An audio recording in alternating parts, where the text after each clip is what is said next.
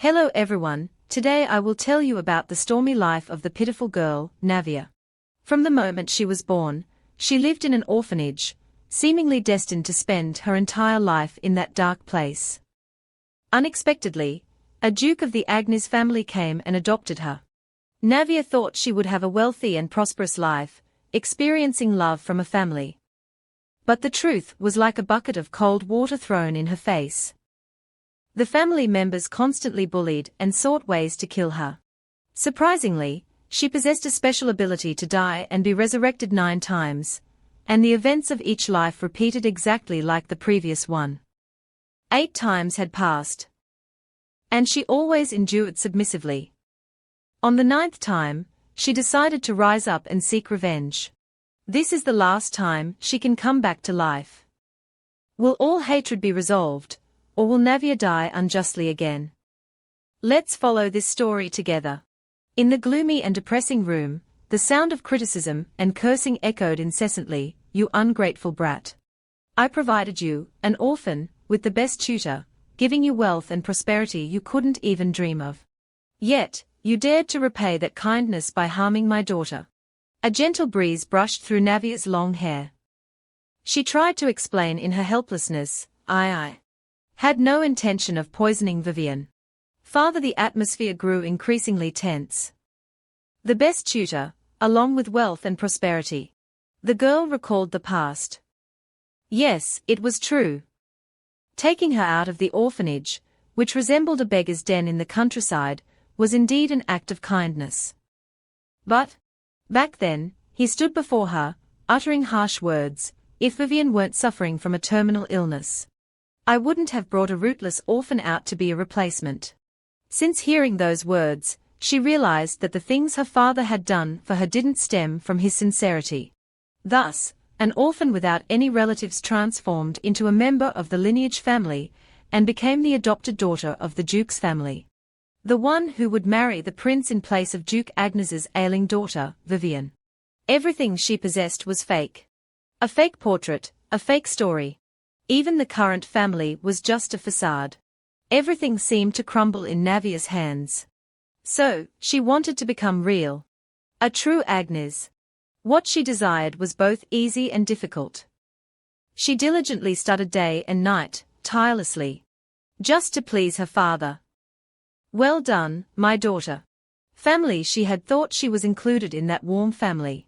A maid rushed in, breathlessly announcing, "Master. Miss Vivian has recovered." Hearing this, he hurriedly turned and left, leaving the girl standing alone in the room, forlorn. She slumped down, bearing the full brunt of her father's accusations. "Poison was found in the tea you gave Vivian, yet you still insist on lying to me. Everything I gave you belongs to the family. Not to you personally. So, does someone of common birth like you deserve to become the empress? The marriage has long been cancelled."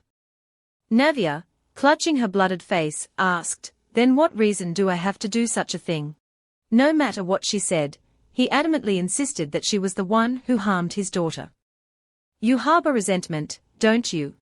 Because Vivian became the prince's fiancée, you were jealous, so you intended to poison her, isn't that right?" She thought back. Poison appeared in the tea that Vivian had personally asked her to find. Even when she was 8, she wouldn't do such stupid things. He couldn't even recognize such a blatant setup. Clearly, he had no intention of understanding her.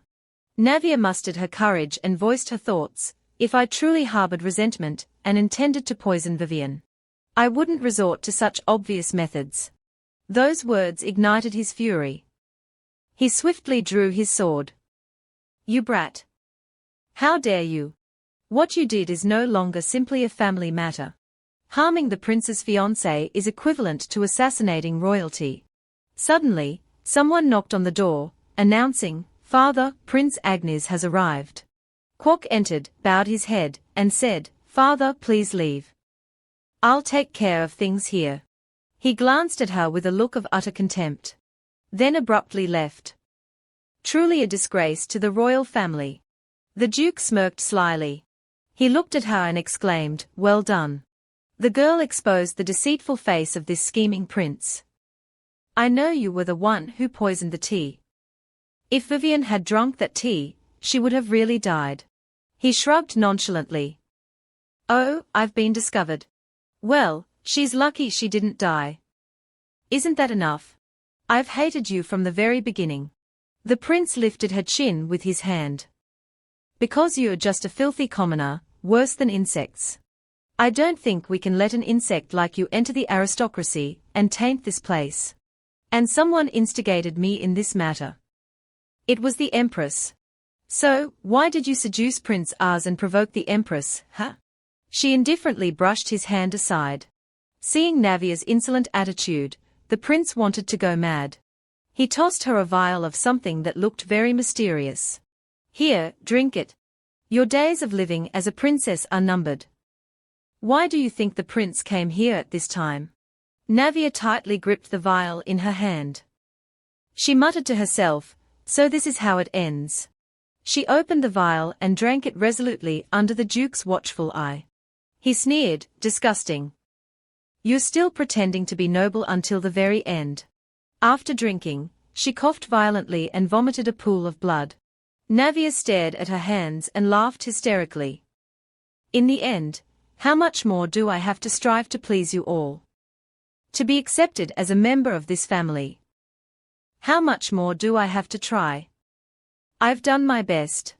She pulled up her glove to reveal a clearly etched number 1 on her wrist. Yes, I really have done my best. And, as of now, I've relived this life 8 times. He was startled to hear that the girl sitting before him had died and resurrected 8 times. She continued, and now, I have one more chance to return. I've tried so hard, thinking we could become a family. But now, I don't want to play this family game anymore. See you in the next life, Quack. His eyes widened. You everything before Navia's eyes blurred. I won't live for you all anymore. With that, she collapsed onto the pool of blood. The one on Navia's wrist transformed into a 0. Thus, her 8th life ended here. A brilliant light flashed, as if beginning a new journey. The warm rays of the new day shone into the room. Navia slowly opened her eyes to see. It turned out she had become a child again. So she had to live from the age of 8 again. This time, this life, how long would she be able to live? She began reviving at the time of her first death in the carriage accident at age 20, and she always returned on the anniversary of her arrival at the Agnes estate. She wondered, is this magic? But magic like resurrection doesn't exist. She looked blankly at her wrist. The number had disappeared. So this was the last time, right? 8 failures. Navia questioned herself, where did I go wrong? Because I foolishly clung to this house until the 8th life, because I kept trying to be acknowledged. Or was it because I wanted a family? If that's not it either, is the problem that I was even born? It must be greed. It's because I wanted to be like Vivian and Quack, occasionally acting spoiled with our parents, receiving love normally. Navia turned her face away, sobbing as if on the verge of tears. I kept enduring with the foolish thought that if I just did a little better, everything would be all right. All 8 lives, I dedicated everything to the Agnes. She recalled the harsh words her adoptive father had spoken. Do you think that by doing so, you could truly become a member of the Agnes family? This return was always a laughable matter. Tears of resentment and self-pity streamed down Navia's face. Negativity engulfed her. I'm so tired. I've lived too long. I'm exhausted. I want to die. I wish someone would save me. I wouldn't blame them. So if my birth parents were to suddenly appear, I just hope they would take me away from here. Her sobs grew louder. After several hours of tossing and turning in bed, Navia finally managed to sit up. Crying for so long had exhausted her. Hearing a strange noise, she opened her eyes wide to see. It seemed like someone was breaking something outside her door. Navia's expression turned serious. Quack? She guessed. Because he would lock her in her room at the slightest provocation, being starved was a daily occurrence for her. The fourth time she died was because she tried to climb down the balcony railing to avoid being late for class, and fell to her death instantly. There were also times when she was lucky enough to survive the fall. Quark stood outside, chuckling. You really are an idiot. That time, she was extremely puzzled and dared to ask her brother, why do you hate me so much? He answered her with utter contempt. Hey, you're asking because you don't know. Because you're inferior. Because of you, the family's status has declined. Navia pondered those events. Although he inherently hated her, after the secret of her origins was revealed and he was humiliated before Princess Lua11a, he behaved even more as if he wanted to kill her. She glanced towards the door. He's probably gone now, right?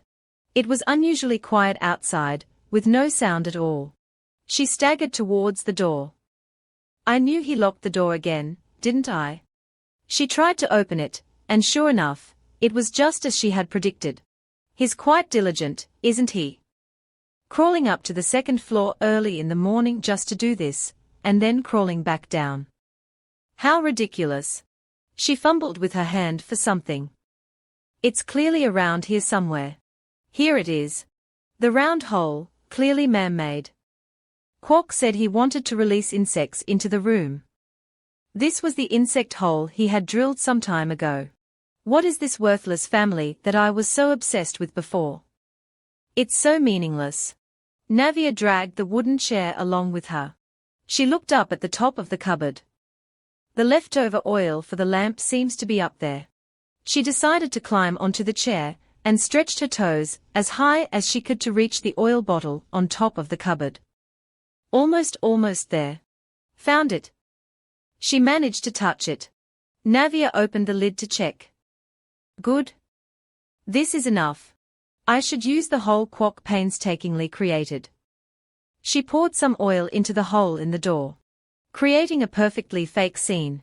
Does it look like it was poured from outside now? After finishing, she carefully put the oil back in its place. Next, she glanced at the burning candle. Without hesitation, she threw it straight onto the floor where there was the most oil. When the fire met the oil, it erupted into intense flames. Navia stared at the fire. This level seems insufficient. I need a bigger fire. A terrifying fire, enough to burn down this place entirely, even if it consumes me as well. As she walked, she searched around the room. What's more flammable? Her eyes lit up as if she had discovered something. Perfectly, a stack of books and notebooks was within her sights.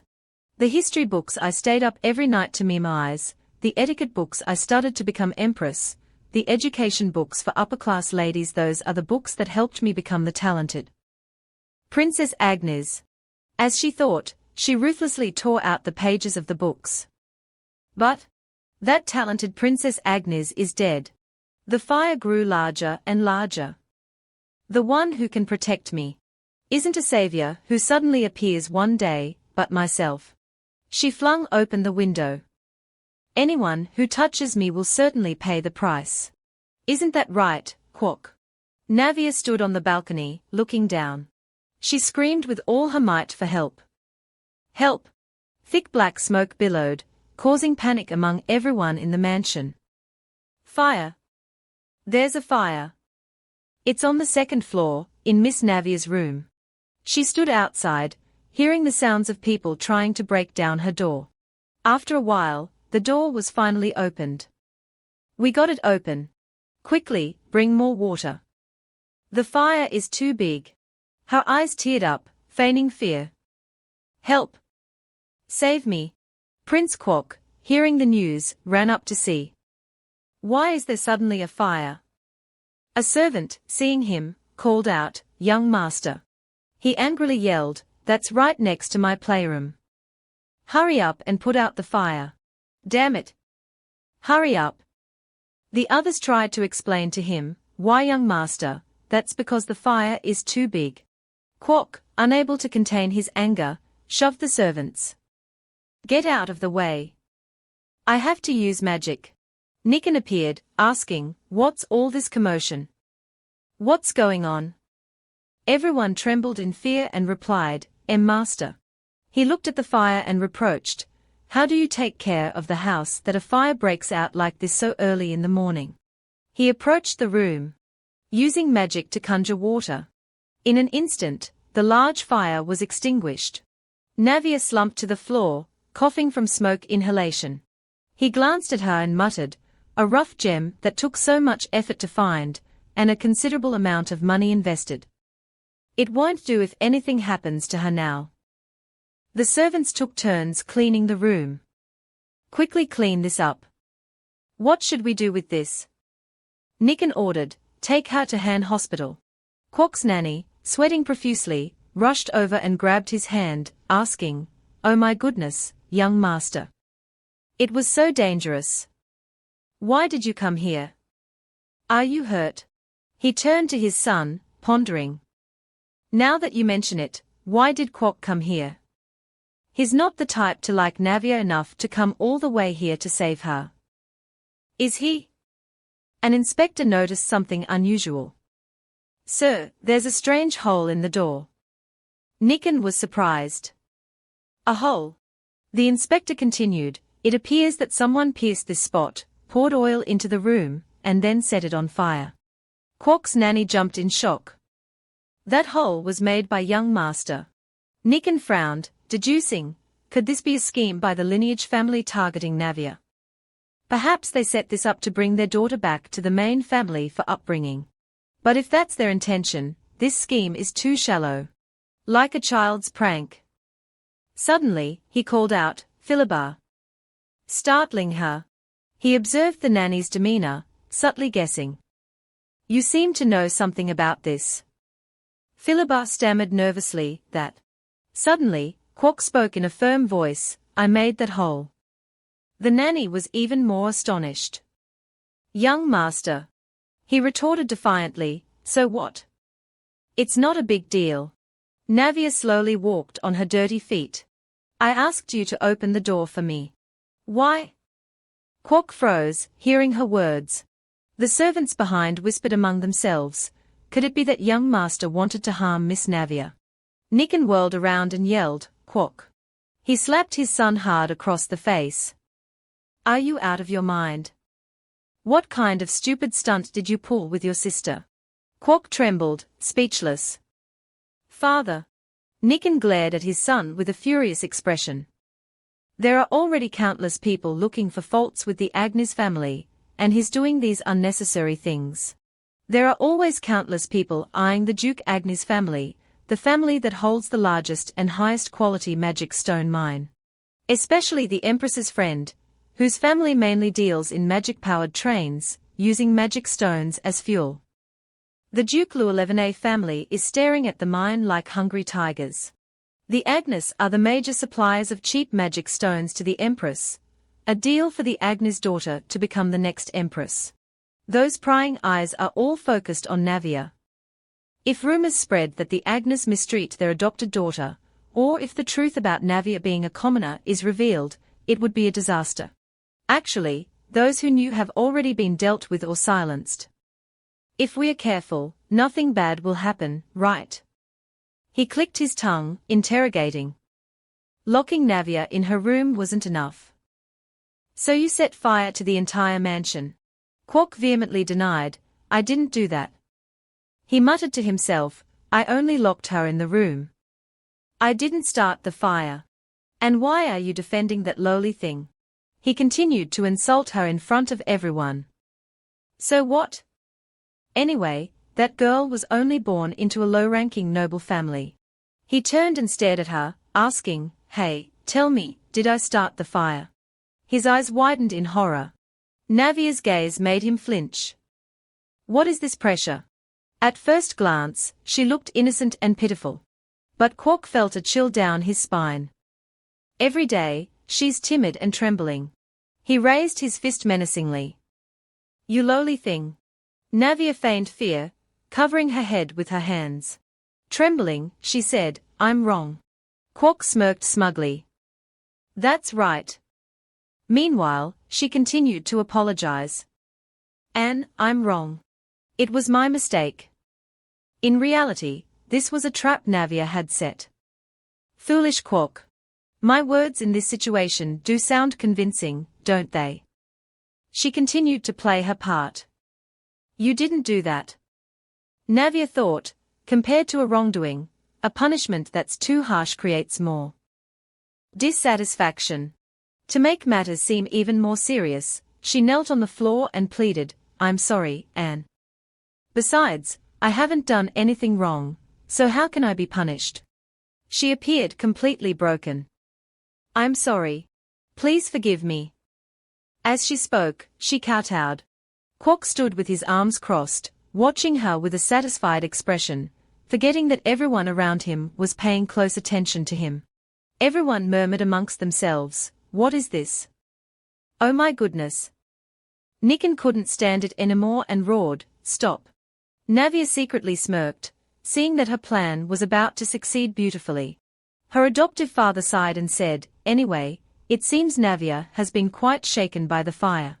Philibert, take care of Navia for a while. She bowed her head obediently. Yes, master.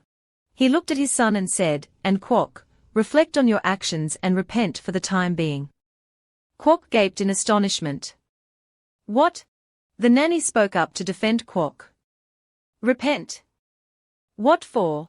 This punishment is too harsh. Young master is only 10 years old. Nikan flew into a rage, looking at her with annoyance. Silence. If you had looked after the children properly from the beginning, this wouldn't have happened. The nanny became flustered upon hearing this criticism. That? She sank to the floor in despair. How could you say such things? Nikan turned and left. He called for the butler, Lin Dan. He hurriedly bowed respectfully. Yes, master. Nikan ordered, move Navia's room to the 3rd floor. Quark expressed his displeasure. The 3rd floor. Father. He snapped at his own son. Too noisy. If you say another word, I won't let you off easily. He lowered his head, silently fuming. Nikan didn't forget to instruct Lin Dan. Take Navia there. The butler replied, yes, master. He extended his hand to her.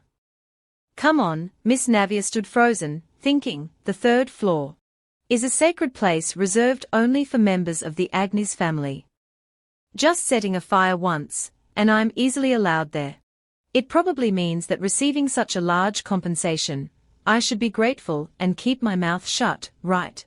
Not even a single word of concern about whether I'm all right. Everything in the room shimmered. Lin Dan announced, you will be using this place from now on. Now, I'll take you to the hospital. Navia's eyes widened, gazing around at the luxurious surroundings. She gently touched a chair, expressing disappointment. What? There's nothing special about it. Yet I used to yearn for this place so much. 8 years old, this body is too small. And I haven't gained any weight either. Since the first day I was adopted, my diet has been strictly controlled. Even food was considered a special favor. So I've become accustomed to considering delicious food as a huge reward. Crimson eyes, silver hair. Before, I deeply resented my appearance for not resembling the Agnes at all. Why is it that now I want to resemble those disgusting people? Unbelievable. Navia coughed incessantly. Her whole body trembled. I'm already tired and feverish so early in the morning. Nevertheless, she encouraged herself. No, I don't have time to be sick. I have to stay alert and move around.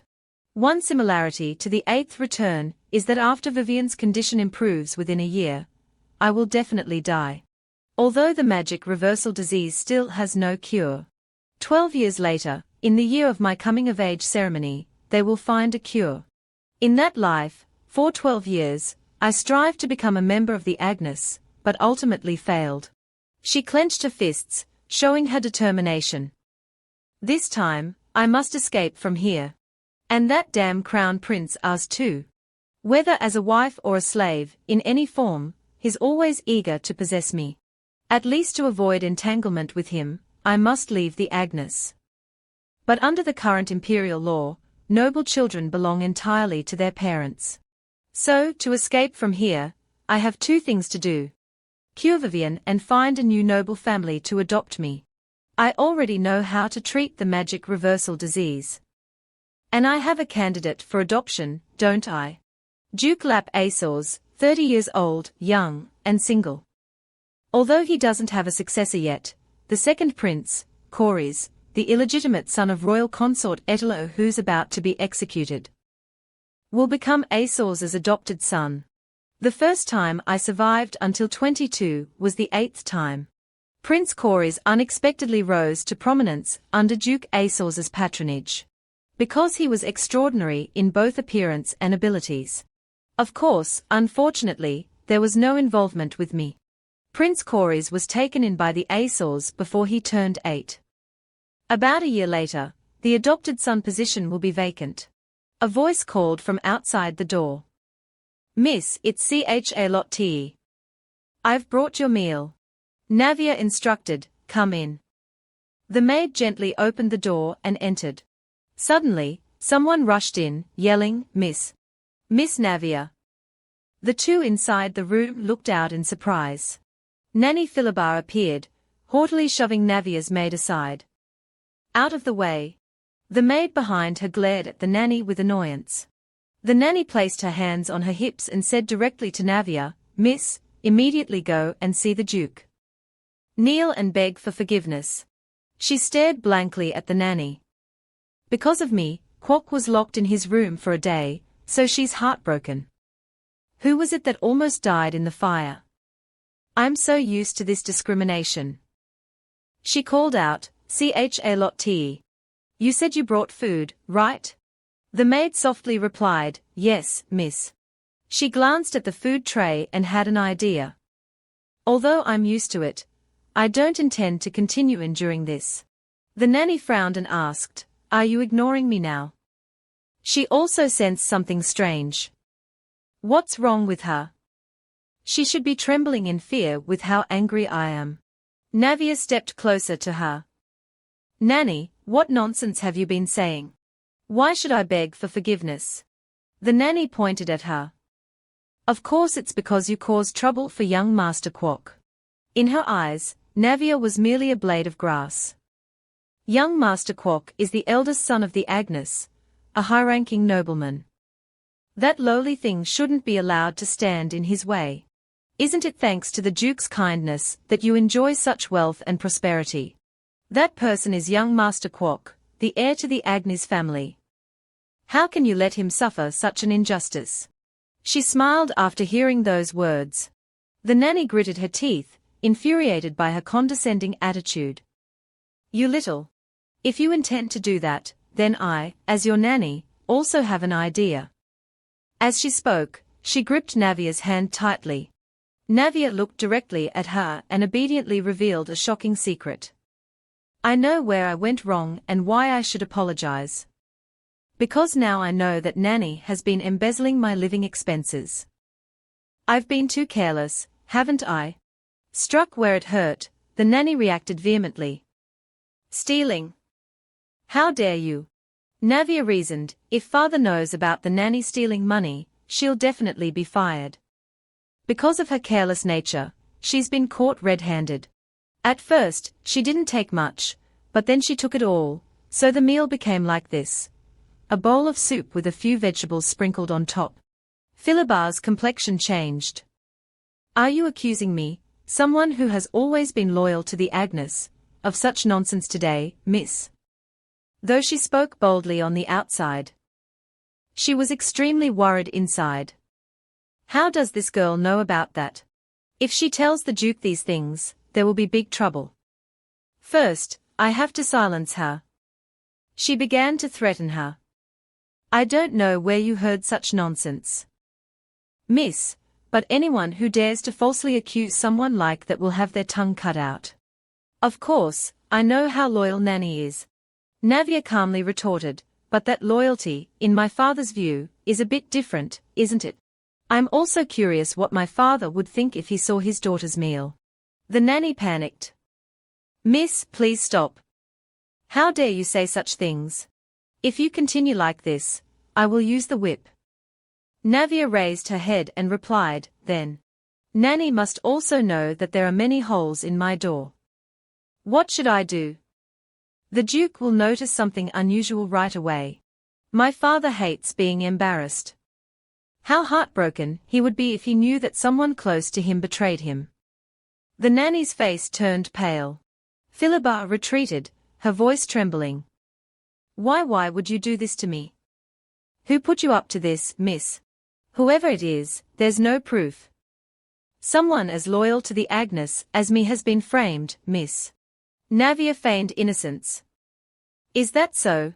Then she smiled brightly and suggested, then let's go see father together, shall we?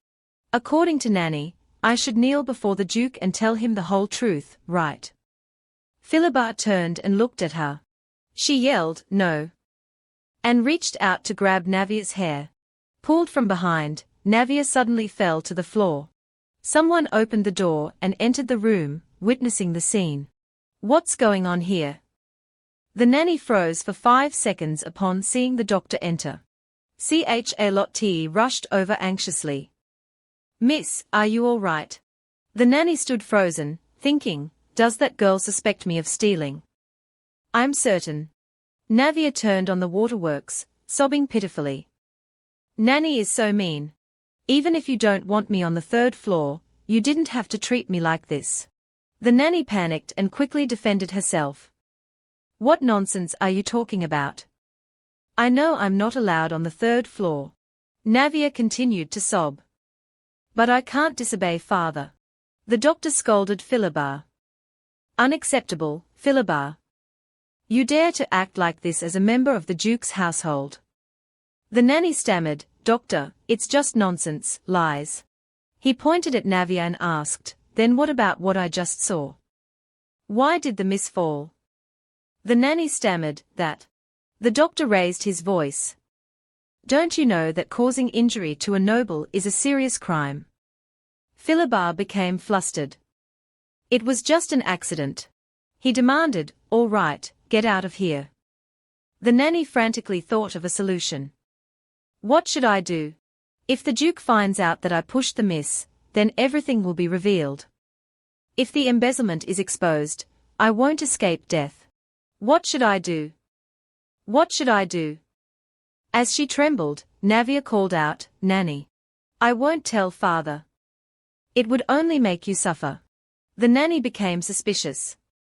She says she won't tell about the embezzlement. What is that girl planning?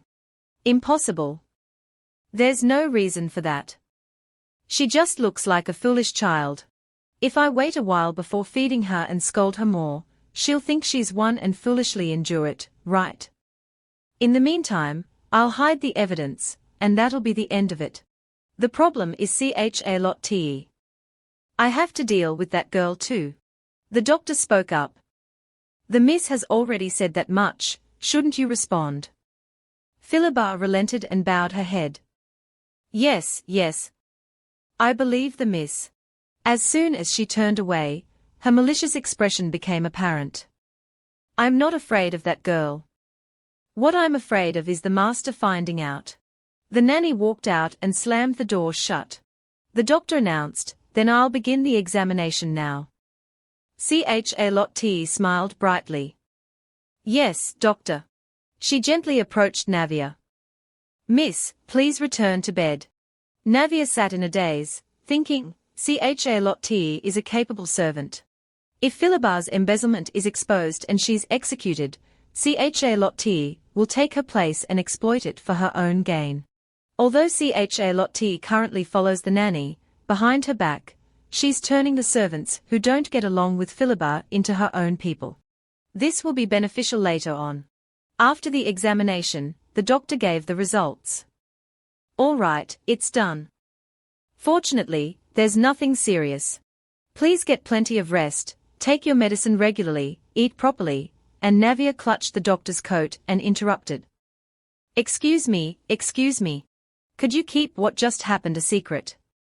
I don't want Nanny to be punished because of me. The doctor sighed. I understand, miss. He thought to himself, if nobles foolishly endure like this, the servants will run amok. The doctor stood up and turned to leave. After seeing him close the door, Charlotte also bowed her head. I'll excuse myself as well, miss.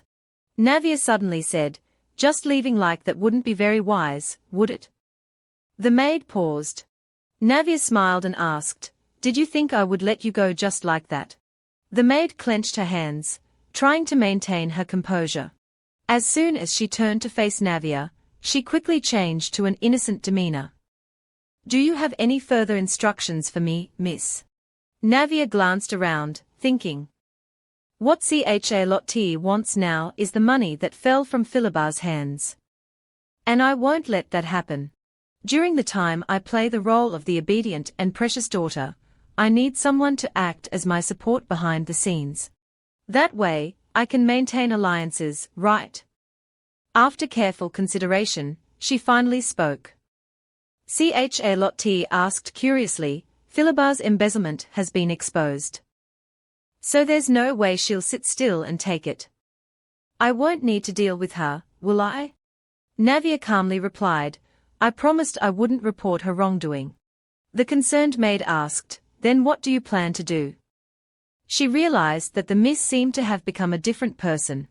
Navia began to present very convincing hypotheses.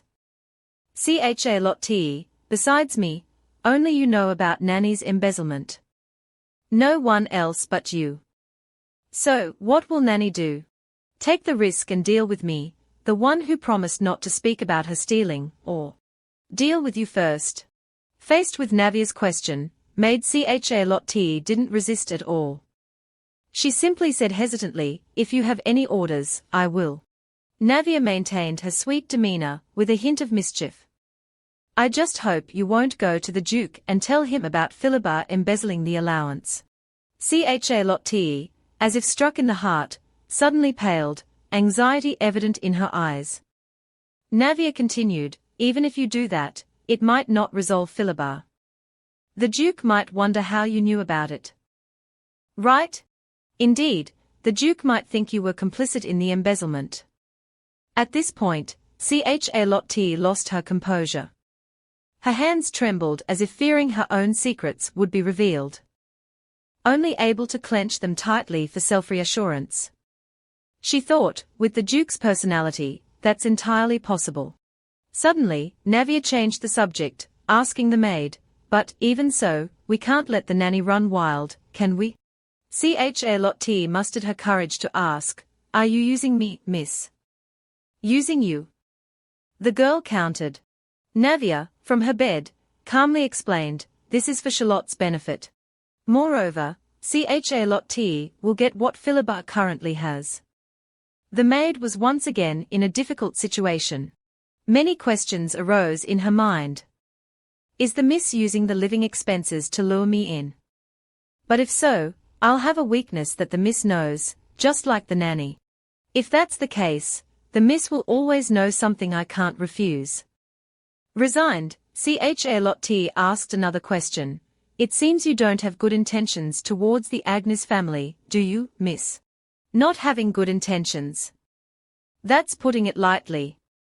Navia sighed and replied, I can't become a true daughter in this house.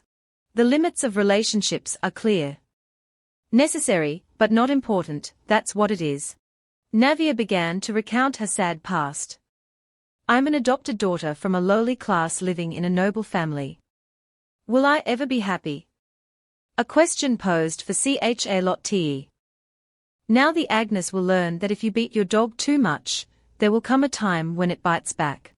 Seeing the maid hesitate, Navia urged her, come on, Charlotte, I've told you everything.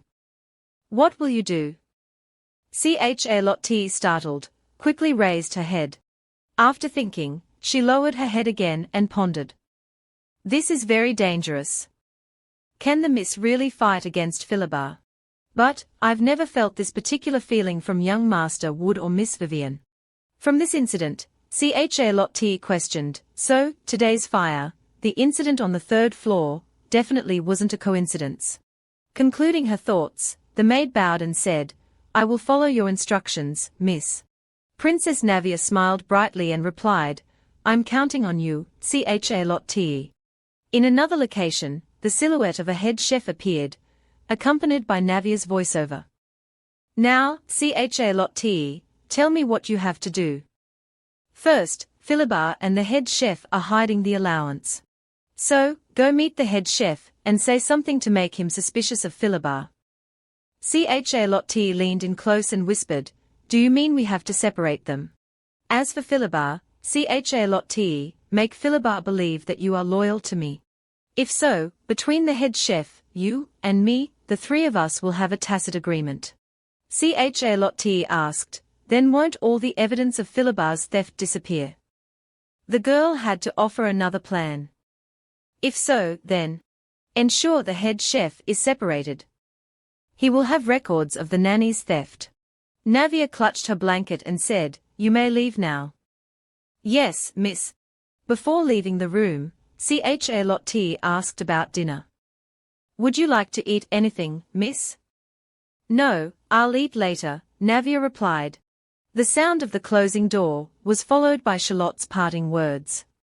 Then call me when you need me. As soon as the maid left, Navia's condition worsened. She cried out in pain. My head, I'm dizzy. I don't feel well. To address this, Navia decided to pull the covers over herself and sleep. I should rest for a bit. Still unable to fall asleep, she winced from the throbbing pain in her head. I'm doing great. I won't let anyone bully me, no matter who it is. Gradually, she drifted off to sleep. In her dream, Navia wandered through a pitch-black space. The night sky, it's so dark, I can't see anything. She looked around. The next moment, Navia looked upwards. Suddenly, an unimaginable sight met her eyes. A giant eye was staring at her from above. She didn't know when it had appeared. Navia trembled before this eerie thing, wondering, what is that? It's looking at me. It's terrifying. As if it wants to devour everything. Behind her, suspicious purple smoke gradually appeared. It slowly crept along her body and tightened around her hand, injuring Navia. She brought her injured hand up. A flickering flame revealed the silhouette of a monster. Moreover, there were terrifying roars. Then suddenly, light shone, originating from a crescent moon above. The fog dissipated completely. The crescent moon, is it protecting me? She felt the pain in her wrist subside. Navia slowly raised her hand to examine it. As she pulled down her sleeve, she discovered something like a tattoo on her artery. Her vision blurred. Why can't I see clearly? Navia frowned in dissatisfaction. With that, she woke up from her dream. Breathing heavily, she asked, Where is this? Why am I in this room? Just now, I was outside. I saw the sky. Navia clutched her chest in fear, her heart pounding uncontrollably. She recalled the image of the eerie eye from her dream. Like the eye of a malevolent god, that thing. Calm down, Navia. I must have had a nightmare because I wasn't feeling well. Navia touched her forehead and said, Even so, it seems my fever has broken. That's good.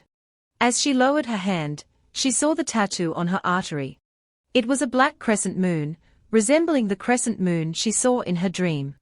Like something that enveloped and protected me with someone. Her expression turned uneasy. Even though I feel a bit reassured, will I be all right? This is where the regression number usually appears. Why did it show up like this? If it's mandatory, could it be that it appeared in this final life? She scratched her hand and continued, I don't like this variable. In the dining room of Princess Navia's mansion, maid Chalotte announced, You have class today. Just have your meal and go straight to the classroom. When she brought breakfast into the room, she saw Navia's plate from the previous day. Yesterday's food is untouched. Are you feeling unwell somewhere? Suspicious, Chalotte asked, Miss, are you all right? The little girl turned to look at her in bewilderment. Navia asked Charlotte, Are you worried about me now? That's strange. I haven't seen you care about me this much in over a year, she thought to herself. Why do you seem so generous and want to be my ally now? The little girl put away her doubts and said, I'm fine. Charlotte was relieved, thank goodness. Charlotte placed the salad plate on the table. Navia used a fork to enjoy her meal and then asked her, anyway, have you done what I asked you yesterday? Navia ate and evaluated, today's meal isn't too bad. Oh, right. I have to check if anyone can see this crescent moon. Thinking about it, she called her maid. She pulled down her sleeve to reveal the tattoo and asked Charlotte in a roundabout way, this outfit's sleeves are a bit short, aren't they? Unfortunately, Charlotte only paid attention to the size of the shirt. She worriedly said, oh my, you must have grown taller. Let me fix it for you. Navia froze for a few seconds because of the maid's naivety.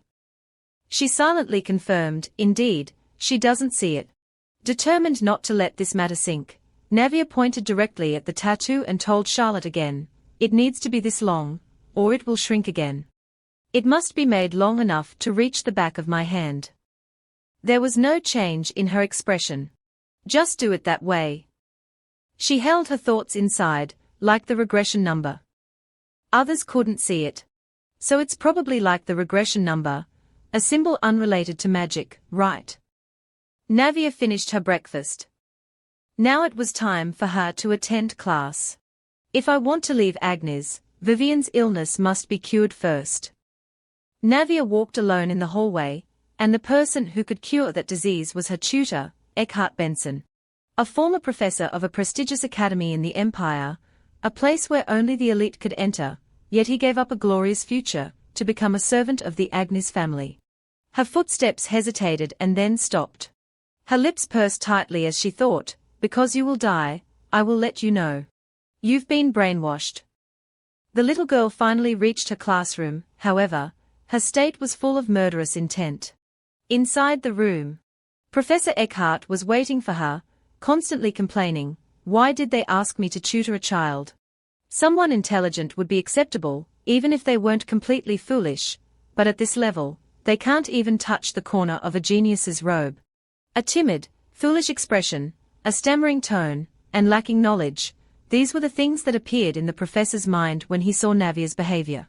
He pondered, making me teach such a child in just 2 short years and help her get acquainted with the nobility.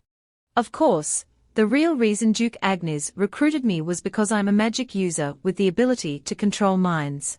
The purpose behind it was also revealed, using suggestive magic, brainwashing Navia, and making her loyal to the Agnes family. Although I know that this is too cruel to a child, to cure my younger sister's reflux disease, I have no choice but to rely on the Duke's power. To explain a bit, magic reflux, a terminal illness often found in children born to magic user parents. Children with this disease, before adulthood, will one day die suddenly due to a burst of magic power. Since most magic users are nobles, those afflicted with this disease are almost all children of the nobility. Therefore, even if I study like crazy and become a professor at a prestigious academy, there's no way I can do any practical research. But if I rely on the power of the Agnes family, I will be able to find a cure. Navia arrived at this moment and pushed the door open. She politely greeted the professor. Eckhart glanced at her. Navia added, please guide me further in today's lesson. Mr. Benson. Looking at her polite appearance, Eckhart couldn't help but be surprised. Her voice was clear and gentle, her gestures noble and elegant but not arrogant, as if she was accustomed to royal etiquette. How could there be such a difference in such a short time? Although he found it hard to believe, he still invited her to sit down, and the class began accordingly.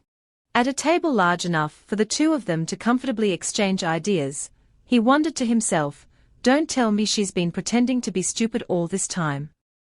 The professor then said, last time, I told you about the 3 Grand Dukes of the Empire, right? Do you remember the nicknames of those dukes? Under Eckhart's gaze, Navia answered fluently, Agnes's is water, Lucia's is fire, and Etheret's is law. He asked further, the Etheret family has the nickname law because. The girl replied, as the name suggests, they were the first family to use the magic of law to create a new civilization. The Etheret Mag studied the magic of law, formalized it, and turned it into actual law, but as a result, they created something called magic tools. Although it's a bit unfortunate, they are still a respectable family. She rested her chin on her hand and said, the current head, Ra Etheret, is just a figurehead. Holding power, but weak and cowardly. The professor's eyes widened in surprise. I didn't teach her this part. Did she research it so thoroughly herself? However, to maintain a harmonious atmosphere, he just nodded in satisfaction. You've prepared very well. Navia interrupted the professor. The Dutman royal family specializes in mind control magic, so it's also called the Dutman of domination. Furthermore, during the era of the four Grand Dukes, there was a name called Eo of Lightning. Now, that Duke Eo. Navia hesitated and asked the professor, should I also explain why that person was erased from history? Eckhart tightened his biceps, seemingly becoming very tense. He sighed and asked, so what do you want me to say? Do you want me to acknowledge that you've studied very hard? Navia smiled and replied, no way. I just want to say that I don't need to learn anything more from you. Eckhart was angry. He slammed his hand on the table and questioned, what are you saying now? He only saw the little girl ignore him and take out a piece of paper to write. Navia wrote a lot of things on the paper, a faint smile still on her lips. In a short time, she had written 8 pages, stacked on top of each other, making Eckhart's eyes widen. Could it be the chronological table of the Aduan Empire? Even the handwriting is clear and elegant, just like a skilled master.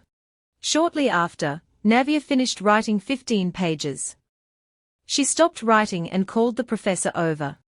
She asked him, isn't this lesson a waste of time? Navia challenged Professor Eckhart, aren't there any other teachers? He hesitantly replied, how could that be? Navia had a bored expression on her face about this lesson. I'm so tired of this history lesson. If it's about writing, I've practiced enough to fill a small library, this much is normal. My background could be exposed, there's no way they'd invite another teacher here. Eckhart casually picked up a piece of paper and asked her, what are you talking about? Navia no longer held back, but directly exposed the truth. You guessed from the beginning that I was just a commoner, didn't you? He felt remorseful and lowered his head, pursed his lips to hide his eyes. Why is she suddenly like this? Could it be that the brainwashing has been broken?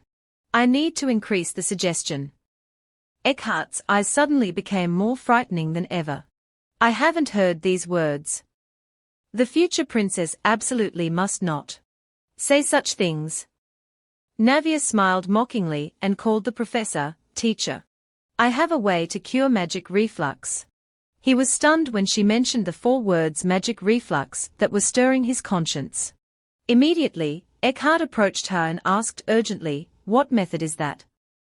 How did the princess know about this? He was apprehensive. But I haven't heard anything about Princess Vivian being cured. Navia said, a way to treat magic reflux. I don't know anything about it. Of course, only I know. Eckhart was stunned once again. His trembling hands clearly showed his anger. His voice dropped ominously, are you joking with me now? How can you make a joke out of this sincerity? Suddenly, he froze. Ah no, wait a minute. How does she know I'm looking for a way to cure magic reflux? There's no way Duke Agnes would bring this up. Facing Navia, Professor Eckhart really couldn't figure out what she was thinking.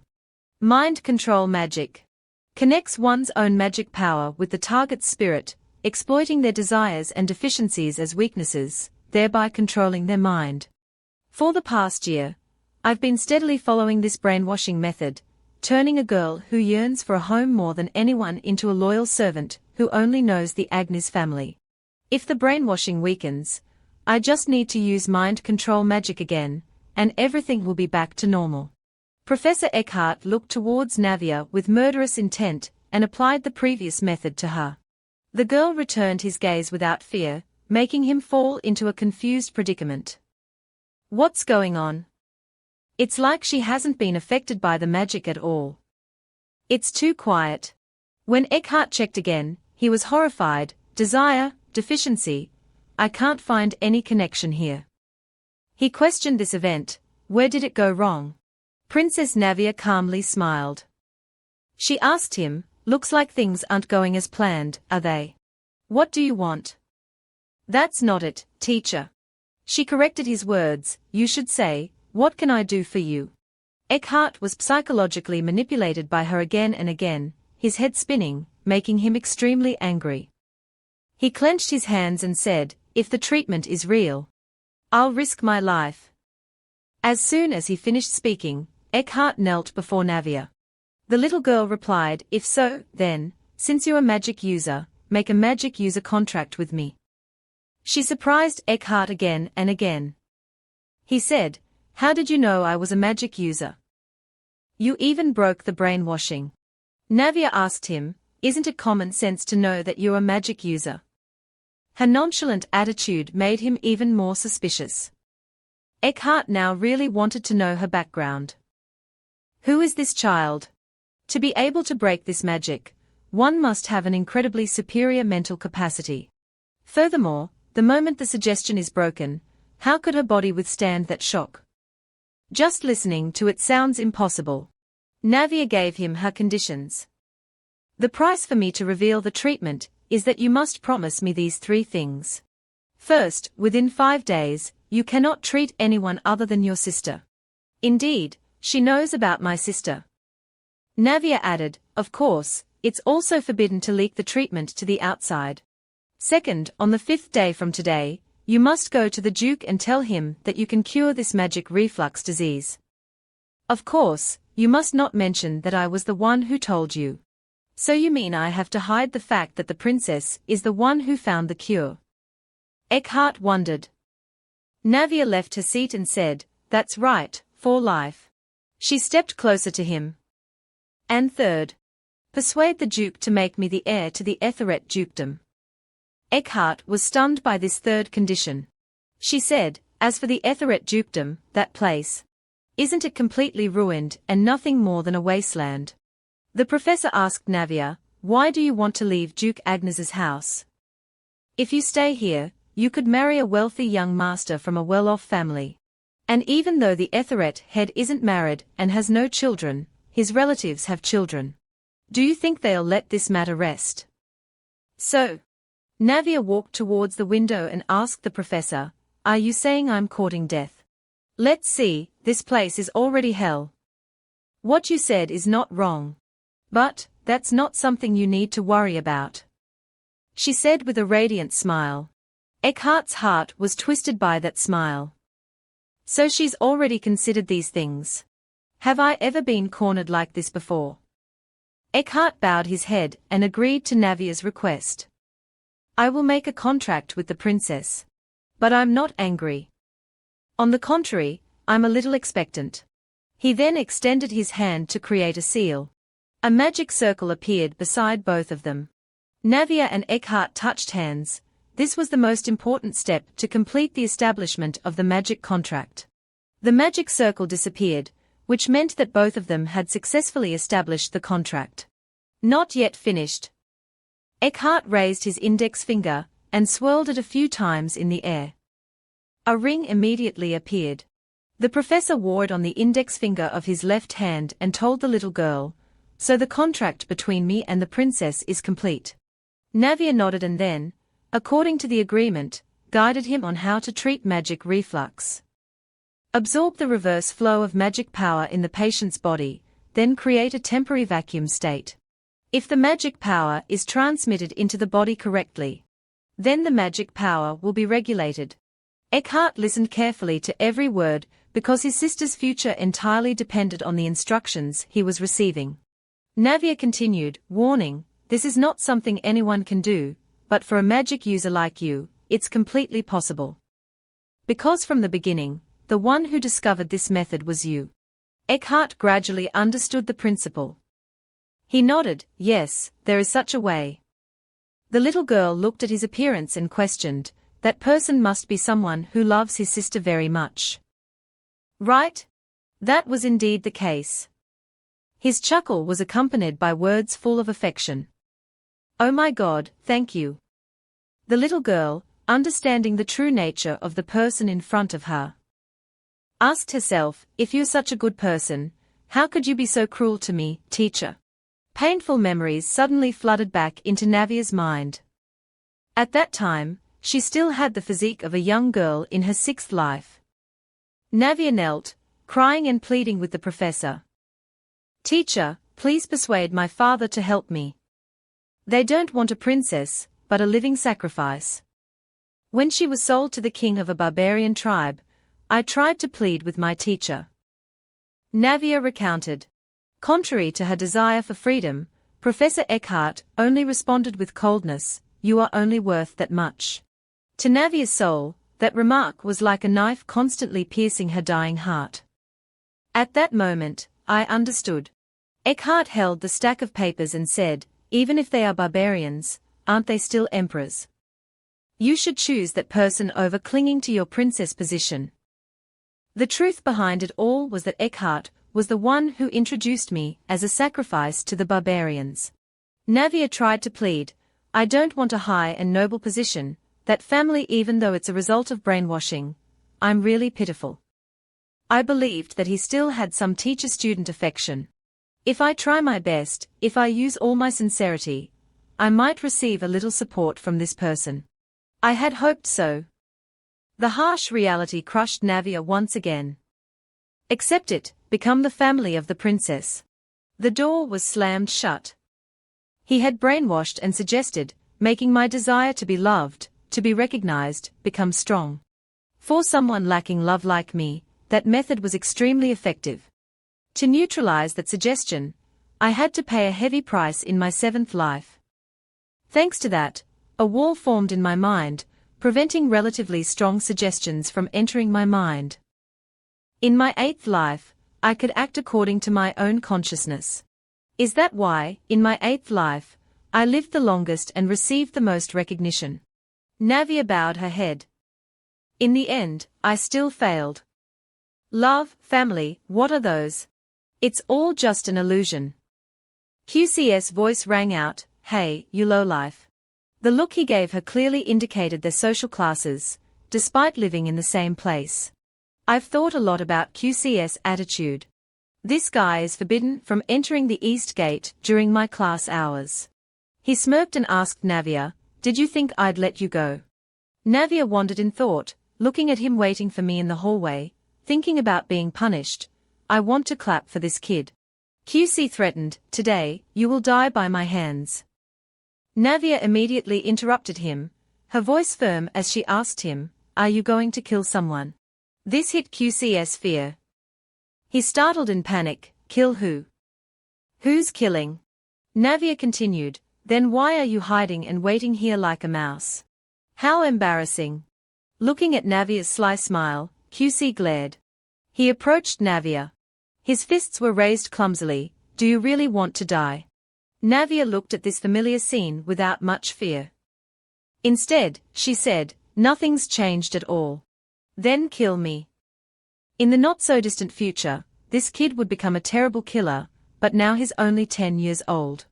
"Try killing me once. Father will probably love it." She provoked him. For a 10-year-old who had only ever threatened people by locking them in rooms or using insects to scare them, there was no way he could handle killing someone. QC hesitantly retreated, his voice full of anxiety, "Go away, I'll really kill you now." However, Navia grabbed QC's wrist tightly. "I can endure death." She put QC's hand on her neck and yelled at him, "Come kill me quickly." This time, the boy was truly frightened. QC angrily jerked his hand back when a strange phenomenon appeared. Navia's body suddenly changed. A vertical wave engulfed Navia's body. QC was pushed aside, extremely interested. Watching Navia about to suffocate, QC taunted her, "What? Are you still arrogant? You look so lovely like this." Navia stiffened in the water column, her body no longer able to move freely. QC mocked, "You thought magic water and real water were exactly the same. This contains my spiritual power, you know. This feeling is like no, it's not. But it feels just like when I died after falling into the lake in my first life. Navia gradually realized, could it be that it wasn't just a freak accident back then? QC continued to sneer, look, you dared me to kill you. Why do people possess such terrible power? What's the reason? I can't die here. A strong desire to live helped Navia push her mental strength to its highest limit. The crescent moon tattoo on her wrist began to glow. What is this? She wondered. The black moon was absorbing QC's magic. In an instant, all the magic-infused water was swallowed by the tattoo. Navia struggled free, sitting on the floor, gasping for air. After a while, Navia was able to regain her breath. QC went from smug to anxious. What's going on? This is absurd. Navia was now extremely angry. She gritted her teeth and looked at QC. I can let that brat suffer the same magic in return.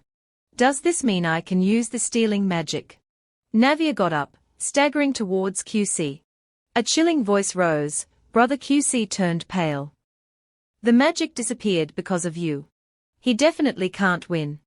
QC brushed off the call. Shut up, who's your brother? Navia, soaked from the remnants of the water column, dejectedly asked QC, do you know? That violence must be met with stronger violence. Your father taught me that. Navia let QC experience the feeling she had just felt. QC's entire body was swallowed by the water column. How does it feel to be submerged in water? I find it disgusting, brother. I'm not a magic user, so I can't continuously channel magic power. This water column is only maintained by the magic power absorbed from QC. Well, this won't kill anyone. Anyway, this is an incident that can be covered up. I have to take full advantage of this situation. QC grew increasingly desperate at Navia's words. Brother, be good and stay locked up in there. Suddenly, the girl screamed, and QC. You're trapped in the water column. Brother's in danger. The scene shifted to another lifetime. The sound of rustling paper rang out along with a voice, please come to the tea party, and take the opportunity to see the new interior for the winter season. In the Empress's palace. Having been someone who decorated the castle with leopard fur like some bourgeois, I wonder how things are now. It seems Tabasai's talent is worth exploring. Inside the letter was a postscript. I hear the Duke's adopted daughter is very beautiful. I am curious which family gave birth to such a beautiful girl. In his room, a member of the Agnes royal family was fumbling with a stack of papers. He read the postscript and thought, suspecting Navia's identity.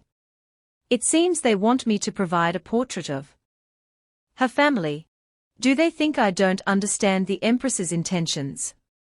If it's about Navia's background and identity, I've prepared it long ago.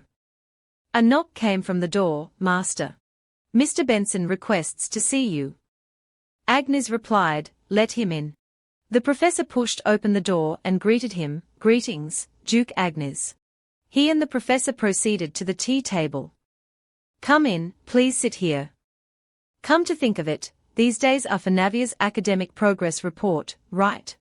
Duke Agnes slumped down on one side and inquired about Navia's health. Professor Eckhart replied, it seems the lesson ended earlier than usual. He asked, did something happen to the princess yesterday that caused her a mental shock?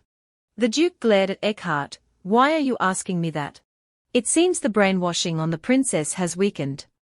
He recounted the previous incident, following Navia's instructions. Today is the day to report on your daughter's academic performance. Right? She instructed, tell father that my brainwashing has weakened. That way, no matter what happens later, it will be less awkward for you, right? That child threatened me like that, so I had to comply. Eckhart fiddled with the contract ring and said, today's lesson ended early for that reason. It's probably because of yesterday's fire. Agnes asked him, so what should we do? The Empress is starting to take an interest in Navia. At such a crucial stage, the one who ruined the important matter was none other than my own son. Eckhart replied. It's not difficult. Just calm the child's mind. Calm her mind. The Duke sipped his tea and thought, I just gave her the room on the 3rd floor yesterday, and now I have to do something else. Dealing with such trivial and lowly things is very easy, just buy new clothes and jewelry. Prepare a luxurious dinner, and that's it. He put down his teacup and said, yes, it's really not difficult. Suddenly, a report came from outside the door, Master, there's a big problem. The young master is trapped in a water column. Both of them immediately stood up, their faces filled with panic. What did you say? The logistics man immediately shouted, you must quickly go to the east gate. In a flash, Duke Agnes arrived at the east gate. Many maids surrounded his son, QC. Looking at his drenched body, Agnes hurriedly asked, is QC all right? The logistics man beside him chimed in, fortunately, the young master escaped the water column before it was too late. So he's fine? He asked, what happened? Also, didn't I forbid entry and exit at the east gate during this time? The logistics man stammered that, at Miss Navia's request, the young master got trapped while performing a water column summoning spell. Navia. He glanced over. Forbidden from entering or exiting the east gate, both QC and Navia are soaked. Something must have happened. I was told to calm her down, but now this has happened. Could it be that the brainwashing has been undone? Duke Agnes bent down and asked Navia, what happened? Why are you so wet? Navia hesitated, sir. It's all my fault. In fact, Navia had already realized this man's true intentions. He intended to check how brainwashed she was. Even if his own son was in that situation, he would still prioritize confirming her loyalty to him. Disgusting humans. She replied, I asked him to try the spell. The Duke fell for it. He smiled and rejoiced, she's protecting QC with a flimsy lie. It seems her brainwashing hasn't been shaken to its core. Even though she went through that incident yesterday. Maybe she liked something and asked QC to use magic. Navia looked at Duke Agnes with half an eye, thinking to herself, are you relieved, Duke Agnes? But my true purpose isn't to put you at ease. Navia ran to the trembling QC and asked anxiously, brother, are you all right? QC gritted his teeth and looked at her. A loud crash echoed. You did that, didn't you? QC pinned Navia to the floor, his hands tightening, intending to strike her. Monster, die. Duke Agnes immediately grabbed the boy's hand and rebuked, why are you causing trouble for no reason? QC, in his anger, said, that lowlife tried to kill me. She trapped me in a water column. What are you babbling about? QC continued relentlessly, that bitch stole my magic. She stole my magic and trapped me in the water like that. What? Stole magic? Duke Agnes's expression changed. Could Navia be a copy magic user? There are two principles in magic. 1. All magic users develop according to their abilities, and 2. Magic is passed down to offspring at a certain rate. Copy magic users can replicate any magic and use it. This is a very special ability, and holds great power. Of course, they can only replicate about 30% of their opponent's power. Although that's the limit of copy magic, it would be a waste to give a copy magic user to the Empress. Duke Agnes then placed his hand on Navia's forehead and formed a seal. No, I don't sense any magic fluctuations. Around her, there's only QCS magic power. Then why? Navia's voice rose, when you used magic, I seemed to see a bright blue light. Then suddenly, brother was trapped in the water column. The Duke scratched his head and sighed, that's an early symptom of chaotic magic. A copy magic user, it seems I expected my luck to be too good. He called his son over and criticized, QC, I've repeatedly told you to be careful when your magic is chaotic. The boy insisted, that lowlife is lying. There was no blue flash of light. Stop it, the Duke shouted. Navia, father is so embarrassed. Your brother will be scolded. You go and rest. QC was furious at not being believed. He questioned his father, "Why don't you believe me?" Navia paused, sarcastically thinking, "You're that angry over just this much? Too harsh, right, QC?" She gave him a knowing smile. His eyes were fierce, as if he wanted to tear Navia into pieces. He lunged at her, but the maids held him back, shouting incessantly, "Die." Navia left in high spirits. The chaos in this house is just beginning. In that luxurious room, whispers could be heard. "What's going on?" "I don't know. I heard there was a flood." At that moment, Miss Navia was passing by. Immediately, the two girls whispered to each other, Is that Miss Navia?" "Yes, yes." The whispers continued. "But is Miss Navia really that well-mannered?" The young lady continued walking gracefully. Despite her wet shoes, her steps were unhurried. She then reached out and touched her dress, and even her fingertips, making the messy hem look like silk velvet, fluttering. The two girls widened their eyes and awkwardly complimented, "There's nothing about her that isn't elegant." As she approached, suddenly a voice called out, "Miss." Immediately, Charlotte bowed her head and gently said, "Please warm yourself up." The young lady froze for 5 seconds, not saying a word, just staring wide-eyed.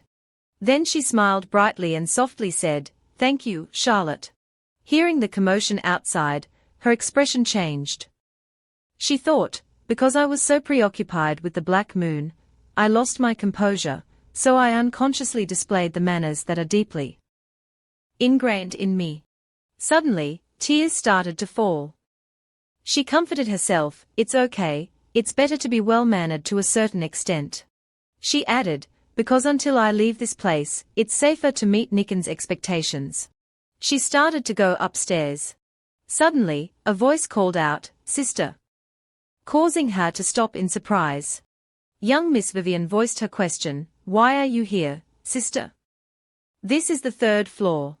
Vivian was as always, her question innocent and without malice.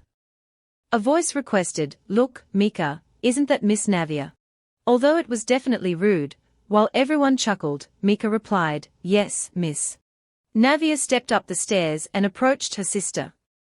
"Sorry, Vivi," she continued, "but your maid was laughing so loudly that I couldn't hear anything." She then asked, "Could you repeat that?" Hearing those words, Mika startled and put her hand on her chin, standing silently. Vivian smiled brightly and said, "Your room is on the 2nd floor. Did you come to the 3rd floor to see Vivi?" Navia smiled and replied, "Ah, so you were asking that." She explained, "Father told me to use the 3rd floor." Hearing this, Vivian rejoiced, "Really? How wonderful." The two sisters immediately hugged each other. Vivian said, "Then play with Vivi every day." Suddenly, she reached behind her sister's back and touched something, causing it to flicker. Vivian jumped back in fright and exclaimed, "What's that?" "It's wet and uncomfortable." She continued, "It's dirty." Hearing everything, Charlotte scolded, "How can you say that to the young lady?" Vivian turned to Charlotte. Navia then interjected, "I'm fine." The one at a disadvantage if she refuted at this moment was herself. Because no matter what Vivian does, she is the true Agnes princess, who can be forgiven for anything. "I'm just a stand-in for Vivian." Vivian was now holding a piece of paper and requested, "Just give this troublesome task to Miss Navia. She's naive and foolish." That was Vivian. The maid replied, "She will accept it." At this moment, Navia stood with tears welling up. Despite that, she had always strived to be a good sister, a kind sister. She patted her sister's head and said, "Because we are sisters." Because Vivian is the poor one with a terminal illness. Although Vivian's terminal illness has gradually improved, even if I ignore time or prolong it, I will still die. Navia said, "I'm sorry, Vivi." She then smiled, "I played with water with brother, so I got all wet." Vivian started to protest, "What? Why did you play without Vivi?" "You mean?" she demanded, "Vivi wants to play with water too." Navia advised, "You'll catch a cold." Charlotte, listening to the two sisters' conversation, thought, clearly something bad happened. Playing with water. If you want to make excuses, be more clever. She continued thinking, like a stupid fake princess. A request rang out, Miss, don't be sad anymore. Let's bring the toys and play in the bathtub. Vivian started to sulk. But Vivi wants to play with water with brother too. Hearing this, the young lady thought, sure enough, talking about playing with water makes her sulky. She said, Vivi, let's play next time. Brother is busy now, so he can't play together. Vivian angrily yelled, liar. After shouting, she turned and left. Vivi will go talk directly to brother, little miss. Charlotte hurried after her. You can't run like that, miss. She called out, little miss. Charlotte turned and asked, how can you do that to the young lady? Especially Mika. The young lady replied, it's not the first or second time. The young lady asked Charlotte, can you prepare pumpkin porridge and cold tea for me? If I say it's for the master, the chef will make it. Charlotte replied, then I will change your clothes, miss, and then go. The young lady suddenly said, I can do that myself. Duke Agnes, with his vast fortune, appeared at the doorway. But only having a lot of money, that's the paradox of the Agnes family. The young lady peeked her head in. Although the Agnes family's water magic is strong, their abilities haven't expanded. And unlike Etheret, who created genius magic passed down through generations, Agnes doesn't even have one good talent. The young lady just stood there, looking at the vast treasury. Touching a book, she thought, even so, I'm the only one who uses this library. She asked the Black Moon, what kind of power is that? She began to explain, while researching the past, I've read almost every book in the library, yet I don't remember ever seeing a story about this kind of power. She continued, even so, I still have to try looking for it. After saying that, she sneezed loudly. Then she said, maybe I got cold from sitting for too long. It would be nice if there was warm water here. The mischievous son of Prince Agnes started shouting again, let go of me. I said let go. You insects. For QC, being born superior to thousands, having a superior physique and more impressive appearance compared to his peers, along with innate magic talent. The maid struggled to hold him back, pleading, young master, please calm down. In contrast, Duke Agnes just stood by, silently observing. His gaze was also very different from the others. Although he's Agnes's eldest son, just like me when I was young, but how? QC struggled in his anger, spitting harsh words towards Navia, bring that lowly girl here. I will kill her. It was truly shameful to be so enraged by an ordinary girl who couldn't possibly possess such power, unlike a grand noble.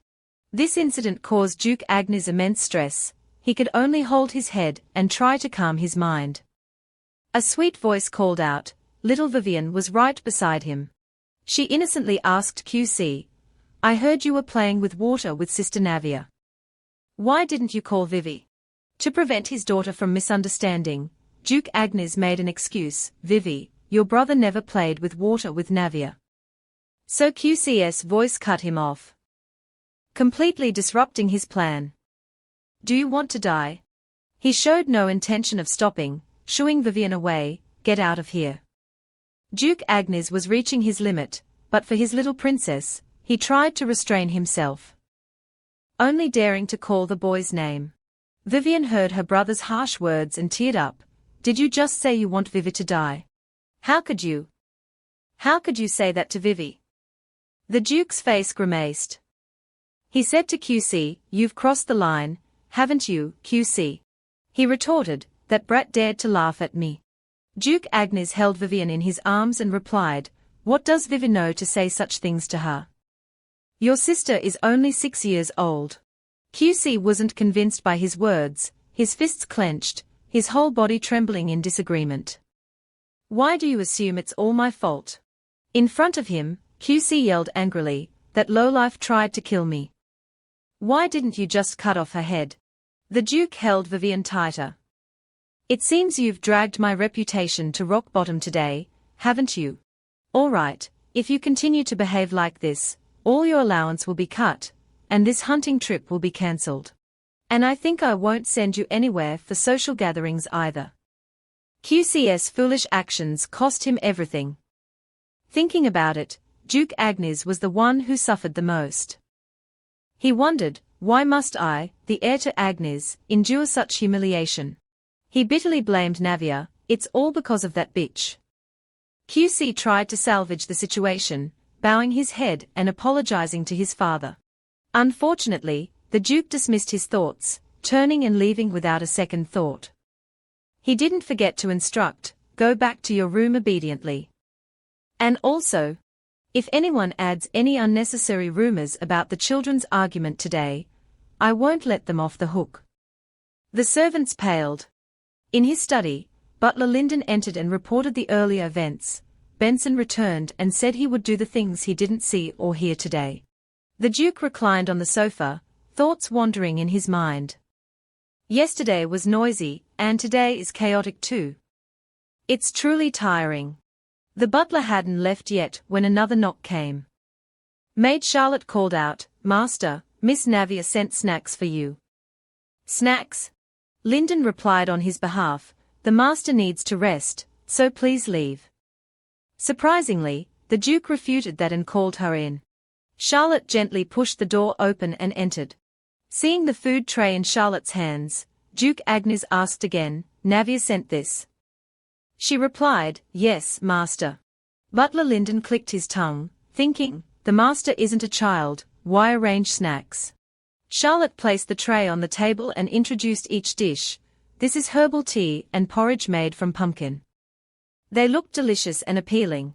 The Duke stared at them for a long time, seemingly hesitant.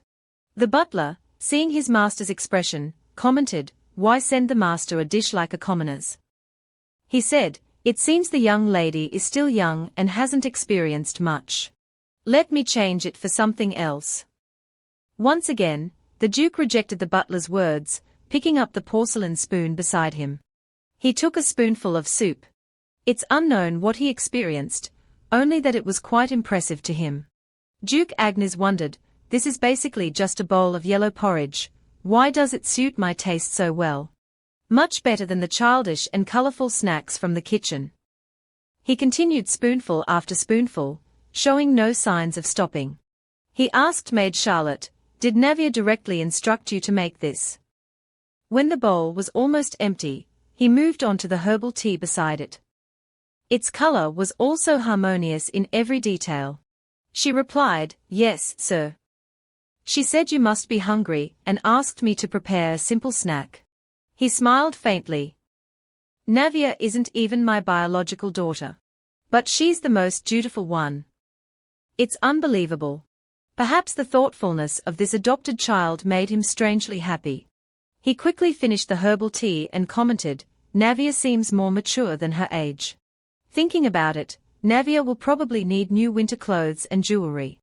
Duke Agnes called Lyndon over and said, tell Ansa Boutique to send over the items Navia deserves.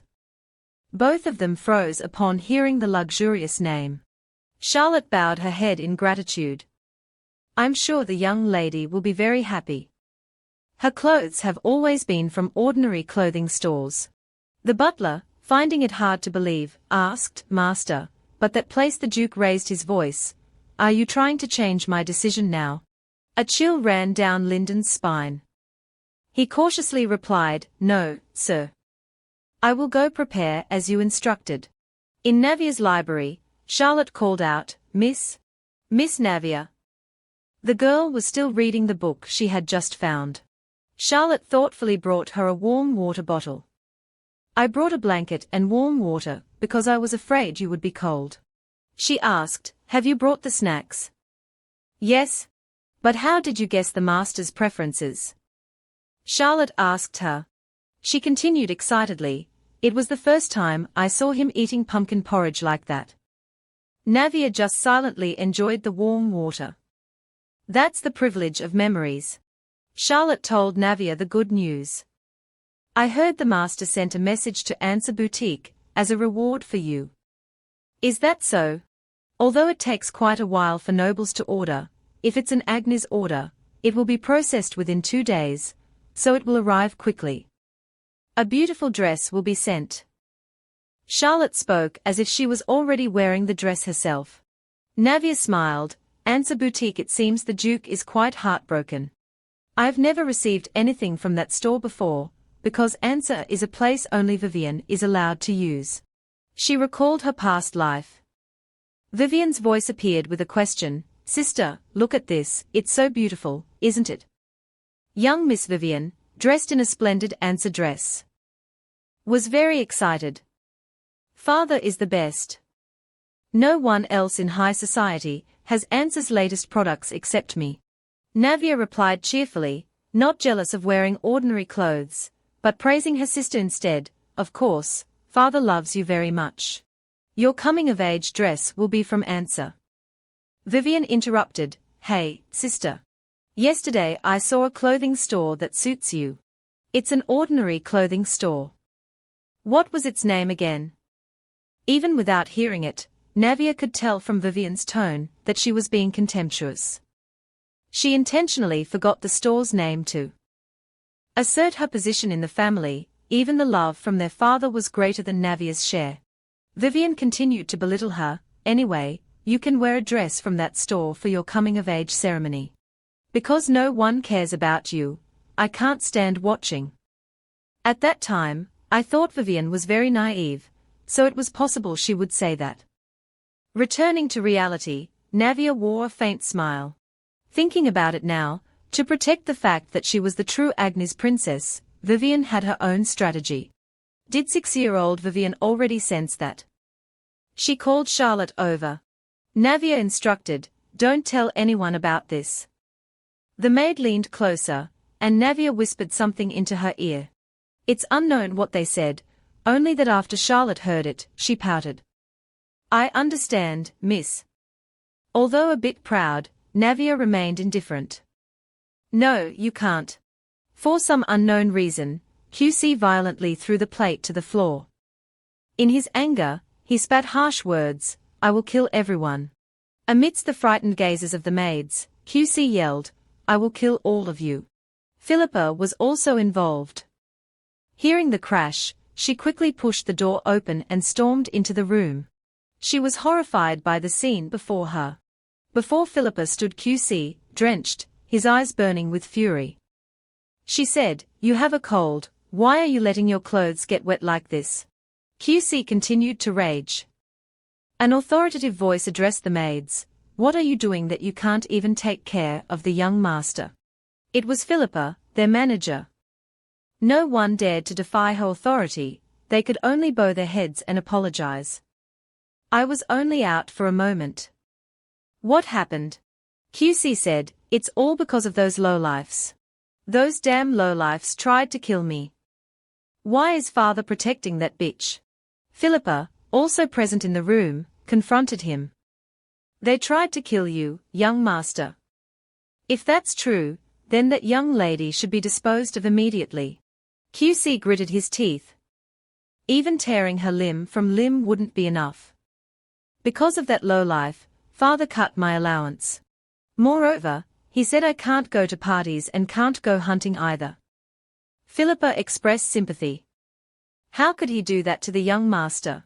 How dare that lowly thing do that to young Master QC, the eldest son of the Agnes family? So you look down on me, someone who has been loyal to this family all their life. The image of Navia flashed in her mind, accompanied by the truth Philippa was trying to hide. Now I know about the wet nurse embezzling my child's allowance. I was so careless. Philippa angrily questioned herself. A girl who isn't a true Agnes dares to comment on my embezzlement. I'm the one who takes care of that child, so of course I have the right to use that money. As for QC, his anger hadn't subsided as he clenched his fists. I can't live in the same house with that bitch who tried to kill me. The cruel Philippa agreed, You're absolutely right. This absolutely cannot be allowed to continue. She also began to suspect her own secret. There's no way I would have discovered the embezzlement myself. It must be that head chef, who was secretly hiding money with me who told her, right? And Charlotte, that girl is suspicious too. Clearly, the three of them are in cahoots. A wicked smile crept across Philippa's lips. Soon, the head chef's corruption records will fall into my hands. Then I'll add Charlotte's name and get rid of her. She knelt before QC and declared, if there's anything this nanny can do to help you, young master, I will do it, no matter what. Please remember this. Her thoughts were truly terrifying. The unspoken words gradually surfaced within her. Just wait a little longer, young master. Philippa will absolutely not tolerate anything that stands in the way of the important eldest son's future. That morning, in Navia's room, the sound of birds and sunlight filtering through the window woke her up. A series of books were spread out in front of Navia. It seemed like she was searching for a specific type of book. Navia muttered, methods of magical expression no. Not this one. Not this one either. Navia flipped through the pages back and forth a few times then said, as expected, there's no special information. If it weren't for now, I wouldn't have any other time to look for information. Without any results, a tired Navia decided to stretch to feel more refreshed. She reached the last book. This one belonged to the vast collection of mythology. I wonder if the reincarnation and the black moon are related to this mythology, the little girl wondered as she read. Inside the book, it was written that the outer god viewed humans as worthless beings, and was indifferent to the good and evil of humanity. Furthermore, this outer god had a complex form and possessed the power to overturn the rules of this world. Navia contemplated, the rules of this world, does that mean that God can easily ignore things like the rules of magic production? Although magic is a great power, it cannot interfere with life and death. But reincarnation isn't related to life and death, is it? It can also be seen as a power that breaks the rules of this world. If my ability is truly the power of an outer god, then I wonder if my parents have any secrets. Thinking about these things, Navia became lost in thought. The people who had abandoned a newborn baby like her at the orphanage, the only trace her parents left behind was a card with her name on it, Navia. It was as if they had made up their minds to completely sever ties with her existence. She abruptly closed the book she was reading. Navia frowned and reassured herself, just consider it as them being generous enough to name a child before abandoning her. The dead-end search made Navia disheartened. She decided to leave the library and return to her room. There's nothing special after all. Just as she stepped out the door, a voice called from behind, Miss? Charlotte was startled to see her emerge from the library. Were you up all night again? Just a little bit, she replied. Charlotte breathed a sigh of relief. It's a good thing there are no classes today. The maid added, I don't know what happened, but Mr. Benzer has been given 3 days off. You should go to sleep for a while. Miss Navia understood the reason. It seems like he went to treat his younger brother. She mused, I guess it's starting now, huh? The maid asked, Are you hungry, miss? As soon as she mentioned it, the rumbling sound in Navia's stomach echoed, making her embarrassed. Charlotte quickly understood when she requested some hot soup. Of course, miss, yesterday, I saw them making apple juice too. I'll bring the apple juice as well. This extreme energy made Navia somewhat flustered. Seeing her dazed expression, Charlotte immediately noticed. It turned out it was because of embarrassment that she had such an expression. Her hesitant voice said, Well, then I'll leave it to you, Charlotte. So, Miss likes this? Charlotte nodded. Leave it to me. Of course, I have to bring it to you. As the maid walked, she pondered. Come to think of it, there's never any juice in Mrs. Dessert's because she's being strictly controlled by the master. Even if I have to sneak it in, I have to make a full glass for Miss. Just as she closed the door, the head chef's voice startled Charlotte. Oh my, it's Charlotte. Micah asked her, Are you here to get food for Miss Navia? The bustling scene in the kitchen puzzled Charlotte. Why are they in the kitchen at this hour? It must be because Miss Vivian woke up early today. Charlotte shyly turned away and replied, Yes. You're busy, so you don't need to worry about me. Just keep working. Suddenly, Micah spoke, her voice more sour than usual. I'm so jealous of you, Charlotte. Miss Navia's food must be ready immediately, right? Our food has to be carried so much, it's almost killing us. Charlotte noticed the 2 glasses of juice on another maid's tray. Apple juice. Why is it poured so much? Suddenly, Micah glanced at Charlotte's gaze. She chuckled and explained, Miss Vivian is extremely kind, so she often shares juice with us. It's better to bring up a little more, right? Isn't that right, everyone? If it's not for our miss to drink, no one else will drink it, so just bring it all up.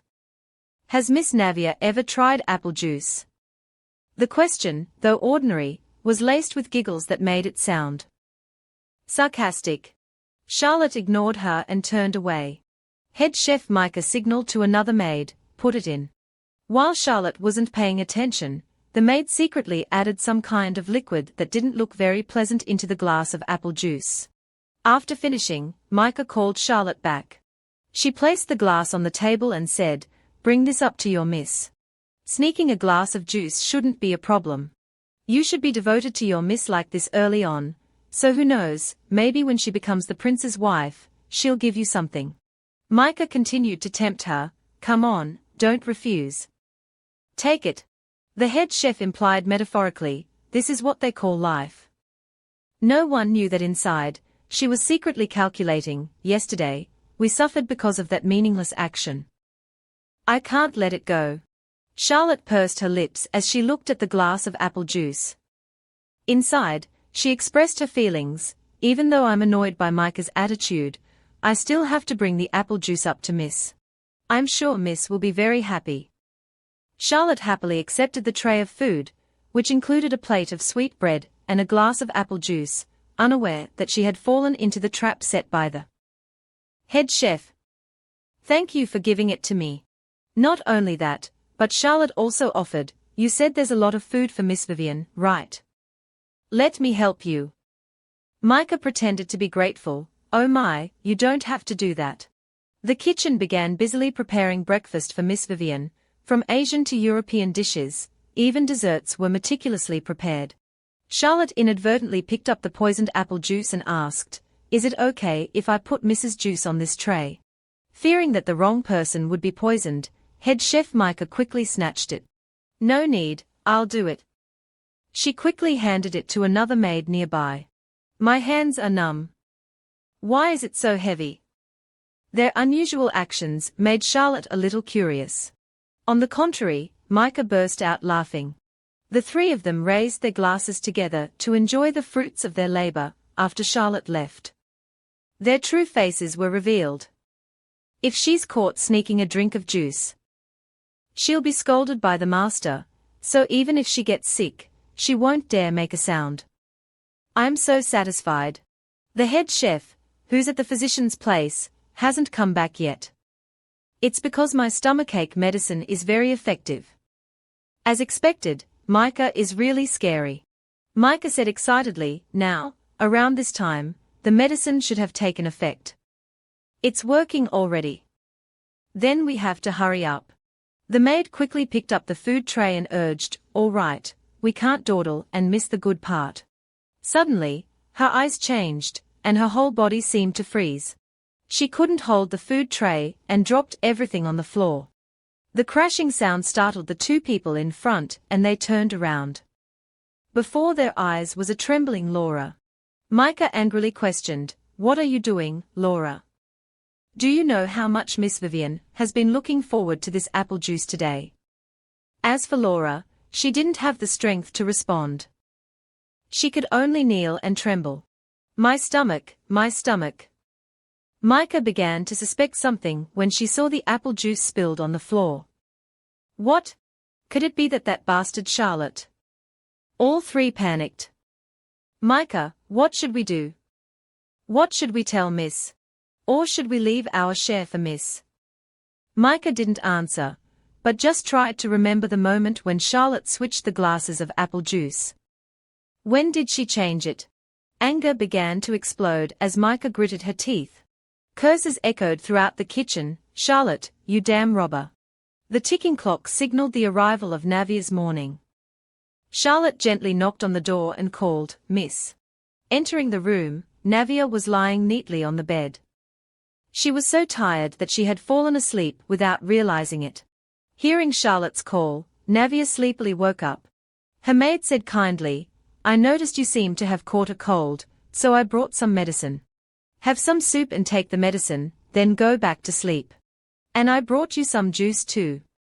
From a state of confusion, her mood instantly brightened. Navia was like a cat about to be fed. She really brought it up for me. Navia received the shimmering glass of juice and nodded. "Thank you. Even though I've eaten apples a few times, this is the first time I've had apple juice." Navia began to taste the juice. "This glass is really big too." After only a few sips, Navia could taste the unexpected deliciousness of it. "How can it be this sweet?" Charlotte looked at her expression with great satisfaction and asked, "How is it, miss?" "Delicious," she replied. "So, this is what apple juice tastes like." Suddenly, Navia turned to look at her maid. She held out the glass and offered, "Charlotte, have some with me." Charlotte accepted Navia's affection and thought, "Apple juice is really expensive for someone like me. But it's not so precious that I've never tasted it before." Miss said she's never tried it before, yet she's sharing this precious drink with me. As expected, bringing the juice up to Miss was the right thing to do. Charlotte returned the glass and gently said, "Here, here. Please drink it all, miss." Navia felt extremely relaxed. "This is a day where I don't have to study, and I get to drink delicious juice. It's just like a birthday. But this glass doesn't seem like it's meant for juice. It's too big and heavy. It must be heavy for Charlotte to carry this by herself." Charlotte explained, "That glass was brought out by Miss Vivian's maid. I didn't intend to use it because I thought it would be too heavy for Miss to hold. But I saw them doing something with the juice, so I secretly switched the glasses before bringing it up." With Micah's personality, she probably added stomachache medicine to the juice. Navia paused for a moment then replied, "Is that so? So someone else drank the juice that Micah tampered with?" "Probably, miss." Navia slowly got out of bed. Looking at the small medicine bottle on the food cart, she asked, "Charlotte, is this my cold medicine?" "Ah, yes. Please have breakfast and take it." Navia's next action made Charlotte confused. She poured the whole bottle of medicine into her glass of apple juice. Charlotte gradually understood. Because the medicine is bitter, Miss doesn't want to drink it separately. But if you pour it in there, the juice will taste strange. Suddenly, the door opened. The people who entered were the butler and head chef Micah. Charlotte was quite displeased that they entered without knocking, but out of politeness, she calmly asked them, "Is something the matter?" Head chef Micah pointed at the glass and said, "Look, butler, that glass is exactly like the one we use. I said one was missing. So it's here." A quarrel broke out. "What are you talking about, Micah? You just directly prepared it and told me to bring it up to Miss. Why are you changing your tune now? Look at her trying to set me up, butler." Micah sighed and said, "You're such a thief, and you talk so hatefully." The butler began to question, "Charlotte, even if you did this for Miss, don't you know this is against the master's wishes?" Charlotte hesitated, "Butler, about this." Not letting her explain, Micah directly added fuel to the fire. "Furthermore, our juice also had stomachache medicine added to it. I just told you about Laura's situation." Charlotte began to panic. What? What if Miss Vivian drank that juice? The butler clicked his tongue at Micah's unsightly appearance. He thought to himself, "Because of this Micah, I can hardly let this go easily. I must demote Charlotte to the laundry room, and get rid of her quickly. If the master hears about this commotion, he might be displeased with me as well." Thinking this, the butler shouted, "How dare you act so crudely and maliciously inside the Agnes household? Charlotte, the mere fact that you're defying the master's wishes is an act of insubordination. From now on, you'll work in the laundry room." Suddenly, Navia's moan made him stop. My stomach. Charlotte was startled and turned to her. Navia had collapsed on the floor, clutching her stomach. She looked very distressed. Seeing Navia like that, Charlotte couldn't help but call out to her anxiously. I clearly gave her normal juice, so why? Suddenly, she remembered what had happened earlier.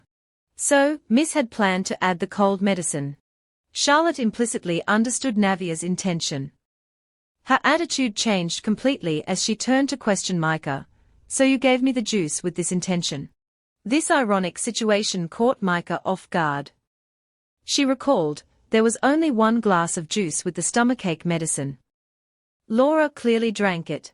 Why is that fake princess pretending to be sick? Micah started to make excuses. She's pretending because she's cornered. There's nothing wrong with the juice. Micah, feeling guilty, blurted out, there was only one glass of juice with the laxative in it. They are clearly targeting Miss Vivian. Looks like she's panicking because of my Miss Micah, you slipped up again. The butler immediately detected something unusual in her words. Charlotte questioned, why was there only one glass of juice with the medicine in it? Micah, you don't even know what this juice is. Like? Micah stammered, that. Since it was the juice you brought, there's nothing wrong with it, right? She turned to the butler and said, Butler, although judging right and wrong is important, but at this rate, something will happen to Miss. Even though he knew the truth. He still sided with the head chef, you're right. With that said, Micah rushed over and snatched the glass of juice. What pain? I'll know just by trying it. After saying that, she drank the whole glass of juice in one gulp. Charlotte screamed, Micah. Micah's taste buds began to react to the taste of the apple juice mixed with the bitter medicine. She vomited violently. What is this? Could this really be the juice with the medicine? If so, why didn't Laura go outside and lock herself in the bathroom instead? Charlotte said with satisfaction, Miss has never had apple juice before, so she doesn't know what it tastes like. But looking at your reaction, it doesn't seem like normal apple juice, does it? Micah's eyes became hazy. The butler said, I think I need an explanation for what's going on here. Micah. Laura is also, because of the drug juice, so that's why she's. He questioned, so where's that glass of juice? Charlotte took the opportunity to speak up. Didn't you argue to this extent because you had solid evidence? Micah was silenced by Charlotte's exposé. Perhaps some spoiled fruit got mixed in when making the juice. I must have overthought it, Micah said while clenching her fists. The butler's expression also changed. At this point, I have to handle this appropriately. The master has been very sensitive lately. If he finds out what happened today, it will be a big problem. Thinking this, he made his decision, Micah, take responsibility, and go get a doctor for Miss Navia quickly. If you cause any more trouble, things won't end this easily. Do you understand? Micah bowed her head sadly. Yes, I apologize. Charlotte's voice reached her ears. Micah, are you going to call the doctor now? Charlotte helped Navia onto the bed and pouted. Remember to go quickly and come back quickly. If Mrs. condition worsens because of delayed treatment, it will be a big deal. Micah was provoked, but she didn't even dare to utter a word, only daring to leave to find a doctor as quickly as possible. All right, I know, you hateful thing. She left and slammed the door shut. The butler said to Charlotte, I'll also overlook the fact that you went against the master's wishes. Don't let this happen again. I'll keep that in mind, butler. Also, the butler continued, tomorrow morning, I'll arrange for the items sent from Aunt's boutique. While you're at it, see if there's any jewelry you'd like. Charlotte thought quickly, this sounds like a joke. It'll be troublesome if the master hears about it. She replied, as expected, only the butler cares about my miss, and even cares about me like this, making me feel guilty. What should I do? It's just a small matter. It's something I can decide on my own, so don't refuse. Thank you, butler. All right, Continue your work. After seeing him off, Charlotte could finally breathe a sigh of relief. Navia, on the bed, called her over. She told her to pour the juice into a plant pot. Yes, even if you hadn't said anything, I was thinking about which pot to pour it into. Navia looked at the plant pot and thought, it used to bloom so well. In the main hall, the butler was welcoming two guests from Aunt's boutique, who were visiting the Agnes mansion. It's a pleasure to meet you, Butler Linden. You've arrived. Please take the items to the third floor. Laura also saw them and hurriedly left. She ran to Vivian's room and called, Miss, the things from Aunt's have arrived. Really? The little girl beamed with anticipation. Laura chuckled, Master is so thoughtful. That's right, because Master loves Miss the most in the world. Vivian thought quickly, a few days ago, I was so sad because of my brother. Yesterday, I couldn't drink apple juice, so I was even sadder. Today, Father bought it so Vivi wouldn't be sad. I have to call my sister and show her Vivi's presents. Sister Navia will be so jealous of the beautiful gifts Vivi received. Head chef Micah, standing beside her, nodded. Of course, that girl will realize how pitiful her situation truly is. Vivian asked excitedly, when will the gifts arrive? I'll go confirm. Micah told Laura, go see if anyone in the opposite room is peeking at us. Laura smiled and replied, I know. When Laura peeked out the door, she saw Butler Linden holding the gift boxes. Micah asked her, what's wrong? Laura replied, the gifts. Linden brought the gifts to Navia's door and called, excuse me, princess. These were sent by Duke Agnes. May I bring them inside? Charlotte opened the door. Come in. No way. Micah saw everything. He's giving Aunt's boutique gifts to that fake princess. Vivian saw Micah lurking at the door and approached her. What's wrong, Micah? She saw Butler Linden carrying all the gifts into Navia's room and asked, why are they bringing the things into that room? They are Vivi's gifts. Unconsciously, Miss Vivian walked over. She peeked through the doorway. Sister Navia. Why is she here? She remembered. Last time, she said she would use the third floor. So this is her room. So those gifts aren't Vivian's but Sister Navia's. Navia saw Vivian's figure at the door. She smiled and said, you're here, Vivian? Are you all right? Your face looks a little pale. Vivian didn't answer, but just stood there dumbfounded. Thinking back, she said she came here to marry Prince Ars. Instead of Vivian, it was her mood that became chaotic. Vivian's mind was in turmoil. She thought she came to replace Vivi. She turned and quickly walked away. Vivian couldn't accept the truth and muttered, she came to bother Vivi. The little girl ran straight to her room and slammed the door shut. Micah was also startled and asked, Miss? Vivi only said, get out.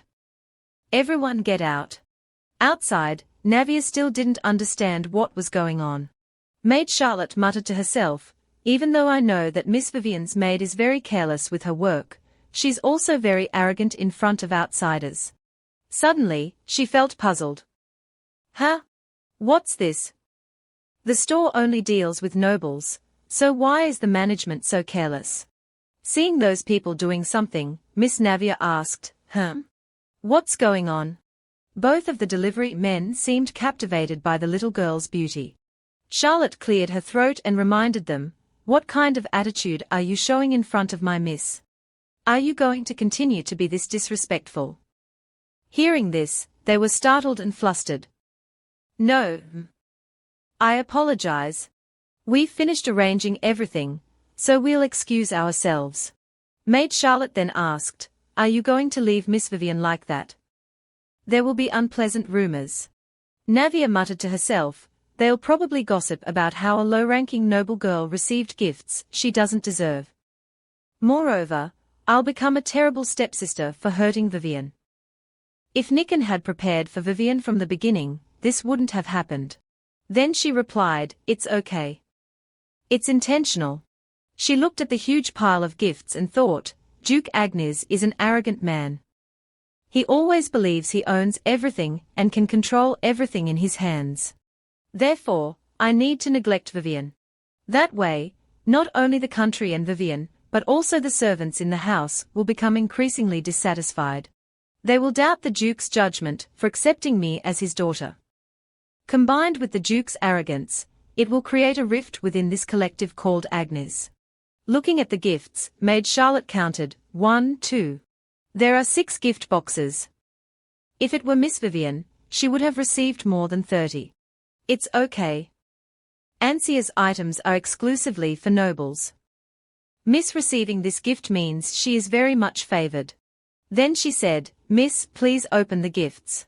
But it seemed Navia wasn't very interested.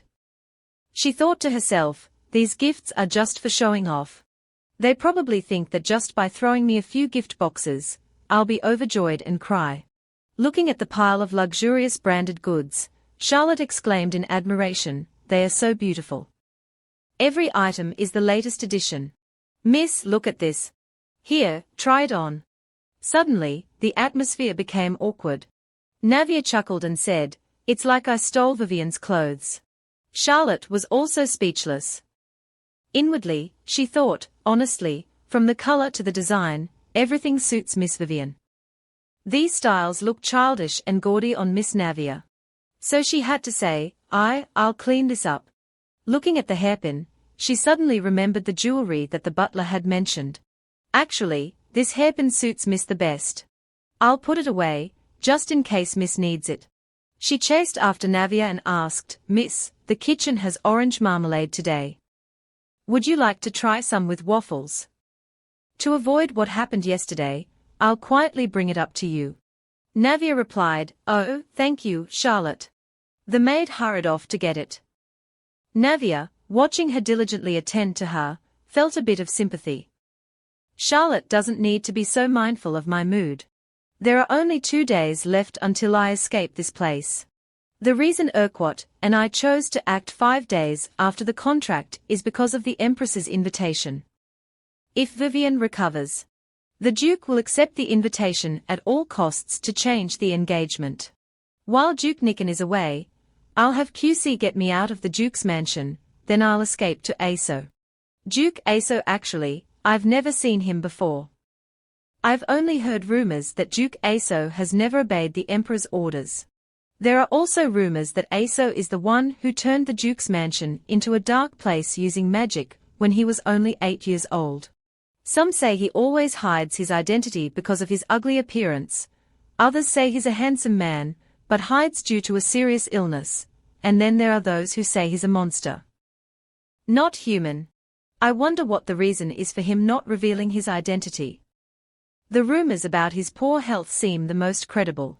Thanks to that mystery and eeriness, even when his power weakened, no one dared to touch him, and after Prince Corot, backed by Aso, appeared like that.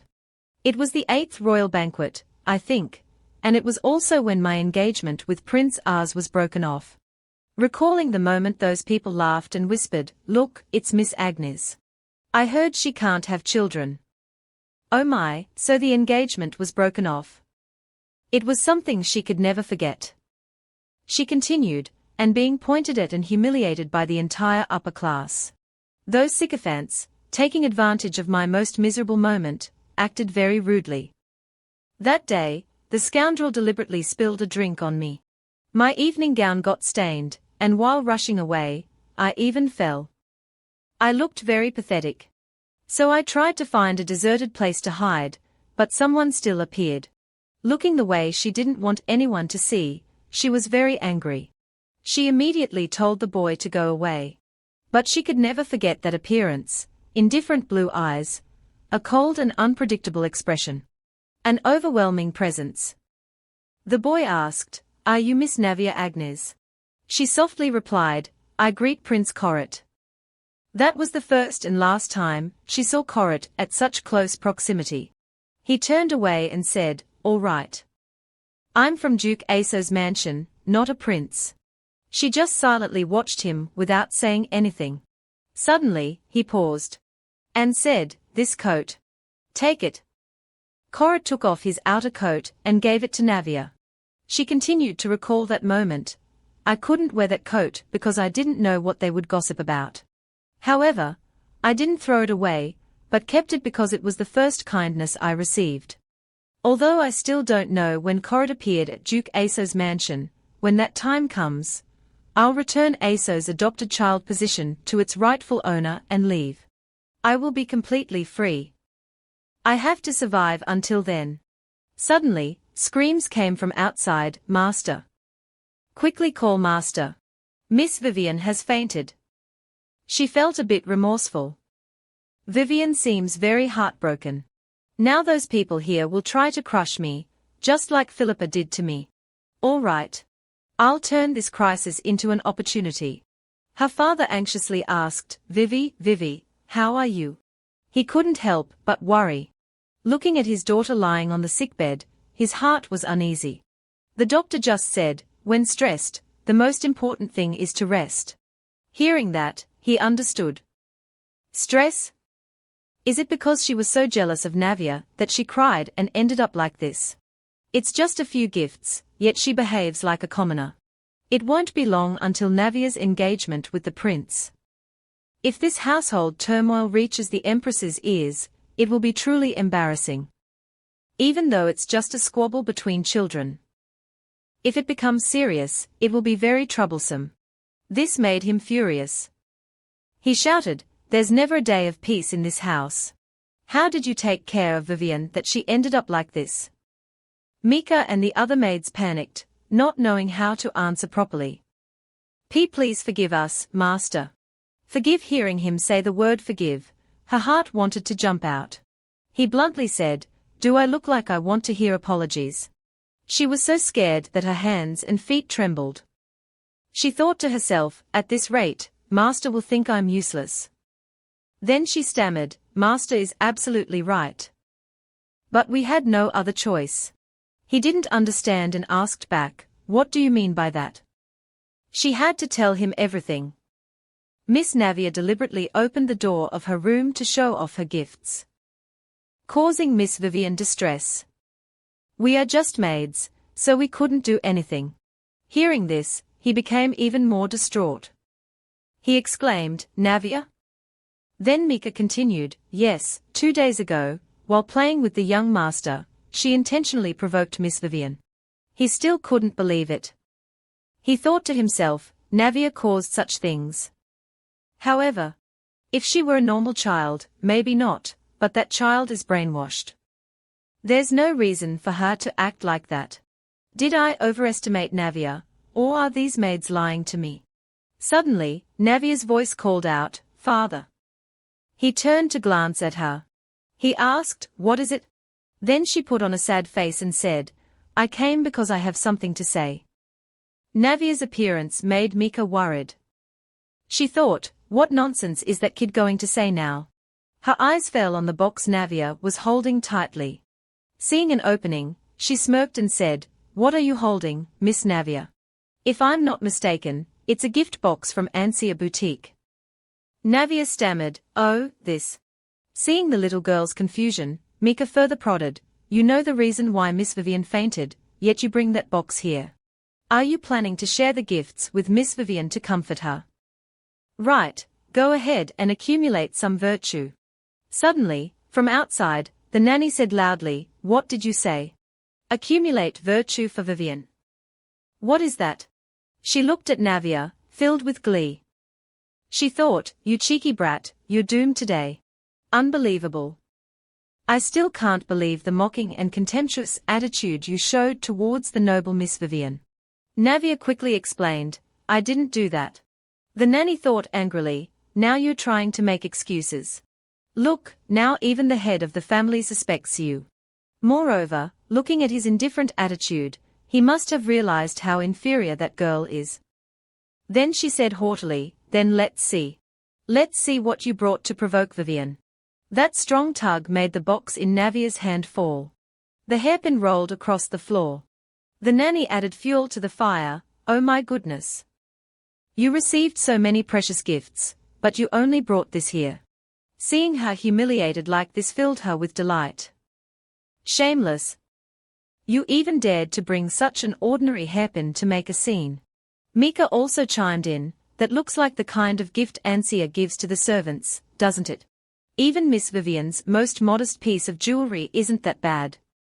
I wouldn't take that vulgar thing even if you gave it to me. Being attacked by 2 or 3 people at once made her speechless. Navia couldn't believe it. She exclaimed inwardly, I can't believe they bully an 8-year-old child so mercilessly. Maybe to them, I'm just an extra, huh? She walked step by step. Her father didn't understand what she was about to do. Navia brushed her hair to the side. Then she bent down and picked up the hairpin. Then she said, Father, I only need this hairpin. Is that too greedy? Hearing these words from her mouth, Mika and the nanny felt uncomfortable, thinking, what is she saying? The father was also stunned when he heard his daughter say that. He thought to himself, just before, the situation was very unfavorable, yet she used this method to turn the tables. Did she calculate this beforehand? If so, it's truly cunning. Just as he thought, everything was within Navia's calculations. She muttered, how ridiculous that you're causing a commotion just over some gifts, and even targeting an 8-year-old child. It shows that's all there is to their nature. Receiving gifts and even needing a valid reason to receive them. No, now is not the time to get carried away with those emotions. I haven't fully gained Niken's trust yet. Then Navia continued her act.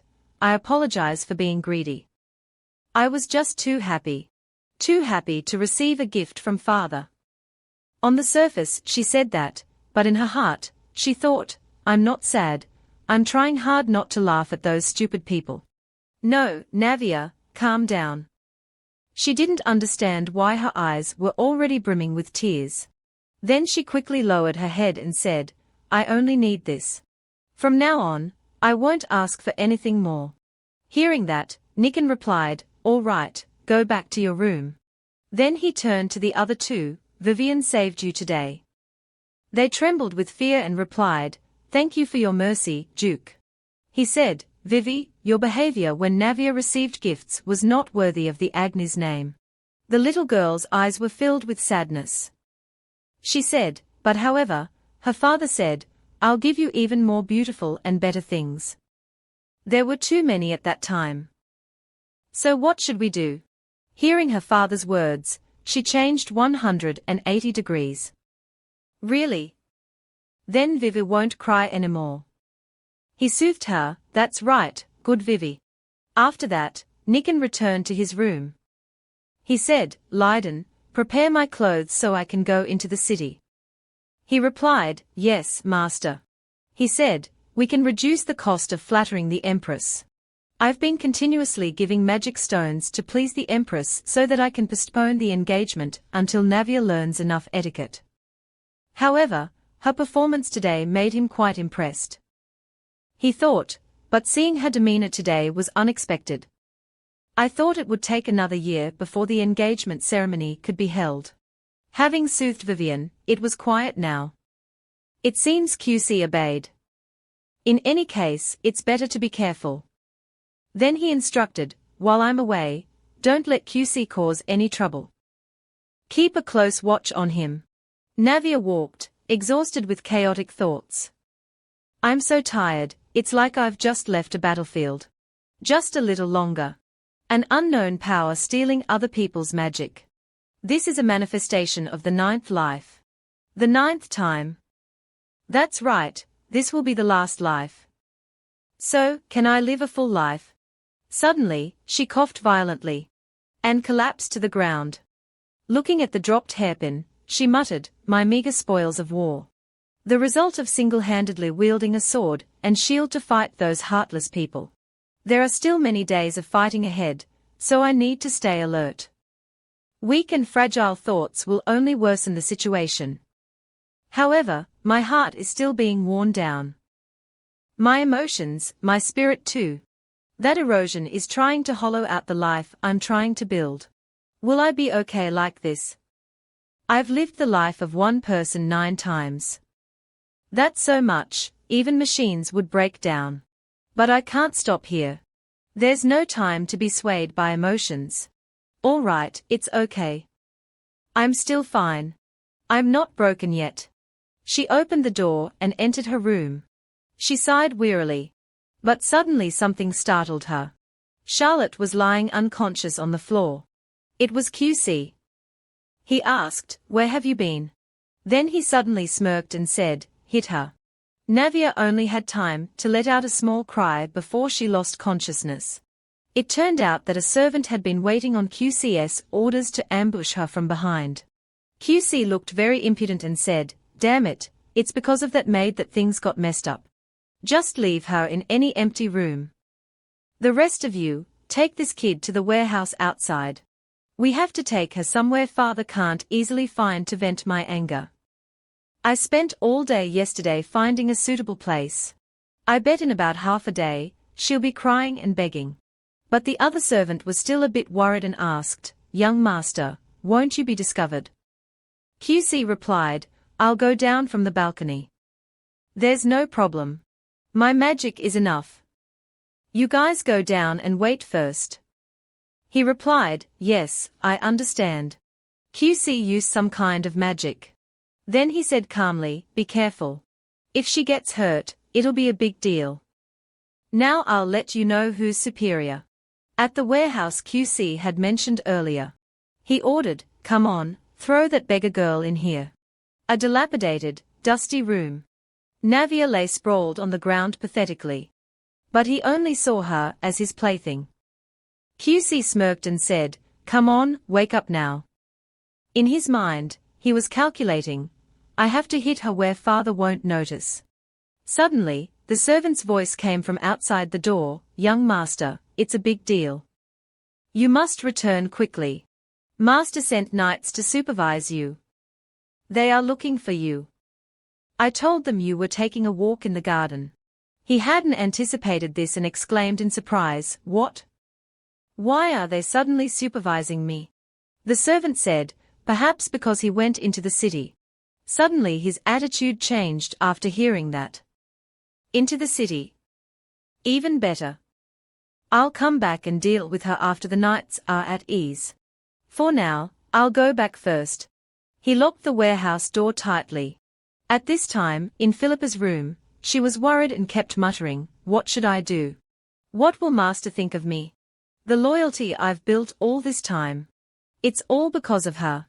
Master was actually fooled by her. I must deal with this quickly so I can return to my former position." She was extremely angry about Navia's presence. Suddenly, someone knocked on the door. "Philippa, I've brought the items." She scolded him, "Why are you so late?" But in her heart, she was quite pleased, thinking, "I have the records. Good. Put Charlotte's name here, put the symbolic items in her room. Perfect, flawless. I will turn the tables, so you can't raise your head." It seemed she had devised an elaborate plan to frame Navia.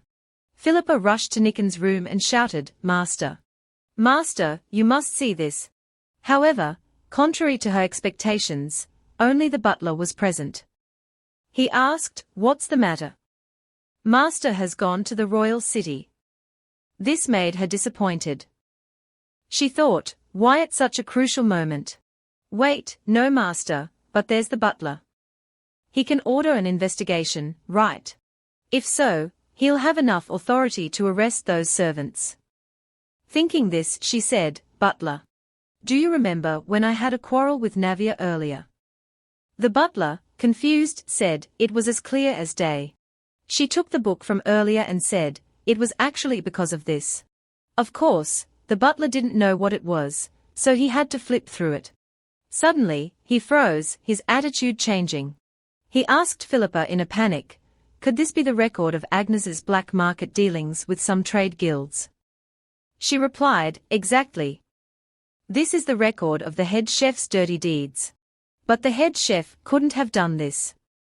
You know Charlotte, right?" The butler asked, "Miss Navia's maid, right?"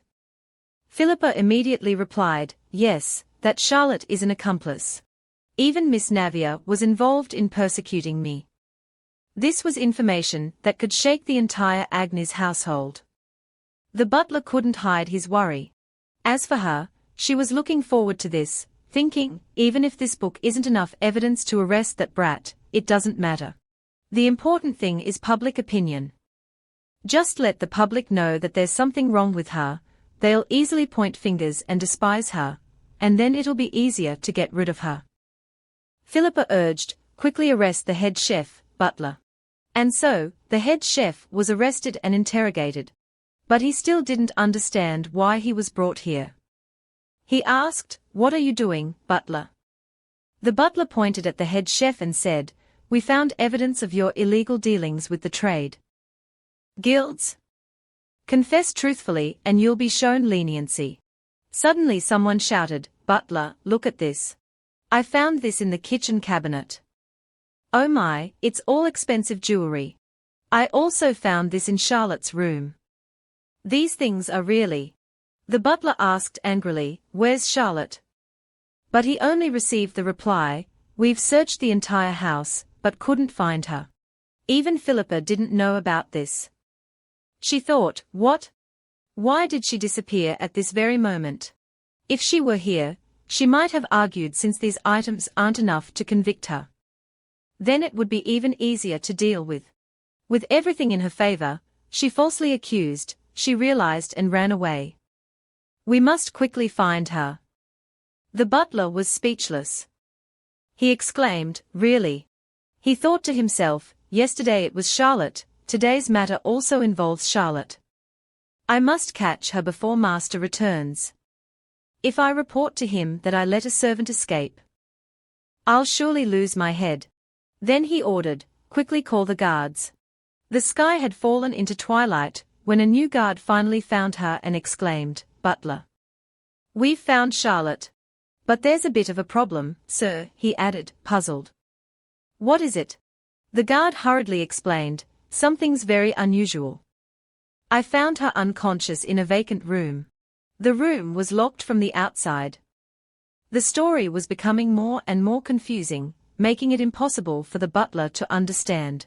He seemed to have realized something. So, perhaps someone knocked Charlotte unconscious and locked her in there. Philippa also couldn't comprehend what had happened. What? How did things turn out like this? But she still attempted to shift the blame to the maid. Maybe it was the head chef's doing. Afraid of being discovered, he acted first. The butler remained silent, observing and thinking to himself, it's suspiciously easy to catch the culprit, as if they just arrived to be caught. Suddenly, the guard stammered, "And, butler, we haven't seen Miss Navia anywhere since earlier." At this time, Nicken had also returned.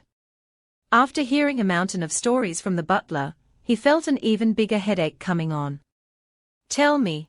The servants are unruly and disrespectful, embezzling, and yet it's not enough. Navia is missing, and maid Charlotte is found unconscious. This is clearly a kidnapping." Nicken slammed his hand on the table in utter fury. He thought with difficulty, right when the Empress wants to meet, this happens. With no other choice, he ordered, "Go find her immediately. Turn this capital upside down if you have to, but find Navia." The little girl had now woken up. Navia slowly sat up, unsure of her whereabouts. "Where is this? It's so dark, I can't see anything." "That damn QC, acting behind Nicken's back. First, I need to calm down, then find a way out of here. They didn't tie my hands or feet, or gag me. They went through the trouble of hiding in the room and knocking me out, yet they are so careless. Did they intend to hit me where no one would know? But I'm still unharmed, and I don't see them anywhere.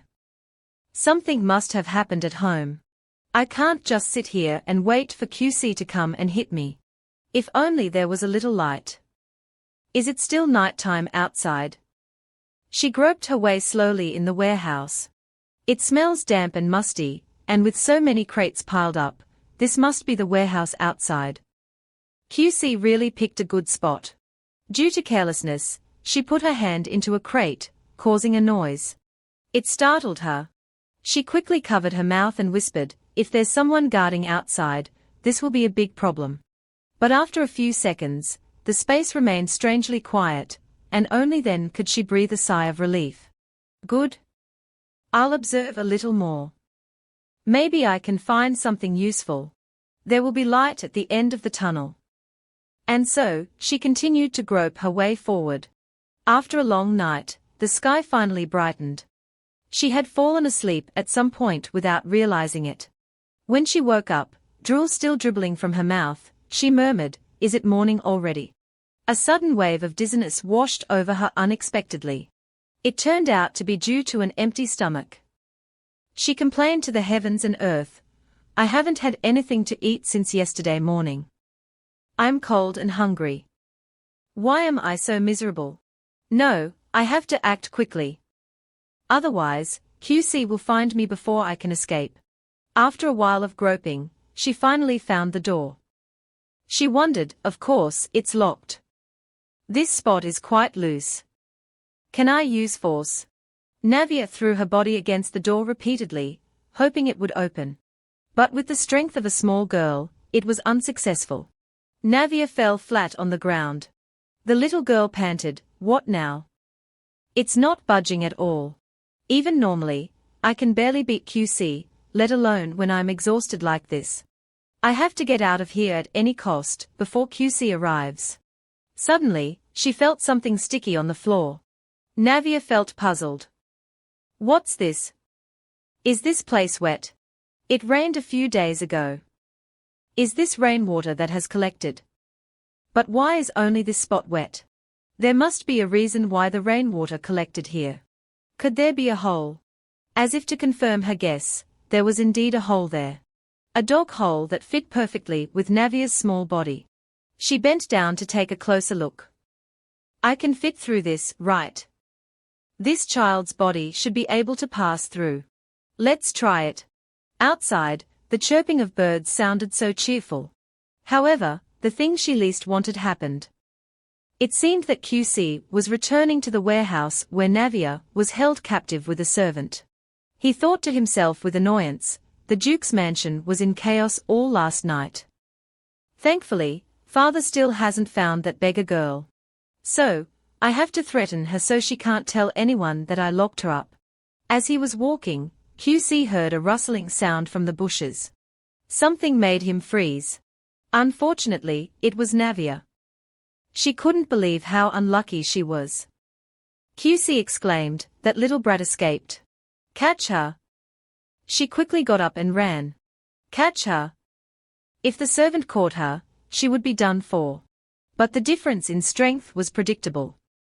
He reached out and grabbed her. Navia, not one to give up easily, quickly removed the hairpin from her head and stabbed him with it, causing him to yell out in pain. Then, she continued to run. QC chased after her, cursing, "You useless fool. You can't even catch a little girl." He was extremely worried. "If she gets away, I'm doomed." Damn it. QC used his magic and surrounded her with water, preventing her from running any further. He sneered and boasted, "This is true power, you beggar girl. You just got lucky stealing my magic. You thought you could defeat me. You should have run away quickly. I could catch you without using magic." Navia's entire body trembled with fear. She tightly gripped his hands that were holding her collar. QC continued to smile wickedly. Suddenly, everything felt strange. Navia sensed it too. The wind has stopped. QC held Navia's collar and raised his hand to hit her. At this moment, the little girl realized something. She thought to herself, "No, no. Time isn't stopping, it's slowing down." Navia looked at him with difficulty and wondered, QC. This look of contempt and disgust, have I ever looked at it for so long? Then, she grabbed his hand. A strange smile spreading across her face as she realized, "I can be sure. I have the ability to steal an opponent's magic." Suddenly, the surroundings of the two flashed with light. "Not only can I manifest the stolen magic, but I can also absorb the ability just by touching like this." At this moment, QC also felt something strange happening. He gritted his teeth, and suddenly, blue sparks appeared. Navia thought, signs of magic outburst. So, it's come to this. I've absorbed QCS power to the limit. He didn't understand what was happening and cried out in surprise. Let go. He shook off her hand. Navia continued to think, normally, the impact of a magic outburst would cause me pain and make me vomit blood. But now, I'm fine. The power of the black moon is truly extraordinary. Her eyes became vacant. Then, they returned to normal. Navia smiled. And then said, you should run away now. She then used magic to create a water sphere. And attacked him, while scolding, you idiot. The surroundings immediately lit up. A while later, Duke Agnes, in his study, asked, where is Navia? A subordinate replied, we haven't found her yet. He sat down, holding his forehead and sighing. He thought, why hasn't anything been going smoothly lately? Even if it's bad luck, this is too much. If I cancel tomorrow's meeting because Navia disappeared, I'll have to spend a huge amount of money to compensate. And where will I find another beautiful adopted daughter like Navia? At that moment, a servant looked out the window and stammered, "Tha that is hearing this." He also looked in the same direction. And was astonished by the sight outside the window. He thought, what's that? This powerful energy. Is that giant water column a waterspout? No. It's not even in the middle of the sea. How is that possible? Suddenly, Duke Agnes felt a jolt.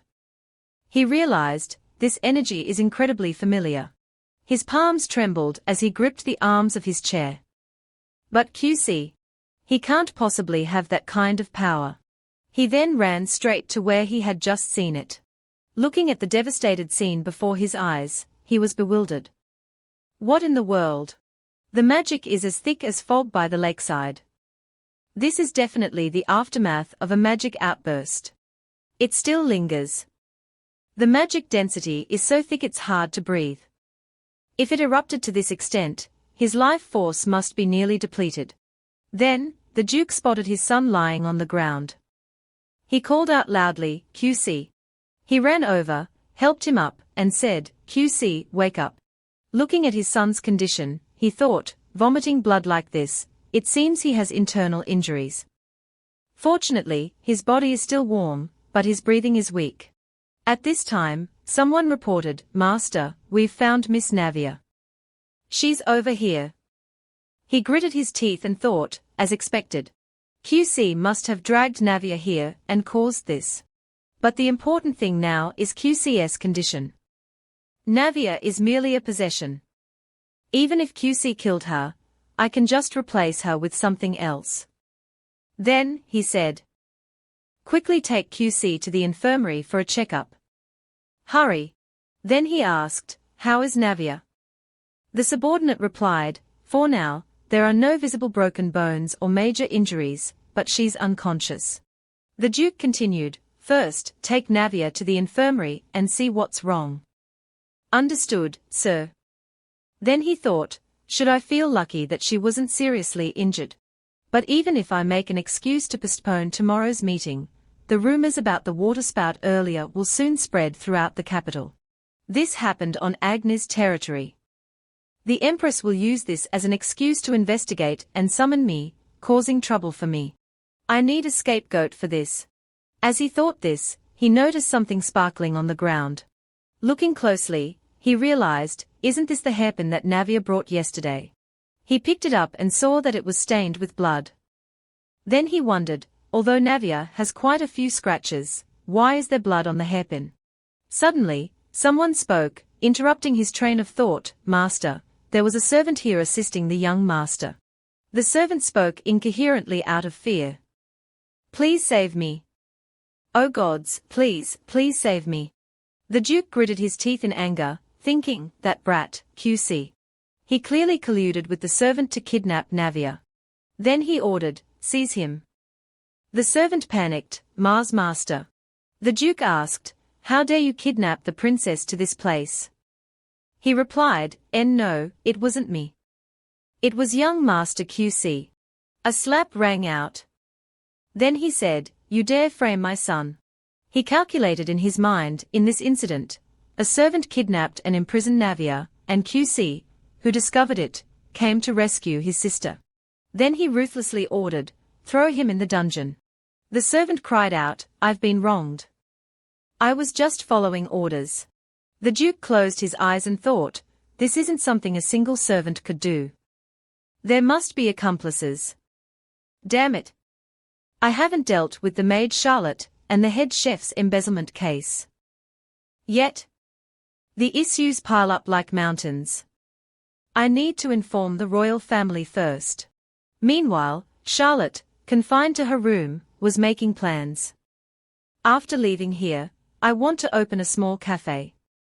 I'm confident I can make delicious fruit preserves for desserts. I'll add lemon and cherry juice to frozen strawberries for a sweet and sour taste, and sell them separately in pretty glass jars, or serve them with coffee and pastries. Yes, I've dreamed of such a peaceful and sweet life. She sighed absent-mindedly. Someday, I'll earn a lot of money, repay the money my parents took for selling me, and end this lifelong contract with the Duke. It's true that I looked for opportunities to save my wages because I knew even if I saved all of it, I wouldn't be able to escape this place. But before I could do anything, I was accused of embezzlement. Charlotte despaired, putting her face down on the table. Suddenly, a voice called out, "Charlotte, what are you planning to do?" A group of servants entered. One maid said, "I heard that everyone who sided with you will be dealt with by Philippa." She looked at them and thought, these are the servants who colluded with me to try and overthrow Philippa. They were all aiming for the money she embezzled. I can't believe they failed so miserably. Miss Navia manipulated these fools like toys. Then, she said, "Why are you all so worried?" "This is an opportunity." They replied, "An opportunity." She continued, "The head chef was betrayed by the wet nurse and his embezzlement was exposed. They were involved in another embezzlement scheme together." The maid asked, "How do you know that? Is there any proof that it's true?" At this point, Charlotte regretted her words and thought, Miss Navia told me not to carelessly reveal Philippa's embezzlement. But at this point, there's no other choice. Then she said, "Just go to where the head chef is being held and tell him that the one who betrayed him was Philippa. With the head chef's personality, he won't die alone. He'll expose all of Philippa's weaknesses." Meanwhile, the butler was reporting, according to the investigation results, the head chef's embezzlement behavior almost perfectly matches the records submitted by Philippa. As for Charlotte, it doesn't match the records at all. The Duke asked, "Are you talking about Navia's personal maid? Why is that?"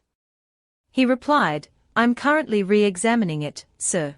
He clicked his tongue and thought, it's just a servant anyway. Why waste manpower on such a trivial matter? Then, he ordered, "Inform the royal family first. The heir's condition is critical due to a magic outburst, so we have to postpone the meeting." The butler replied, "Understood, sir." Suddenly, he noticed something. A group of servants were gathered in one spot, chattering amongst themselves. He asked, "What's going on?" The servants stammered, the thing is, we want to report Philippa's embezzlement." After hearing everything, he asked, "So, you're saying that from the beginning, the head chef and Philippa colluded to embezzle?" They replied, "Yes, sir. Actually, the jewelry found in Charlotte's room was a bribe Philippa received." Then he said, "Lyndon, investigate Philippa based on this testimony, and take the head chef's testimony as well." He thought to himself, I know these people have conflicts with Philippa. But why are they defending that unknown maid, Charlotte? I thought she was just a competent servant, but after today's incident, there's definitely something more to it. There's no shortage of loyal people to Agnes. I don't need someone with unclear intentions. I'll transfer her to the laundry room and hire a new maid for Navia. Then, he asked, "How is QC's condition?" The physician said, "Fortunately, there are no serious injuries. As for his magic, I think it's best to have a mage who is well versed in this matter examine him." Then he said, "If his treatment is finished, you should rest as well." He replied, then, I'll excuse myself. He leaned back in his chair and sighed. The magic outburst will definitely leave after effects. Even if he survives, with his magic in disarray, his life as a mage is over. Then, the Duke helplessly asked, what's wrong with you, QC? Do you hate Navia so much that you're willing to do something so dangerous? Was it the right decision to keep Navia? Should I eliminate her? Since she's young, she could die from illness or an accident, right? It wouldn't be difficult to fake it. However, that silky, shimmering silver hair, smooth white skin, and amidst those faded colors, the most striking are those fiery red eyes. If she grows 10 years older, she will definitely become a great beauty that captivates everyone. Furthermore, according to the intel I received, her appearance perfectly matches Prince Arz's preferences. It would be a waste to eliminate such a valuable pawn. Suddenly, QC woke up and cried out. He sat up and said, Father, he asked, are you all right? Are you hurt anywhere? You fainted from a magic outburst. Thankfully, you're okay, but something big almost happened. How did you create that waterspout? He was surprised. What? A magic outburst? I created a waterspout. I don't remember that. I went into the forest early this morning and saw that lowly thing escaping. Then what was that? I don't remember anything. The Duke was also surprised. What? QC continued to recall, blue sparks were flying everywhere, and that red. Fiery red. Thinking of this, he suddenly shuddered. Then, he let out a scream. His father asked worriedly, QC. He said vaguely, it's all her fault. She's the reason I'm like this. It's that lowly thing's fault. He comforted and soothed him, saying, all right, don't worry about anything and just rest for now. I'll do something for you. A moment later, he went outside and asked, how is Navia? The servant replied, she's still sleeping, sir. Is that so? The Duke felt helpless. What should I do? If I let Navia get engaged to the Crown Prince, Agnes will surely maintain its position in the Empire for at least another 100 years. Then, he ordered, first, we need to prepare to enter the palace. The butler replied, yes, master. Also, Prince Benza is requesting an audience. The Duke asked, now.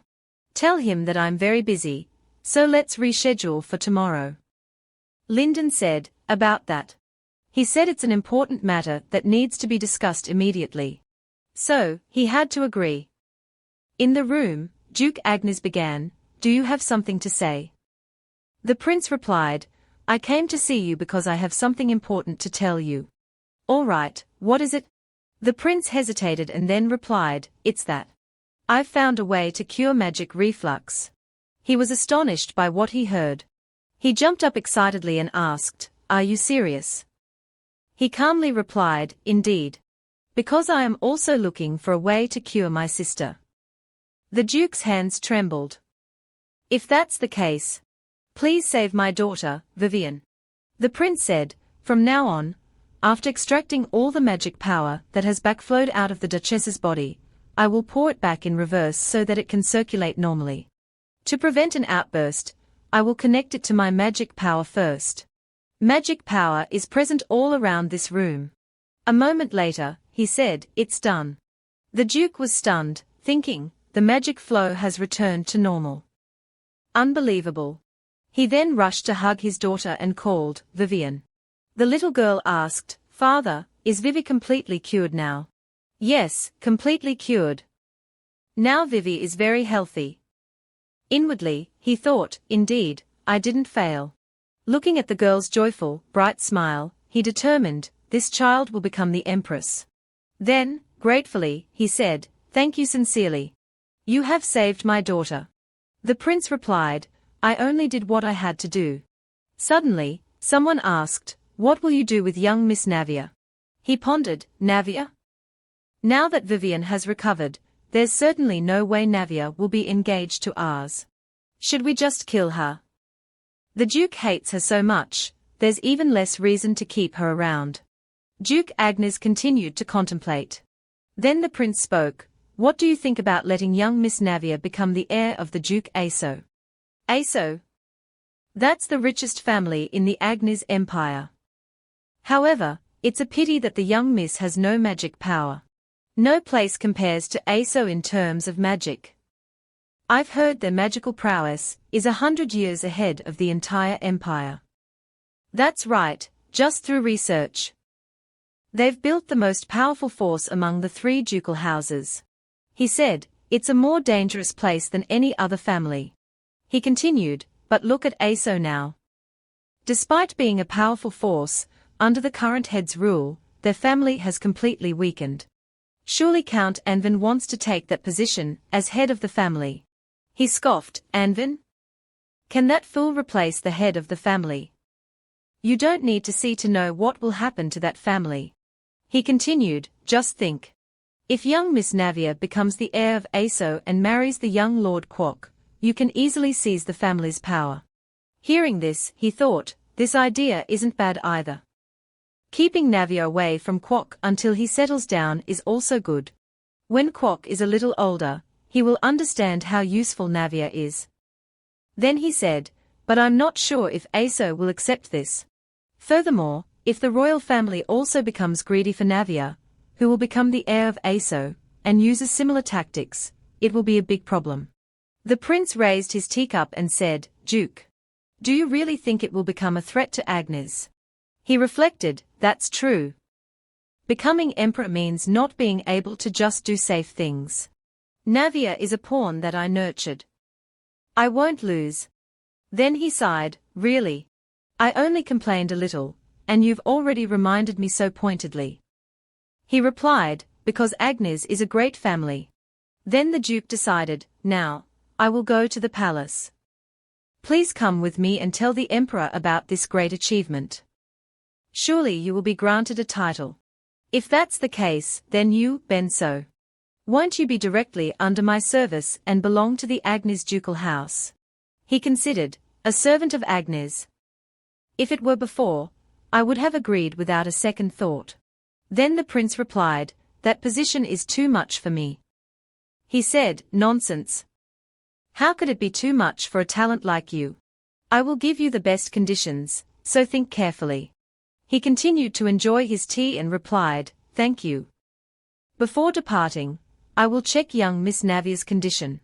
In her room, the wind blew through the window, and she sleepily awoke. Is this the ceiling in my room? How long have I been asleep? Then she looked at the clock and saw, 9 o'clock. She jumped up in surprise. 9 o'clock. How many days have passed that it's 9 in the morning now? What if I missed the chance to escape while I was unconscious? Then she reproached, that damn Kwok. I need to understand the situation first. Saying so, Navia rang the bell. A maid entered and said, you called for me, miss. She glanced at her, then asked, where is Cha Lot Te? The maid replied, because she didn't serve the young miss properly, Cha Lot Te has been demoted to the laundry room. Navia thought, the laundry room. Even though it was because of the kidnapping, that punishment is a bit much. Or did something else happen? The maid continued, I will serve the young miss from now on. Then she asked further, so, where is the nanny? She stammered, that. She's locked up in the dungeon. Hearing that, Navia chuckled inwardly, thinking. It seems Cha Lot Te rushed to pressure Phi Li Pa, and made the Duke suspicious of her. I told Cha Lot Te not to report it so early. She then asked, how long have I been asleep? The maid replied, for a day, miss. She pondered, 1 day. Thankfully, the plan hasn't been derailed yet. If it's 1 day, then today is the day it quote fulfills the contract. Anyway, Kwok hasn't said anything. Looking at the maid's attitude, that brat is probably fine. Then the maid said, I'll prepare a meal for you, miss. Meanwhile, she continued to think, even though he knows I can use magic by stealing power, he still stayed quiet for a whole day. That's not like Kwok at all. About that, how is my brother? The maid replied, The young master had a magic outburst while saving the young miss. Fortunately, he is unharmed. Navia realized, so it's as if the kidnapping never happened. Oh, right. This is too obvious, so I'm not surprised.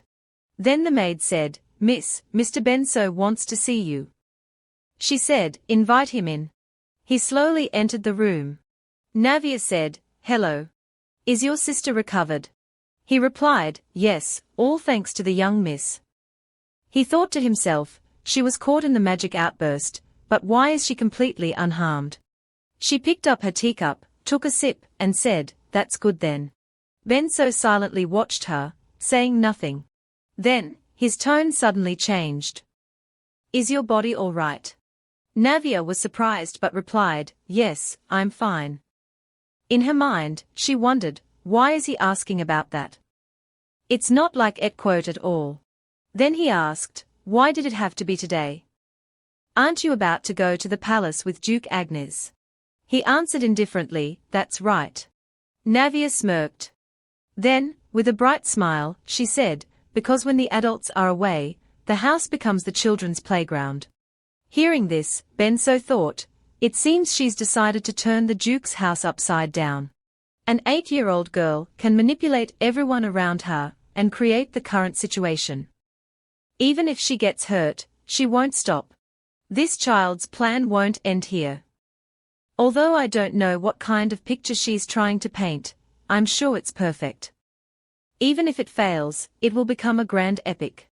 Although I have no desire to be recorded as her teacher, it would be different if I were recorded as her advisor or associate. After a moment of thought, he said, right. Quark said he doesn't remember anything about the water spout. She was startled. Doesn't remember. I see. She thought to herself, I never thought of this. So that's why Quark has been silent. This will make escaping much easier. Suddenly, there was a knock on the door and a voice called, Mr. Benso. The master asks if you need more time. He replied, I understand. Then, with a sigh, he said, then I'll be going. Be careful. Navia was puzzled.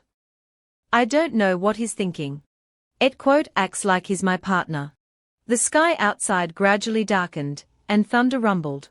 She thought, exactly 1 week after my revival, it will rain heavily to signal the coming of winter. Raindrops patter down, staining the streets, as if announcing the predetermined failure of that revival. It seems like it will rain a day earlier than usual this time.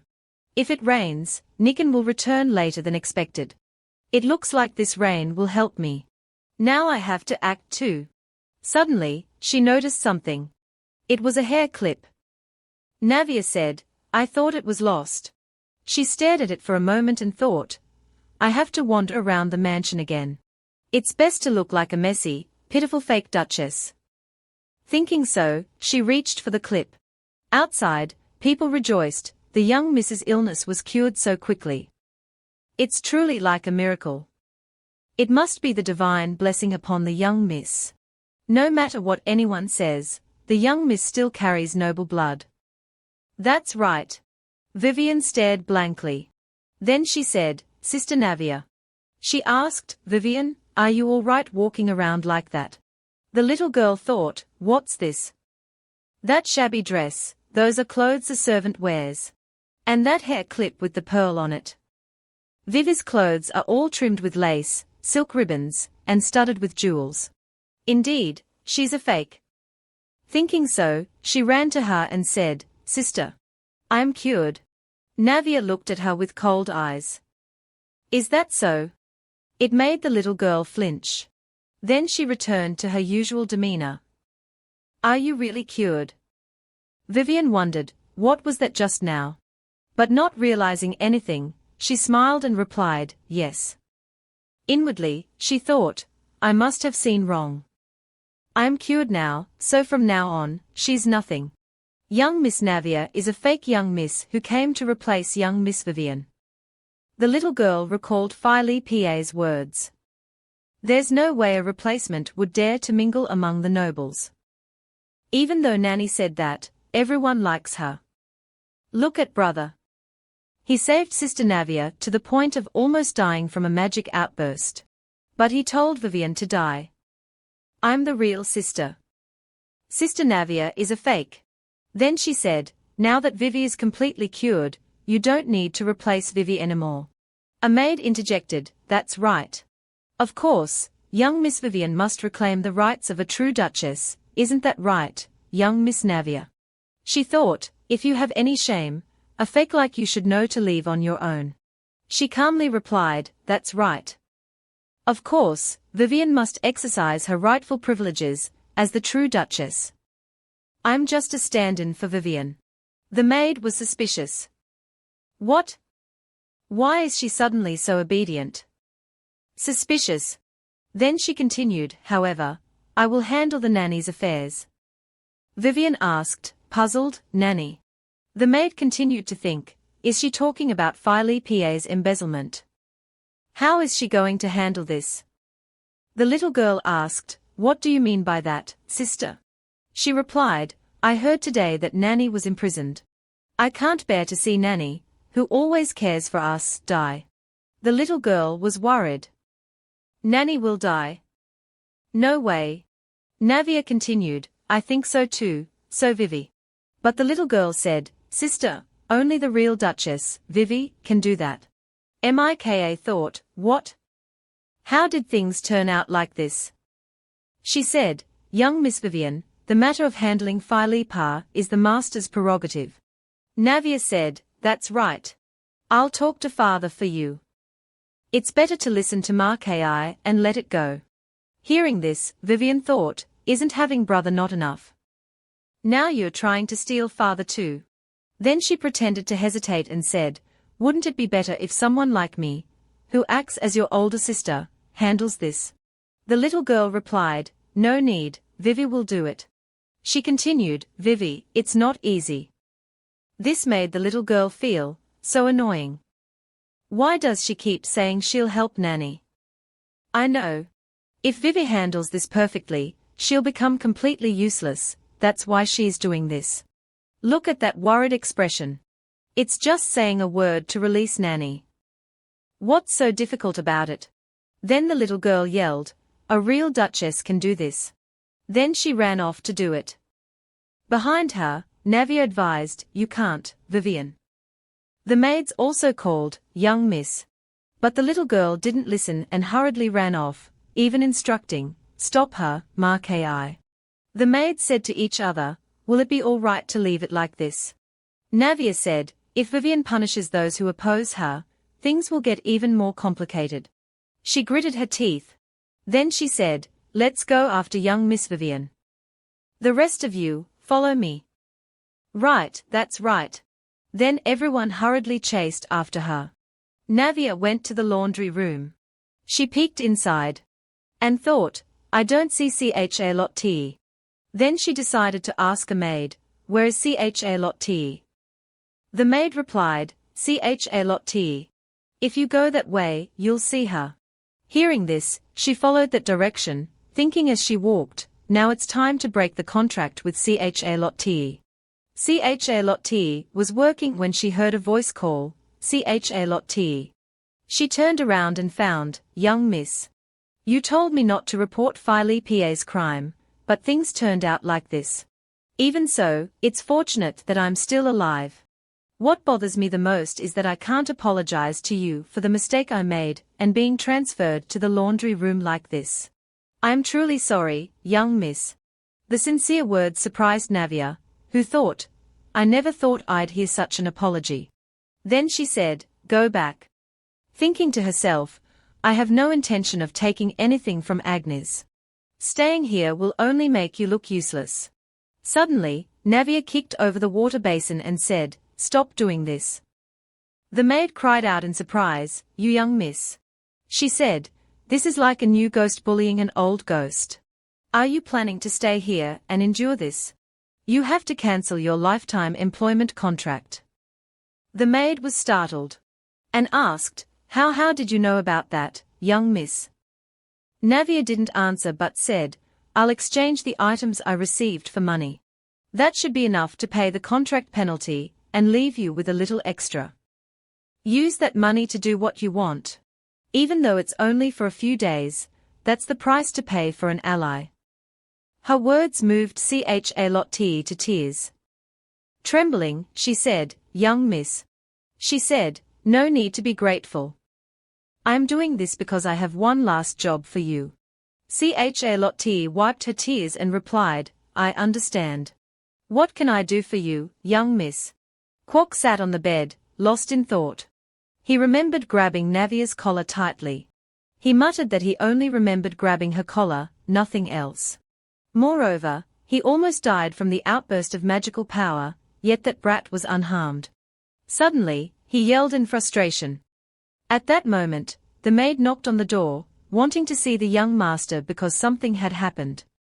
Entering the room, she said that someone named Charlotte was requesting a meeting with him, and asked what to do. Hearing this, Quark's expression changed. He frowned when informed that it was Navia's maid. He thought, how dare a low-ranking maid seek him out? There was something strange here. He told his maid to let her in. After being granted permission, Charlotte entered the room and bowed respectfully. She thanked him for allowing her a private audience. Young Master Quark sat grandly in his chair, and softly asked her what she wanted to say. Charlotte hesitated, stammering about Miss Navia. In reality, Miss Navia was a commoner. Quark flinched at this. He seemed unable to believe Charlotte's words, his mouth agape in surprise. He said, "A commoner? Are you telling the truth?" Charlotte continued, "The Master has ordered absolute secrecy on this matter. If it becomes known, it will cause a great deal of trouble." Quark was furious, gritting his teeth. Not just a low-ranking noble, but a commoner. The more he thought about it, the angrier he became. That disgusting insect dared to treat me like that. I must kill her immediately. Seeing this, Charlotte continued, "But, young master, that's not really important. The master has said that soon, he will send Miss Navia to be adopted by Estholet." Quark exclaimed, "What? That's impossible." Charlotte continued her explanation. "I also heard that if the young lady becomes the successor there and has equal standing with the young master, perhaps the master will arrange for the two of you to marry." Hearing this, Quark's body burned with rage. He clenched his fists, trembling. "Did father say that?" he asked. Charlotte continued, "If you want to know if that's true, you can ask when the Duke returns.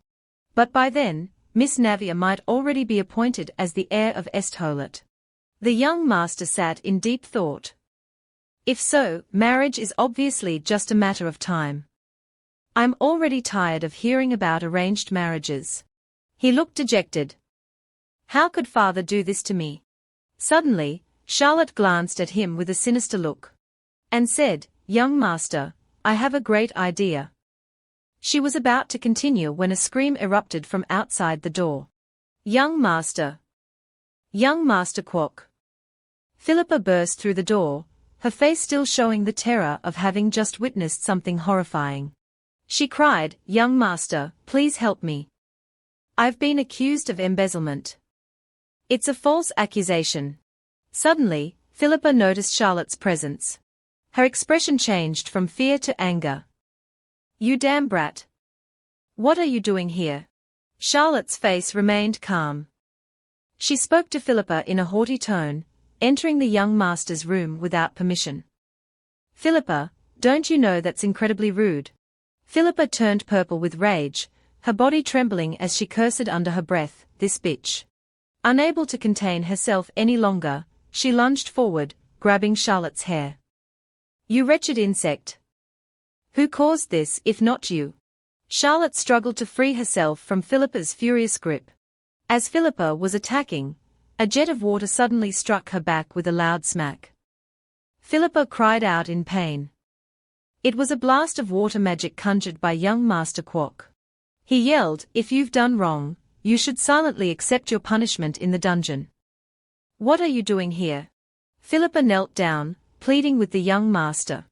Quark, seeing her eyes, felt a surge of anger, thinking, that look is exactly the same as the look in that lowly brat's eyes. Philippa sobbed. How could you do this to your nanny? I raised you. Quark roared, so noisy. How the hell did you get out of the dungeon? He suddenly thought, could it have been that idiot Vivian?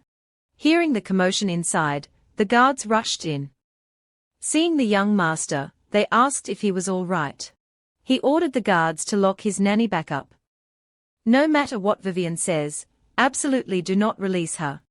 Philippa could only utter in despair, young master. Young master, please reconsider. After the guards took his nanny away, the young master turned to Charlotte and asked her to continue her story. You have to finish what you were saying. The scene changed. The butler asked Miss Navia, do you want to sell all of these items? What are you planning to do with the money? Navia shyly replied, I intend to buy gifts for everyone in the house. She continued, today is the day Navia was cured of her illness. I want to give everyone a gift of health and joy. The butler sighed. If you insist, I'll obey. I'll make the arrangements immediately. A little while later, Charlotte returned to the room. I've done as you instructed, miss, she reported. Navia held out a bag, clearly a bag of money, to the maid. Charlotte took the bag and opened it. Seeing so much money for the first time, she stammered, this is. Navia told her, go see the accountant, pay the contract termination fee, and leave here today. Opening a cafe at the harbor will be safe and profitable. Navia's face was cold, but her heart was warm. Go now, she told her maid. Charlotte smiled happily and bowed. Thank you, miss. Another day, it rained heavily. Today, Navia wore a new set of clothes, but the sleeves seemed a little short. It was understandable. She had worn this dress a long time ago. Navia glanced at the luxurious room. It took her until her 9th revival to finally use this room meant for the true daughter. Although it resembled every girl's dream room, to her, it was a disgusting and nauseating place. Finally, she escaped this place, opening the door and stepping outside. If she failed this time, death awaited her. Navia slowly descended the stairs. A shout caught her attention. Are you ignoring Vivian's words? Release Nanny Philippa immediately. You must obey Vivian's orders, not her brother's. The butler explained, the young master ordered Philippa's imprisonment. Miss, when the master is away, it is natural for us to follow the orders of the young master, the heir. So please return to your room. Philippa shouted from behind, don't you know that Miss Vivian will become the empress in the future? Since she's recovered from her illness, of course, she'll become the empress. Can you bear the sin of disloyalty to someone who will become royalty? Butler Lyndon stammered, that. Navia, having overheard the entire conversation from the stairs, asked, is that true, Nanny? About Vivian becoming empress. Navia gracefully descended the stairs. Vivian is still young and impulsive. She thinks you came here to cause trouble because the servants didn't listen to her. Philippa retorted, so what if I did? Do you find it strange that Miss Vivian will become empress? If she hadn't been ill, she would have been engaged to His Highness the Prince long ago. There's no way Miss Navia wouldn't know that. The servants whispered among themselves, oh my, she still thinks she's Princess Asnat. Exactly, she's like a kite with a broken string now. These words reached Navia's ears. She calmly said, of course, I'd be very happy if Vivian becomes the next empress. But, Nanny, has the official announcement of Vivian's engagement been made? Philippa flinched at this. Her face paled. She stammered, not yet, but she gritted her teeth. This cunning little. Navia feigned a smile. It seems I was worried over nothing. Since it's dangerous to talk about matters related to the royal family, I reacted a little too strongly. Butler Lyndon, hearing Navia's words, thought it would be reckless to be accused of treason for casually mentioning the next empress. Vivian fumed, gritting her teeth. She yelled, you're just jealous that Vivian will become empress. I know everything. The butler, hearing this, sensed trouble. He snapped, silence, Philippa. Vivian flinched. Lyndon pointed at the nanny. A traitor to the family, Instead of repenting, you seek to harm Asnet. Seize this criminal. Philippa panicked. Butler, I was framed. Please listen to me. That bitch is the one who's ruining this house. She glared at Navia. Navia mouthed the words back to her. Nanny's words are correct. Navia smiled triumphantly. But you'll die before you see that happen. Philippa flew into a rage, trembling with anger. I'll tear that brat apart. From the hallway came Vivian's cries. She repeatedly asked Butler Lyndon, where's father? Where is he? Vivian was terrified, her tears streaming down her face. Hearing her cries, several servants rushed to comfort her. Oh dear, our poor young miss. Let's have some of your favorite cake while we wait for the master to return. Vivian stopped crying, wiping her tears and snot. The servants, relieved, led her away. This way, miss. We'll take you. However, Mika, one of the servants, bumped into Navia. She glanced back at Navia. Navia seemed to be heading out. Butler Lyndon approached and asked where she was going. She hesitated. That I'm going to buy the gift I mentioned earlier. He pondered. Shopping in this weather. But if Miss Vivian is like this, it's better to let you go out. He told Navia, I'll prepare a carriage for you. A servant stepped forward and reported, Miss, I've already prepared the carriage. She smiled awkwardly and urged Navia to hurry. Seeing the carriage ready, Navia became suspicious. She didn't know about her going out, so why was the carriage suddenly prepared? She must be at ease because the other party is a child. Knowing the malicious intent, Navia pretended to be unaware. All right, let's go. The servant sighed in relief, thinking her lie hadn't been discovered. Navia quickly went outside. Outside, the rain was pouring down. The servant held an umbrella over her, guiding the way. Navia looked at the path. It was all too obvious. There was a carriage parked ahead. It was parked in this remote, desolate place. The carriage didn't bear the Asnet emblem, and the person inside was someone she had never seen before. But the person sitting next to the driver, cloaked and with red hair, Navia walked through the rain towards them. She suddenly reached out and touched the person. She asked, Who are you? Why are you covering your face? Kwok panicked and quickly withdrew his hand. The driver spoke up. Oh dear, I apologize. My assistant was startled by your beauty, miss. Navia smiled brightly. I'm fine. She didn't care what they would do because she had achieved her goal. Navia looked at the crescent moon on her wrist, lost in thought. The servant urged her, Miss, please get in the carriage. You'll catch a cold if you get wet. Kwok sat in the front, his face full of resentment. That filthy commoner dared to touch me. The driver called out, Well then, we'll be going now, miss. Inside the carriage, Navia looked out at the scenery. This road was the opposite direction of the city center. It was surrounded by lakes and forests. It was the perfect place to do something bad, a suitable place for assassins to lie in wait. And this road also led to Duke Estholet's estate. Earlier, Charlotte, following Navia's instructions, went to Kwok's room to plot. Turn Miss Navia into a slave, she had said. The arrogant Kwok, sitting on his chair, was surprised by the maid's words. The Empire's laws strictly forbid slavery. How can? Charlotte interrupted him. There's a way to make it legal. Miss Navia is about to go out.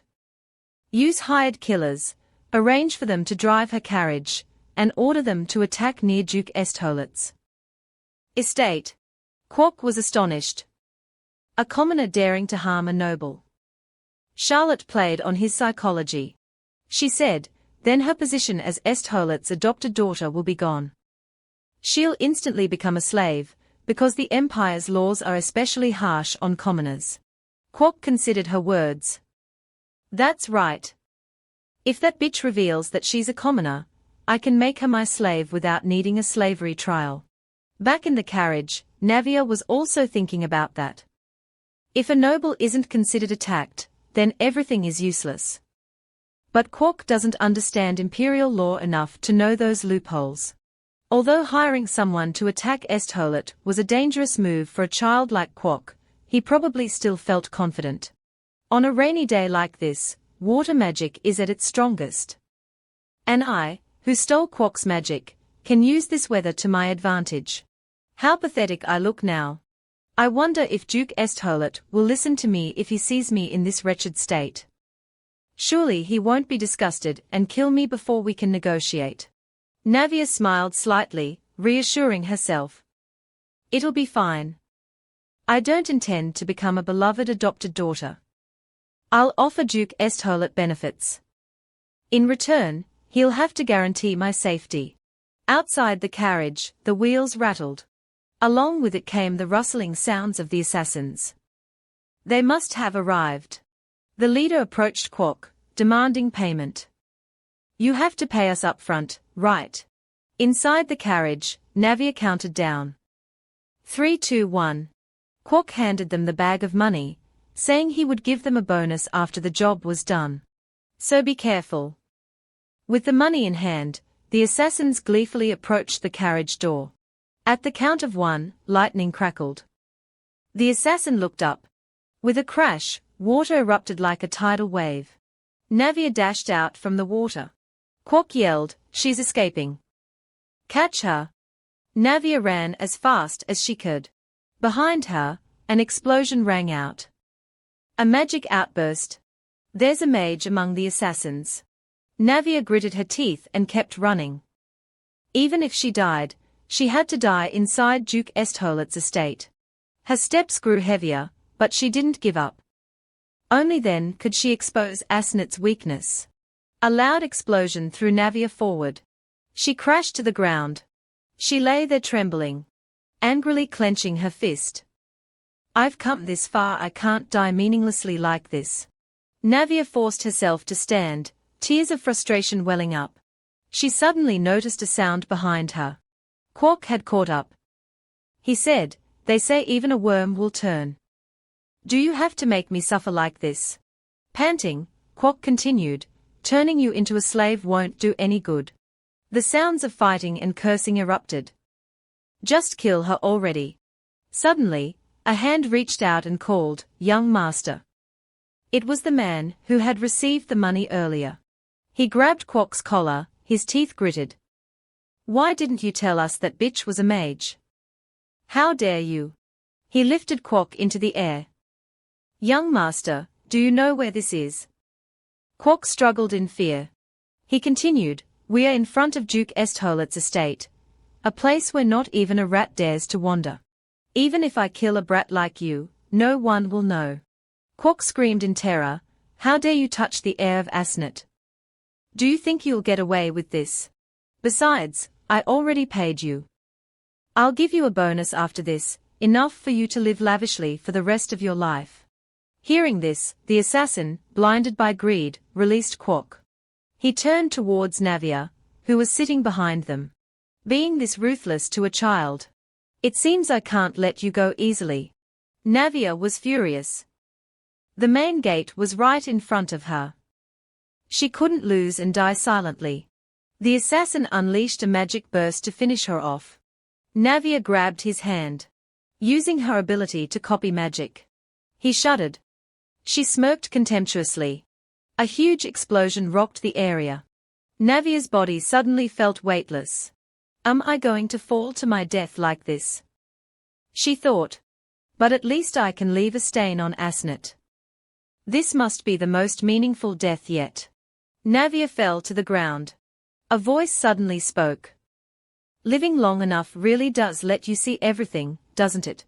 Navia opened her eyes in surprise. There was no rain, no blood, and no smell of earth. Only a faint, cold fragrance. Lap was holding her in his arms. He looked down at her face thoughtfully. "This is the first time I've seen this face. This is the first time I've seen this face." Those words echoed in Navia's mind. It was strange. Since this was their first meeting, it was only natural that this was the first time he saw her face. Seeing her bewildered expression, Lap asked, "What's wrong? Are you afraid of me?" Navia wanted to ask what he meant, but she couldn't speak. This was a feeling she knew well, the feeling of being close to death. But it didn't matter. It wasn't the first time, after all. But if this could deal a significant blow to the Asnet family, she wouldn't mind. "All right, it's fine." Navia reached out and clutched Lap Estholet's robe. She said weakly, "Save me." After fainting, she opened her eyes to a dark space, devoid of any light. "Am I dead?" Navia wondered. "Am I starting a new life now, or has my revival ended?" Her hand touched the bed, and she jolted awake, her eyes widening. "I'm still alive." Navia sat up, rubbing her eyes. A black blanket. She touched it. Black walls, black furniture, and a black floor. There was only one place in the world like this. "I'm inside Duke Estholet's estate." Could that man have been Duke Lap Estholet? If so, I begged him to save my life the moment we met. She looked down at her hands. High-quality sleepwear, like Vivian's. Her wounds were treated, and her body had been washed. Wounds like these not hurting meant she had been given an anesthetic, right? Come to think of it, Viscount Theoban Arwen, Duke Estholet's cousin, ran an anesthetic plant farm. Anyway, since it contained magic potion ingredients, it was difficult to get imperial approval. Furthermore, it was extremely expensive, making it a very rare commodity. Navia pondered. She muttered, "Kindness always comes at a price. I hope he also sees some benefit in me. Only then will the negotiation have a chance." "All right." Navia carefully climbed out of bed and slipped on her slippers. "I can still move. Even if I leave Asnet, I'm still within their sphere of influence. I have to make this situation public before Nikan intervenes. To do that, I must succeed in negotiating with Duke Estholet. Negotiate my safety and the benefits for Estholet." After a period of fighting and fainting, Navia was now hungry and thirsty. Suddenly, she noticed a table of food in front of her. There was medicine, water, and snacks. Theoban Arwen hesitantly stammered to Lap, "You're up early today." "That's what I'm saying. Someone woke me up." Lap Estholet tightened his grip on Theoban's arm. Theoban glared at him, cursing inwardly. This sickly bastard, this leech who depends on medicine and always hides indoors, unable to go outside, knowing only a little magic. Dares to act so haughty. If it weren't for me, how could you buy so much anesthetic herb at such a low price? Despite his inner thoughts, his spoken words were those of a caring older brother. "You're just in time, Lap. Do you know how surprised I was when I heard the news today?" Lap Estholet thought, "It's fortunate that this idiot is the head of the family." Theoban Arwen frowned. "That brat is a criminal who dared to trespass on our territory. What are you planning to do, keeping her in the guest room? If this gets out, our family will become a laughingstock." Navia listened thoughtfully. "Even if I escape Asnet, there are always relatives who want to assert their dominance, just the same. But this time, Viscount Theoban Arwen has chosen the wrong target." Navia began her performance. She feigned innocence. "Viscount Theoban Arwen, are you perhaps mistaken about something?" He turned back furiously. "What nonsense are you talking about?" She continued, "Duke Estholet is the head of the family, and Viscount Arwen is his representative. But if your current behavior is revealed, there will be gossip that the hierarchy of a noble family is being disrupted because of the great Duke. They'll say that the representative sees himself as the head and acts ridiculously, disregarding everyone." Theoban Arwen undoubtedly understood the impact of such gossip among the nobility. After all, aristocratic families are very sensitive in this regard. As if struck in the heart, he jumped. "This insolent little girl. Kill her immediately and send her back to Asnet. Kill her and send her back." Theoban Arwen was clearly being too reckless. Lap said coldly, "I told you to be quiet." Theoban flinched, trembling like a scolded dog. Lap, his eyes glowing red, continued, or do you want to test my patience? Theoban forced a smile.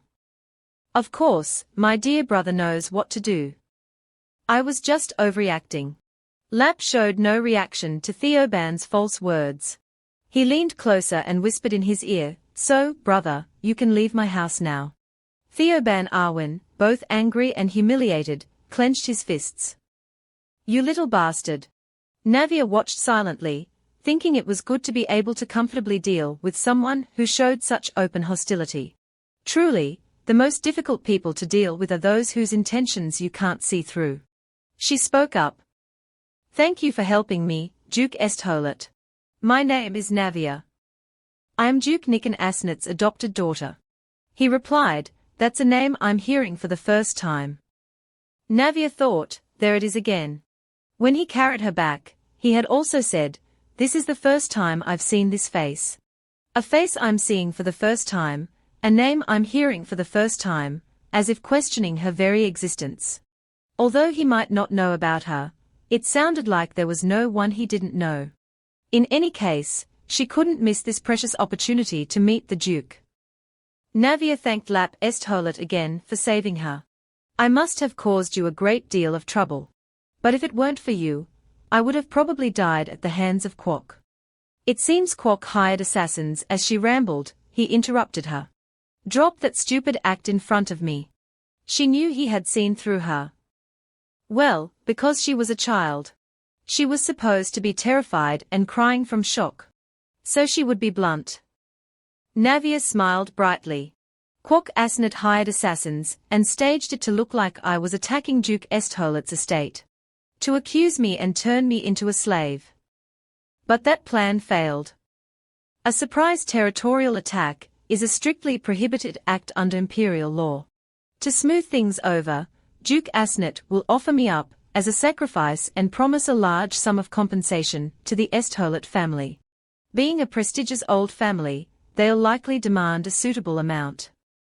You'll deal with me according to their wishes, accept the money, and end the matter. However, soon, that compensation won't be enough to sustain the Night Order when they return from their deployment. Running a family requires money, and the current Estholet family lacks funds. Therefore, I have a proposition for you. Adopt me. Navia beamed. Lap Estholet froze for a few seconds. He held his head. What are you talking about? This is ridiculous. She appeared dramatically this morning, suddenly begging for my help, and now she wants me to adopt her. The reason I brought this child into my house was simply because of that hair. I thought I would save her life because of her beautiful silver hair, then send her away. Seeing her confront Theoban further convinced me that this child is incredibly cunning and surprisingly adept at dealing with people. I have no intention of bringing such a nuisance into my house. He asked Navia, why should I do that? She confidently replied, because I'm a good deal. Lap crossed his arms, casually asking, you? She answered, I heard that Estholet's magic knowledge far surpasses the Empire's. In a place where everyone covets the weapons you possess, you're still single and without children. And I think you'll likely remain that way. At least, in her 8 lives, Duke Estholet had never married. At this time, just the atmosphere of you keeping me by your side is enough to make people speculate about the possibilities. Lap wondered, are you talking about the possibility of being adopted? Navia immediately answered, yes. If that happens, the Estholet family will have an heir who can be used for a marriage alliance. Those who aim for magic knowledge, like the royal family and Asnet, certainly won't miss that opportunity. Compared to the profit you'll gain from that, the compensation is nothing. Lap Estholet pondered for a moment. Then he turned and asked, you're telling me to adopt you just for that much profit? Navia hesitated. I will help you deal with. I will deal with Viscount Theoban Arwen for you. Lap turned back, intrigued. How? He asked. Navia was sly. If I tell you, it won't be my secret weapon anymore, will it? Her answer made Lap chuckle. You're a truly arrogant child. Navia continued to persuade him. If I stay here and become your adopted daughter, I won't follow anyone else. Once I reach the legal age of independence, I'll leave on my own. He was silent as she spoke. Lap turned and walked towards Navia. I told you. He bent down slightly. I don't want a cunning child like you by my side. Lap seemed troubled by something. He continued gloomily, because being betrayed by such a child is truly irritating. As he spoke, he reached out. Especially those with platinum hair. He gently touched her shimmering hair. Navia looked at him, thinking, he looks at a normal child with such an indifferent gaze, the gaze of someone who holds their life in his hands. Has my negotiation failed? Perhaps I'll have to demonstrate my magic first. Thinking this, Navia decided to use her magic. She carefully reached out and touched Lap's hand. Please let me go. His eyes widened in realization. Navia was also surprised because her black moon didn't react at all. Lap frowned, questioning her. What did you just do? She couldn't help but feel puzzled by this strange situation. She quickly realized he was a mage, so perhaps he wouldn't react to her black moon. Lap was about to question her further, but Navia abruptly interrupted. I'll cut my hair. She quickly changed the subject, clutching her hair. If you hate my hair, I'll cut it all off. I'll even dye it. Suddenly, Navia knelt down, pleading to be adopted. I won't be a burden or annoyance to you. If there's anything I need to fix about myself, I'll fix it. She thought, high nobles like this kind of behavior. The more humble and subservient I act, the more satisfied they'll be.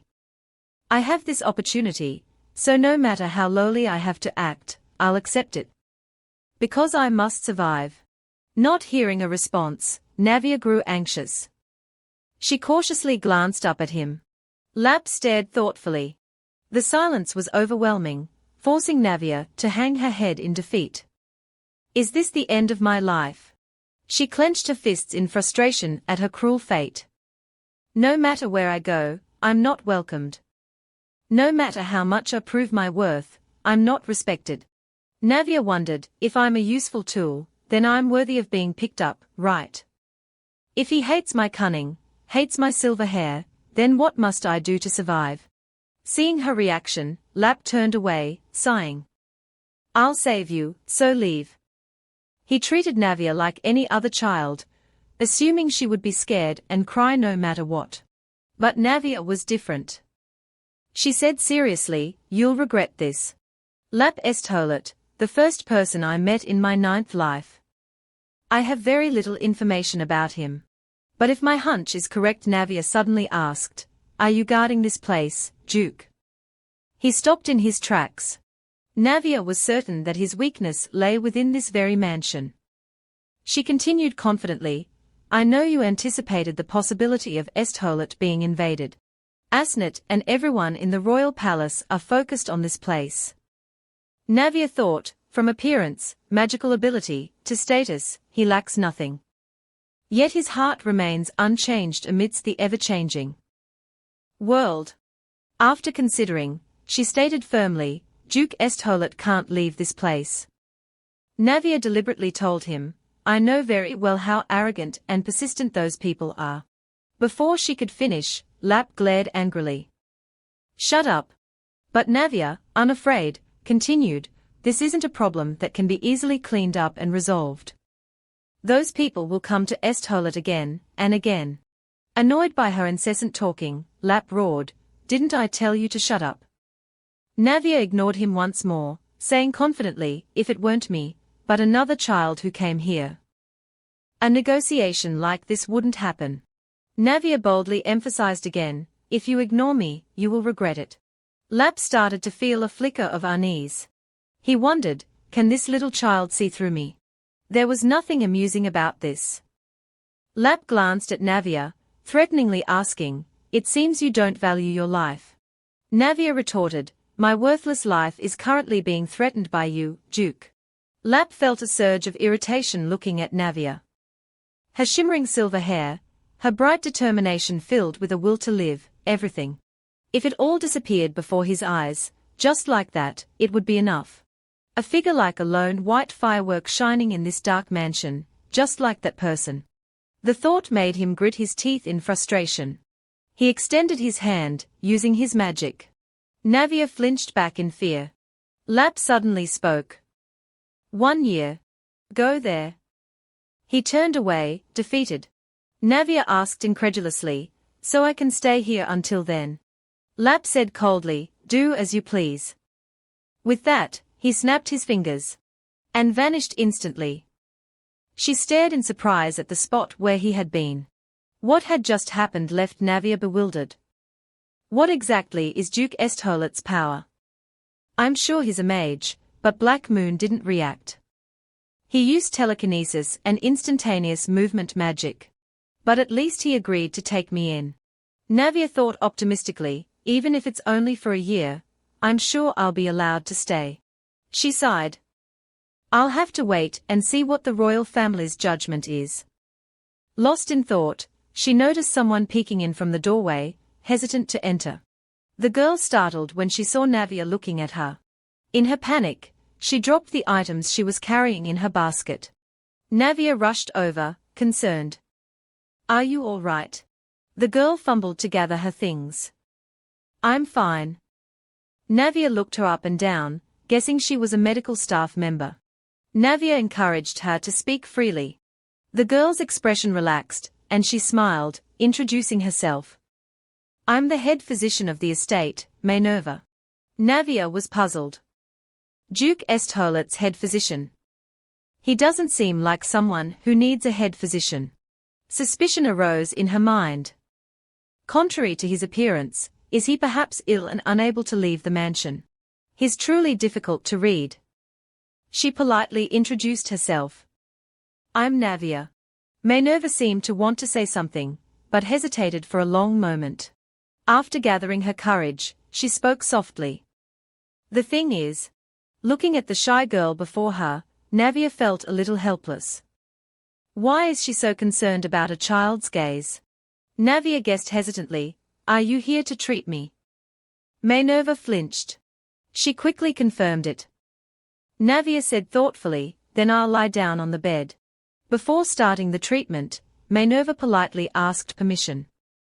Please excuse me. Navia watched as the girl cheerfully treated her, feeling strange. Treating a child doesn't benefit her, yet she doesn't seem bothered at all and is taking good care of me. She suddenly asked if Minerva was the one who had treated her earlier. Minerva looked down. Yes. Thank you.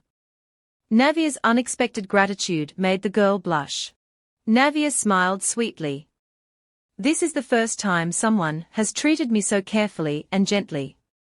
She thanked her again. Minerva was a little flustered by Navia's sincere words.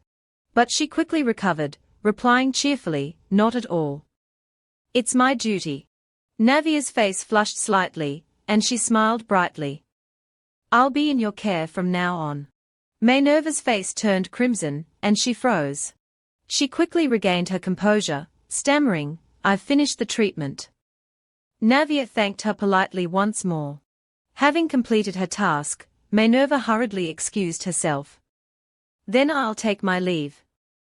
Navia couldn't help but think, she's really shy. Navia lay back on the bed, groaning.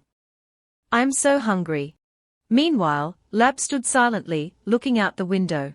He suddenly called for Chega. He appeared immediately. He bowed respectfully. Please, speak your command, master. Lap instructed him to arrange everything according to the girl's words. Chega suggested an alternative. Simply returning her to Quok Asnet would be less troublesome.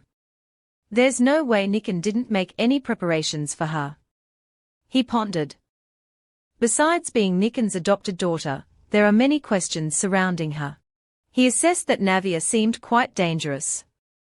Keeping such a child here wasn't a good idea. Lap was slightly annoyed. I said she's only staying for a year for now. He challenged, are you questioning my words? Chega bowed and accepted the order without further argument. Outside, snowflakes began to fall, dancing in the wind. Lap looked at the snow, wondering, has the rain turned to snow already? He walked away without pausing to admire the first snowflakes of the season. Nothing special. But the truth was, snow had never fallen on days like these. Could it be because of Navia's appearance that so many things were changing? Lap walked down the dark hallway, a place devoid of warmth. A desolate scene, enough to send chills down one's spine. The corners of his lips curved slightly. Indeed. Is there no other way? This is just a coffin in the shape of a mansion. A coffin for one who cannot die, living and returning in an endless loop. Meanwhile, in a luxurious mansion, a tired sigh echoed through a room. A girl with golden hair lamented, "My hair isn't as glossy as it used to be." This girl, adorned in a dazzling dress and expensive jewelry, was the Empress. She waved her fan. "I suppose I'm getting old." The maid brushing her hair flattered her.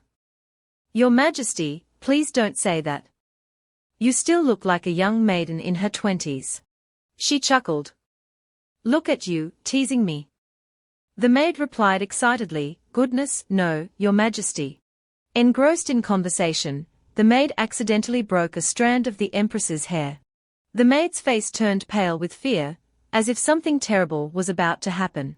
The other maids also reacted with alarm. The maid knelt down, pleading, "Your Majesty, please forgive me."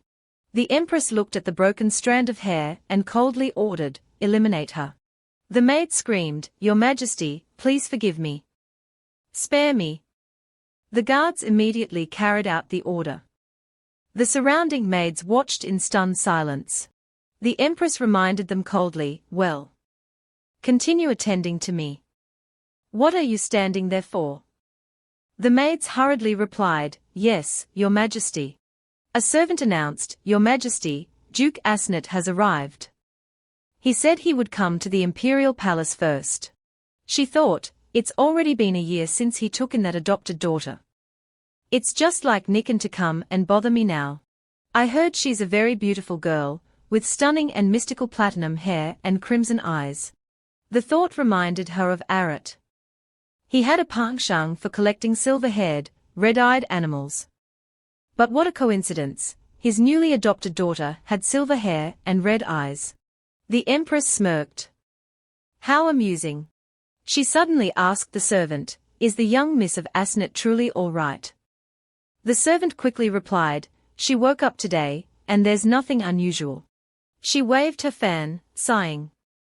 It seems the divine spirits are protecting the Asnet family. I heard the relationship between Kwok and his adopted daughter isn't good. But she's not a child who can't distinguish right from wrong. She wondered, did he really use magic to the point of magical outburst against a frail little girl? The Empress suddenly closed her fan. None of this makes sense. She stood up. In any case, I must go to the imperial palace. That adopted daughter doesn't seem like the foolish and ordinary girl people say she is. A servant announced, "Her Majesty, the Empress has arrived." She asked softly, "I hope I'm not interrupting your important discussion." Nikan and Ethuit turned to look at her. The Empress walked towards them gracefully. "I heard Duke Asnet was here, so I came." Duke Nikan bowed before her. "Greetings, Your Majesty." He marveled inwardly at her perceptiveness. It was the ability to sense prey and immediately come running. Seeing her, the Emperor smiled brightly. "You've come at the perfect time. There's wonderful news."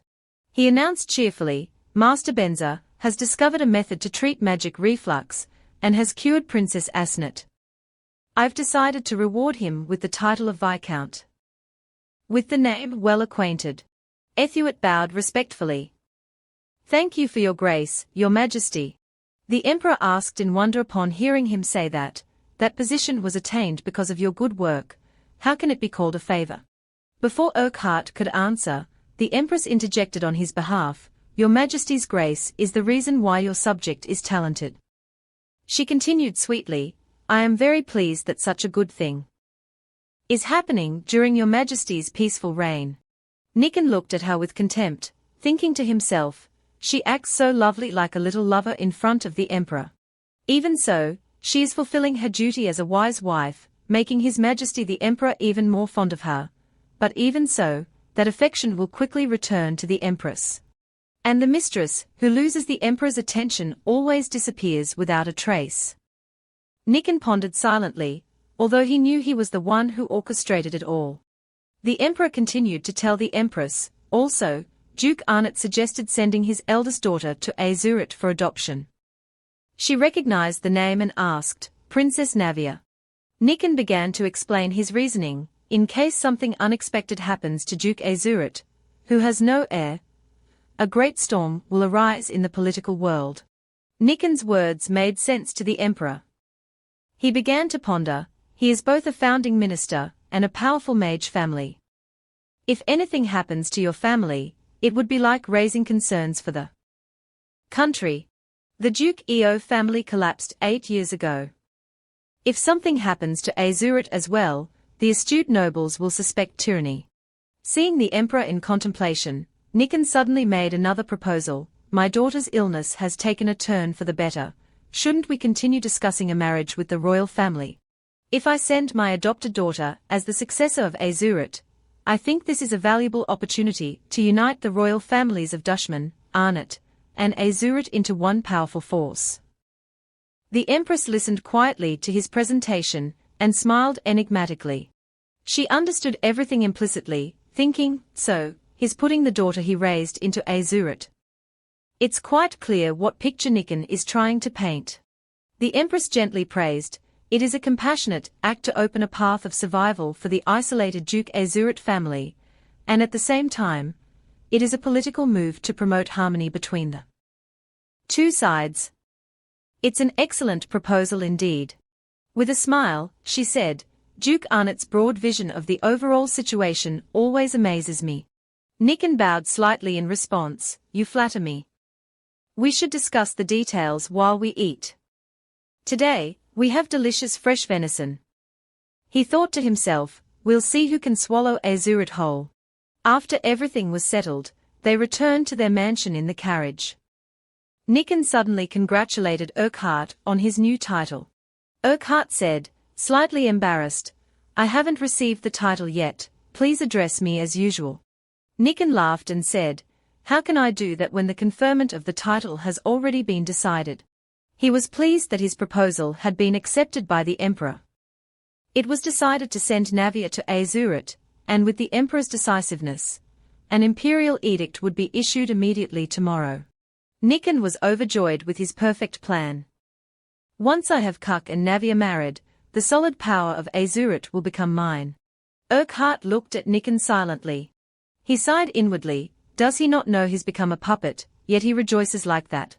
All the things the powerful seek, restraining each other's interests, ultimately form the picture that Princess Navia has drawn.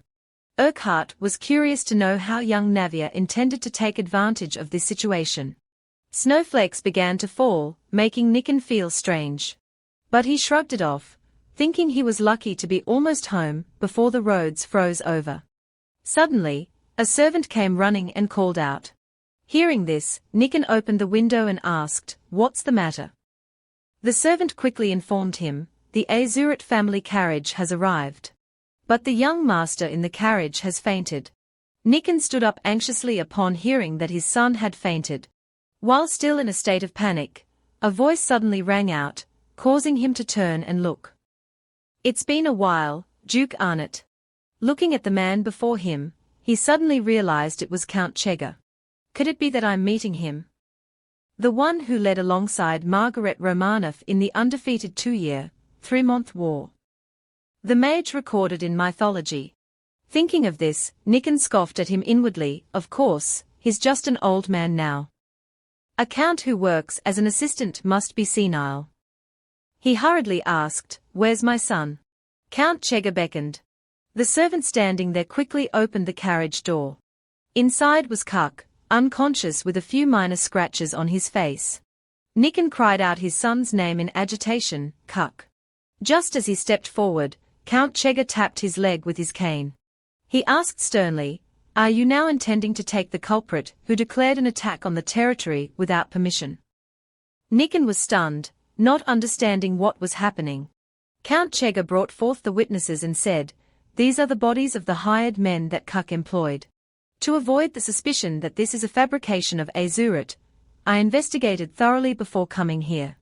He took out the contract they had signed, a contract inciting them to lead the adopted daughter to attack the Azurit mansion and then abandon her there. Reading the words on the contract, Nikan realized, isn't this Kuk's handwriting? Despite recognizing it, he stubbornly denied, "Just based on this, it's hard to say that my son did it." Count Chega asked with annoyance, "Then how do you explain the fact that the Duke's adopted daughter was left injured at Azurit?" Nikan panicked when he learned that Navia was at Azurit, and about the things Kuk had done. He pondered, even Arnott cannot be forgiven for such a despicable and cunning act of aggression against another family. He will probably be ridiculed for the rest of his life. Nikan worried about the reputation of his beloved daughter, Vivia, being affected, and how her future status would be diminished with a brother like that. He pondered the best way to secure her future. There's no other way. This game is lost. I must appease them with the least damaging course of action. Abandon the failure, and that's it. Thinking so, Nikan said loudly, "Navia," as expected, it was that child. He began to shift all the blame onto Navia. "I always treated that child like my own daughter, and even taught her manners in every way." Count Chega recognized the intention in his words and calmly asked, "Are you suggesting that this incident was actually the adopted daughter's doing?" Nikan continued shamelessly, "She was originally a problematic child. This isn't the first or second time that innocent Kuk has fallen into Navia's trap and almost died." Count Chega found this hard to believe because everything matched what Navia had said. It was because of this that young Navia appeared to be a dangerous child in his eyes. Nikan bowed his head and apologized for the trouble his family had caused the Azurit family. He thought that since he had lowered his head to this extent, Count Chega would not inquire further. Since the mistake had led to the pursuit of Navia, Nikan calmly said, "This matter will naturally be paid for with the culprit's life. And I will pay compensation." Count Chega asked suspiciously, "Do you mean you will hand Princess Navia over to our custody?" He was secretly pleased. The urgent financial issue of compensation might be resolved immediately. Nikan replied, "Of course. That wicked girl isn't a member of the Arnott family. Today, I will present the truth to the Emperor. Soon, she will be expelled from the family."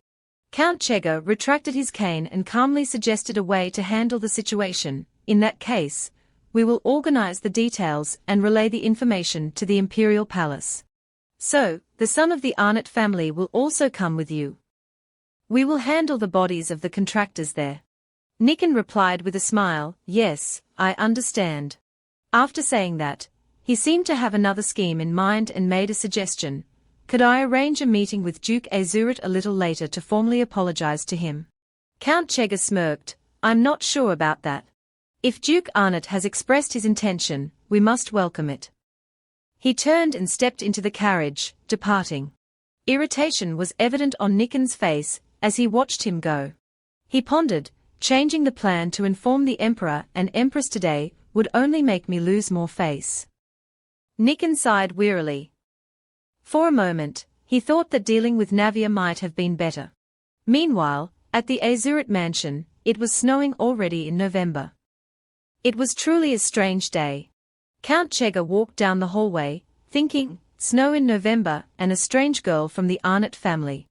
He felt uneasy about the idea of killing an innocent child according to Nikan's words. He suddenly wondered about Lapis's orders. Even so, what has our Lord been thinking for the past year? Count Chega couldn't help but admit, actually, showing such generosity to the child to receive benefits from her is quite reasonable. With Azurit's current financial situation, maintaining the soldiers is very challenging. All this time, we've been deploying soldiers to reinforce the imperial border, but the royal family says they don't need Azurit's help. If they were ordinary magic knights, maybe, but Azurit's soldiers are all enhanced by magic. Separating these men for another purpose is very dangerous, but our Lord doesn't seem to care about that. He remembered Lapis's cold words, no more money to maintain the army. Then disband them. Count Chega felt helpless towards Lapis's indifferent attitude. If he would just work properly, things might be better. He recalled the time when Lapis was very young, but possessed a very steady demeanor. He told him to be loyal to him. These things have to be done anyway, so just do them quickly. 23 years ago, a 7-year-old boy with a glamorous appearance suddenly appeared, right after I had triumphed in the war against the Allied nations. Everyone in the world knew about my and Margaret's achievements. Even though he advised me to clarify the achievements, he mocked me. Lapis smirked and asked Chega, "It seems everyone believes what I say and embraces it to death, right? I don't care about your merits. What I care about is you and you, those two." Since then, from our Lord, even if it's not the scent of a human, the scent of life should emanate, but he changed from the age of 8. The Duke's mansion has darkened. Lapis has confined himself inside. Count Chega couldn't help but ask Lapis, "Why don't you go outside and play?" He retorted, "Do you know the fairy tale about the prince who turned into a monster and locked himself in the castle?" This confused him. Huh? Why are you suddenly asking about fairy tales? Lapis turned and left, saying indifferently, "I'm roughly like that." The young man, who wouldn't step outside and had a perceptive gaze, as if he could see through the world, with a vague feeling, that was all Count Chega saw in Lapis. He gently pushed the door open and entered. "My lord, I'm coming in." Our Lord lives beyond humanity. The fact that he can't leave the mansion isn't strange in his eyes. Count Chega reported everything. "I have handled everything as you instructed. The matter of the adopted daughter has been transferred to our control." Lapis continued reading without saying anything. Count Chega voiced his question, "What do you plan to do with that girl?" He reminded him, "I told you, give her a year." He suddenly explained the benefits to be gained in the future to Lapis. "The benefits will be even greater, as you will continue to bear the label of having adopted Nick and Arnott's adopted daughter." Count Chega continued, "They will naturalize Navia into Azurit and have her marry their son, so they will come here to snatch her away." Lapis continued, "They also said that if they knew about her and the time was right, they would sever ties with our family and separate." He was suspicious, thinking back, everything has been too strange. It's like improvising, as if it was the plan from the beginning. Indeed, this isn't something an ordinary child could do. I can't let such a suspicious child set foot in this family. After saying everything that needed to be said, Count Chega politely excused himself. He was determined to see with his own eyes whether this girl, Navia, was someone who would cause trouble for the Azurit family. The next morning, sunlight gradually filtered through the window. Navia gradually awoke after a comfortable sleep. She was awakened by the tempting aroma of food. A sweet and warm scent was what Navia perceived. Before her was a woman preparing breakfast. The woman realized Navia had woken up and cheerfully asked, "Are you awake?" Navia wondered sleepily, "Who is this?" Although Navia didn't ask, the woman politely introduced herself as Margaret Romanov. Hearing her name, Navia's eyes widened in recognition. Margaret smiled elegantly and said, "I am the head maid of the Azurit household." Navia looked at her with admiration, exclaiming inwardly, "The war hero Margaret Romanov." The intense admiration made Navia want to get out of bed immediately to greet her. Seeing this, Margaret said worriedly that she shouldn't overexert herself, because she was injured. She smiled and said, "It's all right if you don't stand on ceremony." Navia wondered inwardly at her words. She said, "I don't need to be formal." Is she sincere? But she probably doesn't have any ill intentions. She's probably treating me kindly because I'm a child. Thinking so, Navia decided to accept Margaret's kindness. She bowed her head and politely introduced herself, "I am Navia. It's a pleasure to meet you for the first time, Countess Margaret Romanov." She asked cheerfully, "Do you know me, miss?" Margaret beamed and praised Navia. "If you know my title as well, You must have studied diligently about noble families, even at such a young age. You are very talented, miss. Navia was stunned by her praise, wondering inwardly, is this something to be praised for? Isn't it just a simple greeting, not like memorizing the entire history book or mastering high-standard etiquette? Navia pondered carefully. Could it be that someone like Countess Romanov truly values such things? She brought the food before Navia. You must be hungry. Margaret gently arranged the food on the table. I have prepared soup for you. If it doesn't suit your taste, please let me know. Navia blushed and thanked her. Receiving such kindness made her feel complex. I'd feel better if this kindness was simply fake. But why don't I feel any pretense? She began to enjoy the food, even finding it strange that she was using honorifics with her. Navia's eyes widened as she looked at the food on the table. She wondered, how long has it been since I've had a meal filled with such warmth and affection? Just a few slices of bread with the soup made Navia happy. Margaret looked at Navia eating with some hesitation. She asked hesitantly, does it not suit your taste, miss? The girl replied, no, it's delicious. Hearing this, she realized that Navia liked the food. Looking closely, her whole body is covered in whip marks. What did this child endure under Duke Arnot's roof? After a while, Navia finished eating. Margaret quickly cleared the table and thoughtfully asked, I'll get you more soup. Would you like anything else? The girl replied, this is enough. Navia politely told her that she was full and couldn't eat anymore. She bowed her head slightly and thanked her. Margaret smiled caringly and said, then I'll bring you snacks regularly from now on. She thought to herself, she's quite polite. Seeing her refuse, she said softly, some warm milk with honey and a few chocolate cookies would be nice now. Navia's eyes widened curiously. Hearing that, she blurted out unconsciously, you care about me so much. Mid-sentence, Navia stopped herself. No. Although I want to say she doesn't need to care about me so much, suddenly interrupting like that wouldn't fit the image of a lovely child. I shouldn't say such rude things. Navia thanked her politely once more. Margaret didn't say anything more and left. Before leaving completely, she turned back and told the girl to rest. She smiled to herself, thinking, a cautious child. As soon as she left, Navia pondered with some anticipation. It would be nice if she were a little more natural. But then she thought again, that thing called trust won't appear even for a moment. Navia sighed tiredly. Her eyes sparkled as she wondered, I wonder if the milk with honey and chocolate cookies are delicious. What will they taste like? Will I be able to eat them?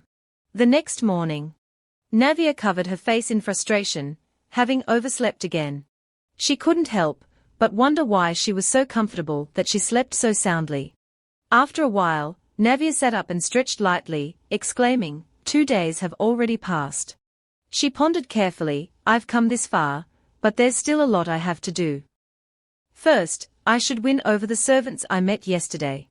Even if the Duke says he doesn't need money, the servants beneath him are different. An adopted daughter is worth more than material things. Since I have to ask for employment on the first day, I should aim to become an attendant. The food on the table surprised Navia. They were delicious-looking chocolate cookies. Navia blushed as she looked at the cookies. Are these the snacks Countess Romanov mentioned yesterday? Since she made these for me with such sincerity, I'll try one. Thinking so, Navia gently brought a cookie to her mouth. She savored the taste. What is this flavor? So sweet, much sweeter than apple juice. Crispy, soft, and rich. Ah, this is the taste of nobility. Navia started eating the remaining cookies. Their taste was irresistible. As she ate, Navia thought that this was something she had never been allowed to do before, but she ignored that and continued eating. Her face showed delight. So, chocolate cookies are this delicious. Eating them makes me feel happy and cheerful. Navia suddenly froze. When she no longer saw a single cookie in the basket, she was stunned. Was my self-control that bad? Navia looked at her chocolate-covered hands and wondered how they had gotten so messy. She calmed herself down. First, stay calm. I need to wash my hands. Thinking so, Navia went outside, figuring there must be a restroom or bathroom nearby. She looked around, but couldn't see a single servant or attendant in this large mansion. Yesterday at the main gate, Navia hadn't seen any guards either. As she walked, she pondered, are they really so poor that they don't have a single servant? But that shows how little the Duke cares about money. His eyes don't show any interest in anything. Even if the mansion has few servants, how can it be this silent? Like a haunted house. Navia changed her mind.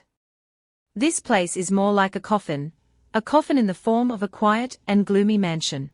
Duke Azurit darkening the items in the mansion is certainly not just for aesthetics. It must be the result of some magic. Navia was curious about this magic. If that's true, what kind of magic made the mansion like this?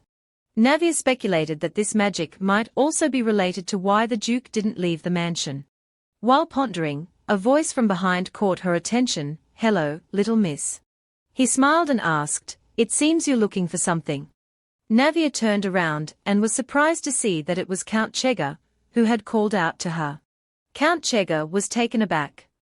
A mere 8-year-old child not only shows no fear before our Lord, but even dares to threaten him. Young Navia knelt down and said, if any other child besides me came here, there would be no chance for negotiation like this. If you ignore me, you will surely regret it. He turned away after hearing this, thinking to himself that such a thing would certainly not happen. Moreover, with the ability to perceive as if predicting the future and the ability to realize things with such courage, this is certainly not the mindset of an ordinary child. Not only excessively intelligent, but also very cunning. The Count walked away with decisive steps, not looking back. As he walked, he thought, wondering, could this child have been raised with special training methods in Arnott? Could she have been brainwashed with magic? His face was full of suspicion, wanting to see with his own eyes what kind of child the young miss was. At the same time, he told himself, I must not be swayed by her cunning words or pitiful circumstances. The scene changed to young Navia entering a dark room filled with precious objects. She looked carefully around.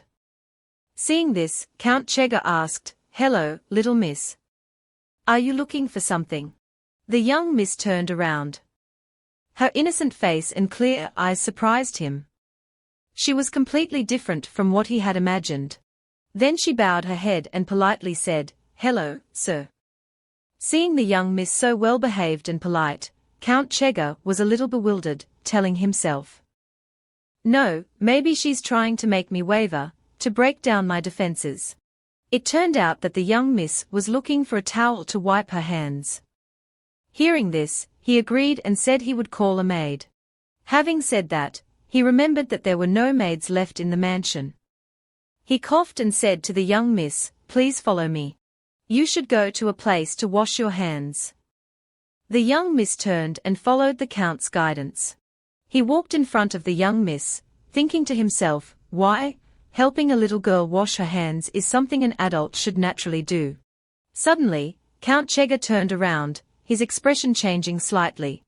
Navia had a distressed expression, as if she was having some difficulty. She walked with staggering steps. It turned out that the young miss had an injured leg. Just following the Count was already difficult and strenuous for her. Seeing this, Count Chega sighed, his face full of contemplation. Such a small girl, injured all over because of her adopted brother. The young miss glanced at him. Her lips pursed tightly, not saying anything, as if enduring the pain from the wound. She suddenly darted forward ahead of the Count, causing him to widen his eyes in surprise. He thought, it looks like she's telling me to hurry up, and then said, you don't need to walk so fast. Hearing the reminder, the young miss softly replied, thank you, sir. Heavy thoughts continued to weigh on the Count's mind. Even a small child can have such a cruel heart. They walked and walked, finally nearing the washroom. After 74 steps of the mansion, the young miss arrived at the washroom. She politely thanked the Count. Placing her hands in the cool, shimmering water, she felt refreshed and happy. Count Chega stood by, observing. As a normal noble child, she would naturally have someone to take care of her. However, the more he observed, the less he understood why she seemed so accustomed to doing everything herself. Furthermore, if those wounds come into contact with water like that, it would be painful, but it seems the young miss is too used to enduring it. After washing her hands clean, young Navia reported to the Count. She wiped her hands on her clothes and said, "From now on, I will return to my room myself." It seemed the Count noticed the chocolate cookie crumbs on the young Miss's face, which she was unaware of. He told her to wait a moment. Then, he took out his handkerchief and wiped the crumbs off for her. Seeing that, the young Miss shyly brushed the Count's hand away, saying, "It's okay, I'll do it myself." The Count replied, "I can at least help with this much." He wondered to himself, "I don't know why I suddenly wiped her face like that." He was taken aback, startled by the young Miss's reply, "But what if I don't want that? I don't think that just because I'm a child, I should naturally receive help from adults." The young Miss smiled and added, "Even if I don't receive any help, I won't complain, because that would be shameless, sir." The young Miss's mature words left Count Chega speechless for a moment. Then he said, "A child receiving help from others is shameless." It turned out the young Miss understood why he was wary of her. It was because her situation not only involved Duke Arnott, but also the royal family. Seeing that the young Miss had grasped the situation and guessed his thoughts, the Count could only smile wryly. Nevertheless, Navia bowed politely, thanking him for his kindness. In her mind, Count Chega was a bit grumpy but quite kind. Although he doesn't like me, he still has good intentions and helps. He seems to be a good person. The reason he's wary of me must be because he's close to Azurit, and wants to protect this family. The young Miss sincerely expressed her wish. "I had hoped that the Duke would treat me as his adopted daughter. Of course, I was rejected, but my desire isn't to covet the position of heir here. I don't need a father. What I need is a shield to protect myself, just like Azurit using me as a tool." At this point, the Count felt a flicker of something in his heart. She thought, after all, Christ will come and become the true master of this place.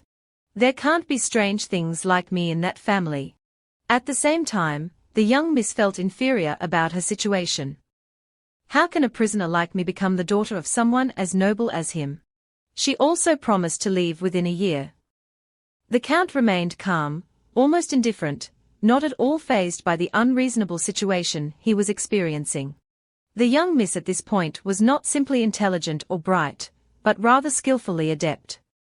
The Count had a strange feeling of familiarity, as if he had met her somewhere before. The young Miss also said she would try to prove herself useful. He felt a sense of joy, like seeing the 7-year-old lord who suddenly appeared on the battlefield that year. The Count smiled unconsciously. A spear, a prisoner, or a meal, the value she sets for herself. He thought, this child is also being driven to a corner. The young Miss walked ahead, and the Count continued to observe from behind. He had many unanswered questions. Although her existence is a danger, is that the reason she is being ignored? Then he suddenly asked, "If you could leave this place, young miss, what would you do?" Young Navia slowed down and stopped. She said firmly, "I would run away." Running away, for a young girl with no guardian, she could only do that much. But she could also seek help. The Count scratched his head, troubled. He started walking briskly towards the young miss. Suddenly, he lifted and carried the young miss, saying, with so many stairs, "How long do you plan to walk?" Her face showed confusion and a little worry. The Count slowly carried her up the stairs. The young miss said shyly and embarrassedly, "I can't trouble you like this." He chuckled and replied, "It's no trouble at all. This is what I should do. I hope you will accept my help. If you accept this help, I'll be happy." The young miss felt happier and more cheerful. She wondered why the people of Azurit were so kind and treated her so well. Even though she hadn't done anything useful yet, hadn't proven her worth, and hadn't told them what benefits she could bring them. She lowered her head slightly, not as worried as before. The Count also smiled. For the young miss, Christ was always the best person. She remembered his warm actions, like giving her clothes, helping her unconditionally. She pursed her lips, not understanding why she felt a little envious of that. Christ was inherently a very gentle and warm person, but she felt inferior, thinking she was just someone secretly taking advantage of his pity. Scene change. Minerva passed by and happened to see the Count and the young miss. She immediately asked, "Why are you with young Navia?" The Count quickly replied, "We have some business." Footsteps echoed around them. It turned out to be the head housekeeper approaching. She carried a large plate of sandwiches and said cheerfully, "This is a surprising sight this morning. If I had known there were so many people, I would have prepared more sandwiches." The young miss's eyes widened at the heaping plate of sandwiches. Countess Margaret wished the young miss a good morning. The young miss replied politely, "Good morning, Countess." However, she wanted the young miss to call her Margaret. Count Chega said he only needed a cup of tea, and invited Minerva to stay for breakfast before working. Minerva excitedly nodded in agreement. As she was about to enter the room, she remembered that she needed the young miss's permission to enter her room. The Count asked the young miss, "Could you give us a place to have breakfast?" Countess Margaret, standing nearby, also said, "Although it might be a bit crowded for us to eat together like this, would that be all right, Navia?" The young miss was a little flustered, thinking, having breakfast together would be like a family, wouldn't it? She said happily, "Of course." The young miss's breakfast of soup and sandwiches looked delicious and appealing. The Count pulled out a chair and seated her. He chose a nice spot for her to enjoy her meal. The young miss looked out the window. The scenery was beautiful, with sunlight streaming in, illuminating the room and making it very warm. She didn't forget to thank the Count. Then she started her meal. She ate continuously because the food was so delicious that she couldn't resist. It was even better than yesterday's soup. The young miss told Margaret that the dishes were very delicious. The Count was pleased to hear this and said, "Oh my, it was worth the effort to make this," and told the young miss to eat more. Happiness welled up in the young miss's heart. She was happy because her spirit was at ease, her stomach was full from the delicious food, she was basking in the sunlight, and she was spending a pleasant time with good people. For her, even just this brief moment was enough to be called happiness. After enjoying breakfast, young Navia asked if Duke Azurit was awake, as she had something to ask him. Margaret wasn't sure, because he wasn't someone who kept a regular schedule, and if there was nothing special, he wouldn't leave the third floor. The young miss asked the Count if she could go to his bedroom. Countess Margaret explained to the young miss, "Not everyone is allowed on the third floor. If someone dares to go up there without the Lord's permission, they will be hit by magic." The young miss was a little scared, breaking out in a sweat. Minerva, sitting nearby, quickly raised her hand, and said she would go wake him up and report back to everyone. After all, she had to bring him his medicine. The young miss wondered if the medicine she mentioned was perhaps sleeping pills. Could it be that he's working and using drugs? Then she immediately dismissed that thought because if he were using that kind of drug, he wouldn't be able to stop. The young miss asked, "Could I send him a letter?" Minerva asked back, "A letter?" Navia thought that since he didn't allow visitors, a letter might be acceptable. Margaret suddenly remembered that she had never seen the Lord receive a letter. Minerva and Count Chega were startled. This could be the Lord's first letter. Margaret went to prepare paper and pen. Everyone seemed very happy. The Count smirked slightly, thinking, "I wonder how long it's been since the Lord has had a guest like this. It must have been 10 years. The Count carefully prepared the paper and pen on the table, then invited the young miss to write. The young miss put pen to paper, writing the first strokes. In her letter, she wrote, "Duke Lapis Azurit, first of all, thank you very much for welcoming me as a guest of the family and taking such good care of me. I don't want to beat around the bush. So please allow me to get straight to the main point. As I said to you yesterday, I want to contribute to the development of the Azurit family. Please consider me as your loyal servant. I look forward to your reply. After a few minutes of concentrated writing, the young miss finished her letter. Countess Margaret glanced at the letter and was surprised to see the flowing, neat handwriting. Unable to hide her admiration, she asked, "Is young Navia a genius?" The young miss just smiled modestly and replied, "No, not at all. It's just that I've lived longer than others. So I've written a lot." She praised herself excitedly. Writing a beautiful, neat letter is considered genius. Margaret sees me as a child and is just encouraging me. Count Chega meticulously observed every gesture and action of the young miss, and there seemed to be nothing unusual. He frowned thoughtfully. Even if she's a child raised and trained to be a future empress, adopted for only a year, if she's been trained like this, she must have gone through a lot. If so, why would Nikan willingly give up such a well-behaved child? Of course, with her intelligence, natural demeanor, nobility, and dignity, she stands out more than young ladies who have gone through the coming-of-age ceremony. The Count was certain that he didn't know that he wouldn't be able to find another child like this. The young miss brought the letter to the Count and said, "I'll leave everything to you." He agreed to deliver the letter for her. At the same time, he asked her why she called him Count. Then he put the letter in his pocket. The young miss hadn't thought she could address those in high positions by their names directly. The Count, with a cheerful expression, promised to deliver the letter immediately. He turned and walked away, feeling elated. So, this is what it's like to have a child in the house. Thanks to young Navia's presence, this place, which had sunk into death, feels like it has received a bit of light. Scene change. The Count arrived at the Lord's room and knocked. The Lord was sitting majestically on his chair. Count Chega said, "I have something important to tell you." The Lord just glanced at him and said coldly, "What is it?" Chega held up the letter. The Lord said in surprise and disdain, "What?" The Count explained to Lord Lapis that this was a letter young Navia wanted to send. He didn't understand why. Chega urged the Lord to read the letter quickly. He just ordered, "Burn it." The Lord shook his dice and snapped, "If there's nothing else, get out." Although Count Chega had anticipated this reaction, he still felt disappointed. He tried to control his anger. "Burn the letter that a young girl covered in wounds painstakingly wrote with her delicate hands." He disobeyed the order and placed the letter on the table. He left.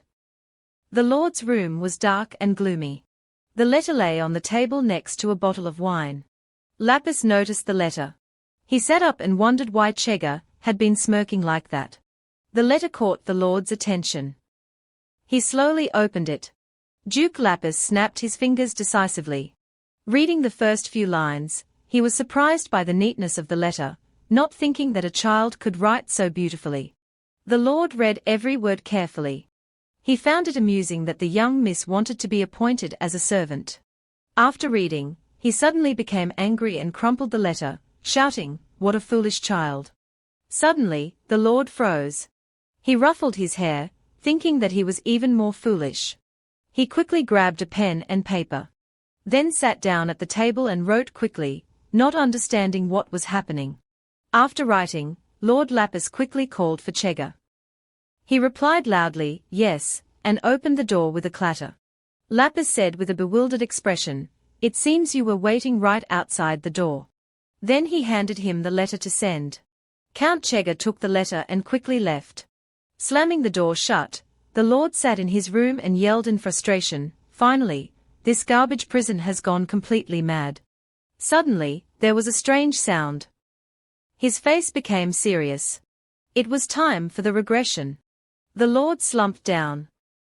"I don't even remember the number of regressions anymore. I don't even remember if I've lived for thousands or hundreds of years." His hands started bleeding. Even Azurit's ancestors, who completed the theory of creating human weapons, couldn't have imagined that the monsters they created were because of this power. They repeatedly modified humans to pursue power beyond human limits, and when they reached the limit, they even drew upon the power of gods from the outside and experimented with them.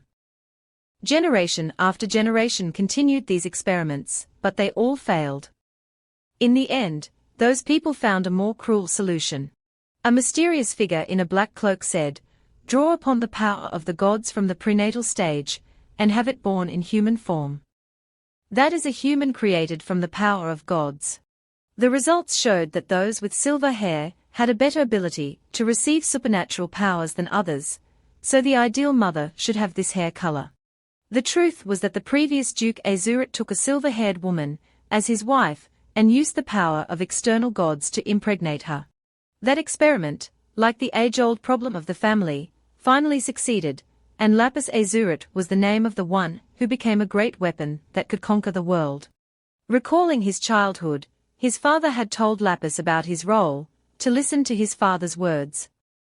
They dominated his mind and turned him into their prey. But they didn't know that within this experimental subject lay the power of regression from the outer gods. During his childhood, Lapis was constantly rejected by his mother. Whenever she saw him, she would yell, "Who's your mother?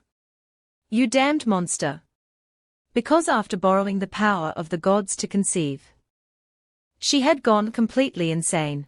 She cursed Lapis every day. And it took hundreds, thousands of times for Lapis to accept the fact that he couldn't save his mother because he couldn't go back to the time before he was born. Then, right after he regressed, his mother ended her own life to escape further pain. The people of Azurit were dealt with, and the research materials were burned, as if to wash away their sins. As an adult, Lapis focused on empowering the world with his own strength. At first, things went quite smoothly. The negatives were resolved, and he earned the respect of tens of thousands of people. But then a traitor appeared, someone who turned the tide. In dozens, hundreds of regressions, that person had been a colleague, a disciple of Lapis. Even after trying to destroy the world. Even after dying in vain. The power of the outer god refused Lapis's death, and he regressed back into a child who had to bear the curse from his mother. All hope for him turned into despair and boredom. The more the Lord thought, the less boring it seemed. He could unleash his anger. He wondered if it was because of Navia. Because the young miss was the first face to appear before him, while people, events, and places were unknown due to his countless regressions. The time of regression was approaching. The Lord was in excruciating pain. Why can't I endure this pain? His body, reaching the limits of its power, always developed cracks and died before reaching the age of 31. That was the perfect limit. As usual, the Lord would die and start over, but now he was using all methods to maintain his body's life, such as using anesthetics. But he didn't know how long he could hold on. Lord Lapis remembered the mage's promise by contract, never to kill the family. Scene change. Young Navia received the Lord's letter. She read it carefully. Then she held up the letter and told Counts Chega and Margaret, "From today, I will work here." The two of them were stunned and confused. They whispered to each other, a new official who's only 8 years old. "What's this situation?"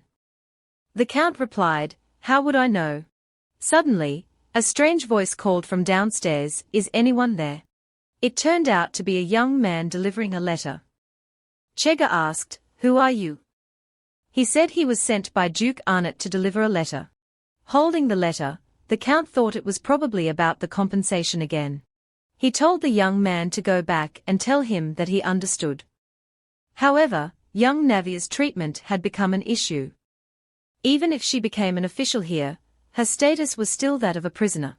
Unexpectedly, the young miss had been observing from behind and understood everything.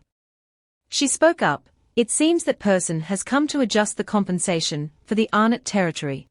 Count Chega opened the letter and replied, "That's right. He will speak before the Emperor tomorrow morning." Young Navia smiled and said, "I also have something to say about that." The young miss felt a little more confident. She encouraged herself, "Now it's my turn to objectively persuade them about my value. No matter how kind they are to me, I can't prioritize them over this place.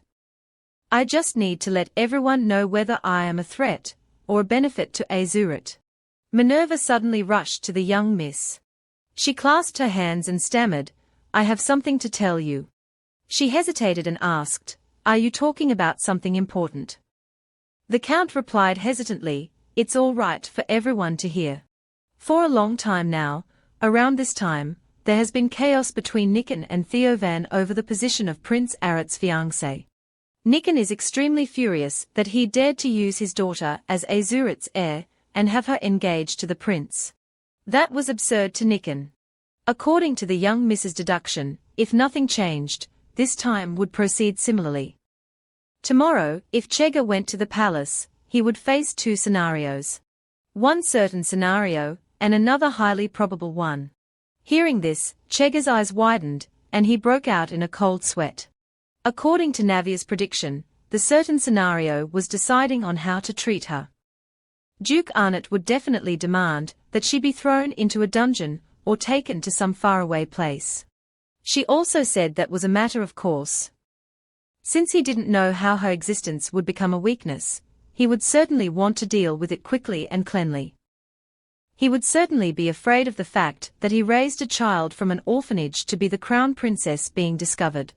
Every word the young miss spoke was as if she had foreseen the dangers if she were harbored in Azurit, and she also understood why people didn't completely trust her.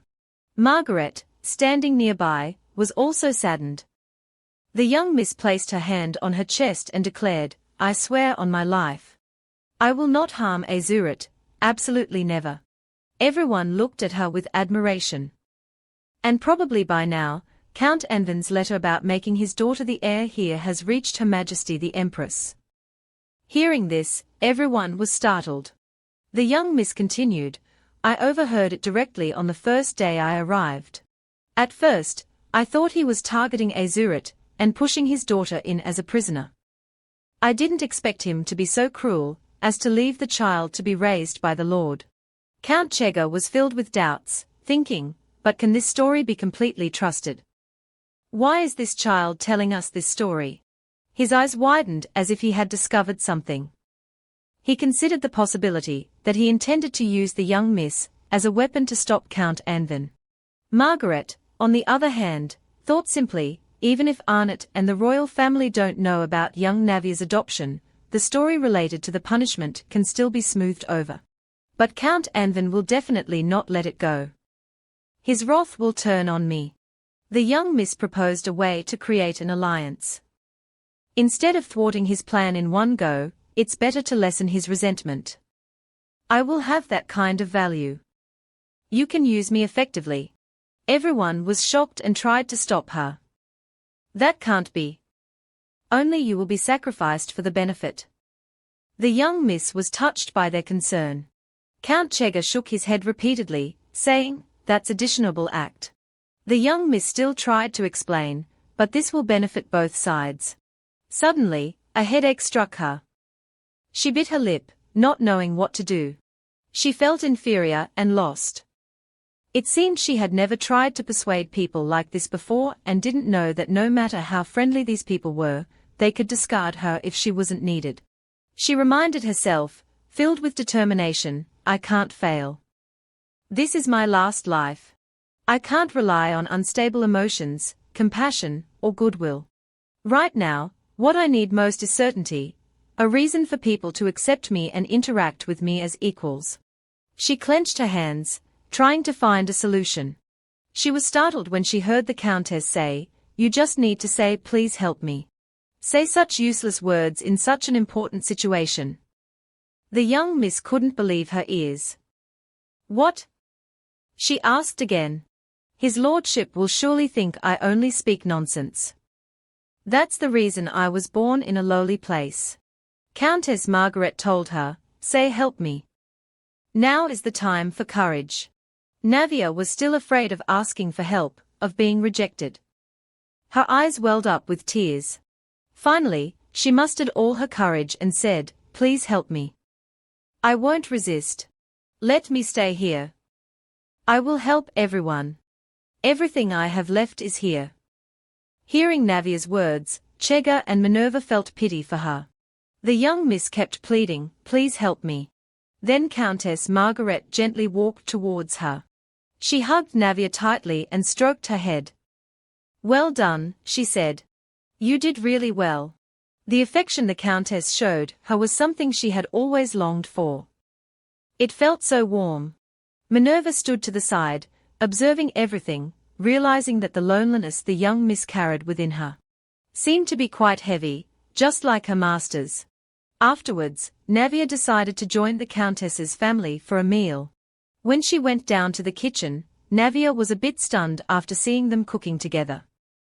"Oh, so you cook yourselves?" she exclaimed. She thought to herself, "That's right. Without servants, this is only natural." At that moment, Chega, holding an egg, said, "Today we are having rolled omelets." Seeing how capable everyone in the family was, Navia enviously thought, Nikan or even the emperor couldn't peel an onion.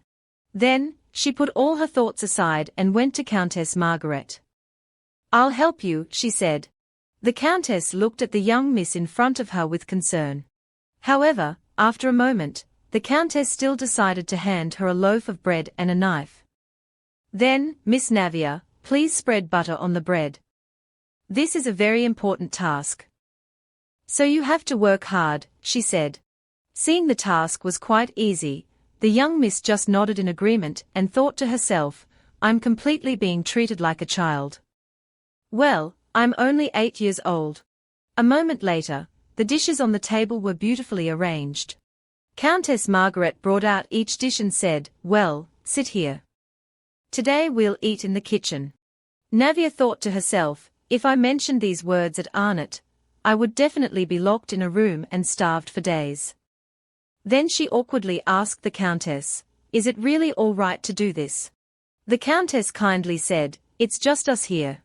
Then Chega added, "This atmosphere makes me feel more comfortable. It also brings back old memories." Upon hearing this, the Countess replied, "Memories of when we went camping come flooding back." However, at this moment, Navia stared at the Duke and wondered, "But, isn't His Grace eating?" Seeing that, Minerva and Chega stammered. Then he said, His Lordship usually doesn't eat." Hearing this, Navia realized, "Oh, so that's how it is." She thought to herself, "I thought I might be able to see him during mealtime." Then she chuckled and replied, "I was wondering when His Grace eats." Then, while fiddling with a piece of egg, Navia wandered in her thoughts, does he usually not eat? Or is he a picky eater? Suddenly, the Count interrupted her train of thought. "Wait a minute, Minerva. Didn't you say there was something you wanted to talk to Miss Navia about earlier?" Seeing this, Minerva startled and replied, "Oh yes. I have something I want to say to Miss." Navia wondered, "To me?" Then, she pulled a set of pajamas from her pocket and said, "It's nothing special. It's just that you can't keep wearing the same pajamas." Countess Margaret looked at the meticulously sewn pajamas and exclaimed, "Oh my, did you make these too?" At this moment, Navia realized, this time too. So that means seeing that, the Countess interrupted her, "Yes, the pajamas Miss Navia is currently wearing were also made by Minerva."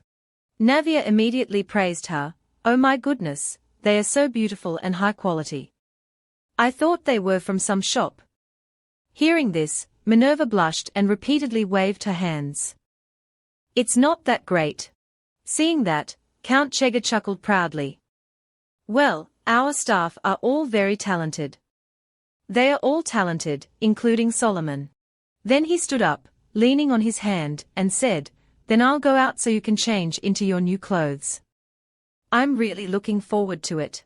Chega put on his coat and continued, "After I go out and come back, I'll get to see." At this moment, Countess Margaret also remembered, it's time to go to the market. She turned to ask Navia, "Do you want to eat anything?" Navia was startled and replied, "I don't need anything." Seeing that, the Count sighed in exasperation and thought, she's just a child, but refusal has become such a habit already. Then he left and said, "Well, I'm going. I'll buy some sweets."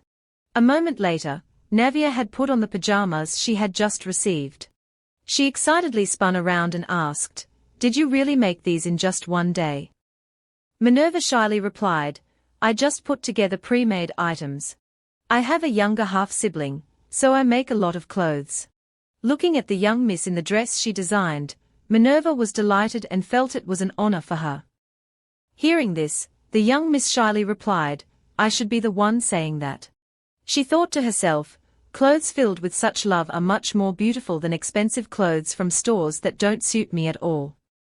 She absolutely loved the dress and thanked Minerva profusely. Afterwards, Countess Margaret even led her to a dressing table, filled with glittering cosmetics and jewelry. The Countess said, to look beautiful, just putting on clothes isn't enough. Such a beautiful outfit needs a beautiful hairstyle too. After saying that, she started styling the young Mrs. hair. Then she took a ribbon and tied it into a pretty bow. After her hair was done, the young miss looked at herself in the mirror and was amazed. Perhaps this was the first time she had seen herself with such a childlike hairstyle. Before, she only let it down messily or tied it all up. Minerva, looking at the young miss's new hairstyle, also gasped in admiration. It suits you so well. Navia exclaimed, it's so beautiful.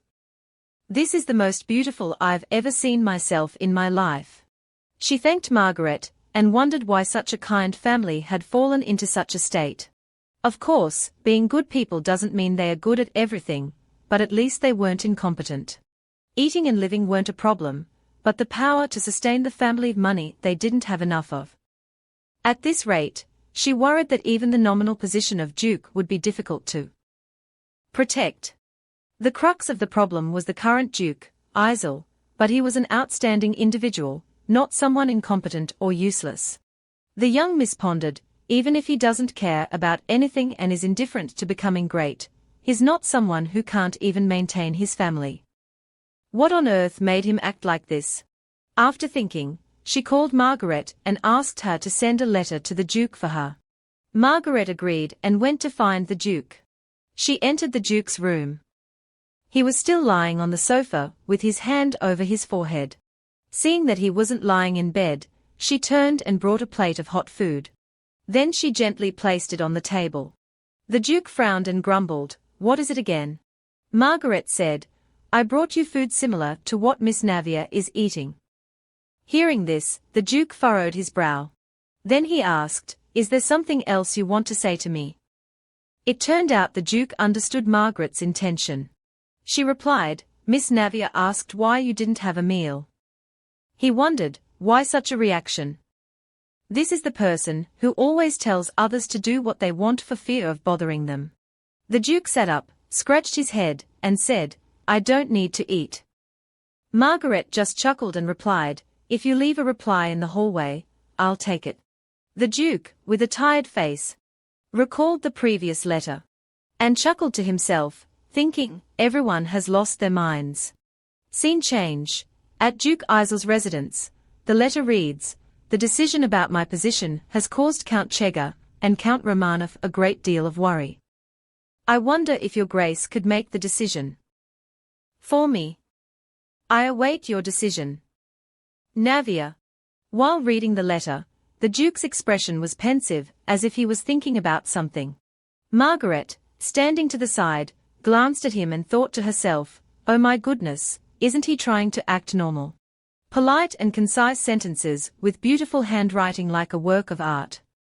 In addition, the young miss seems very considerate of his lordship's personality. So the sentences are very brief, the housekeeper said about the letter Navia had delivered. The Duke, with narrowed red eyes, thought to himself, this is so annoying. His expression was like that, but his hand was already writing a reply.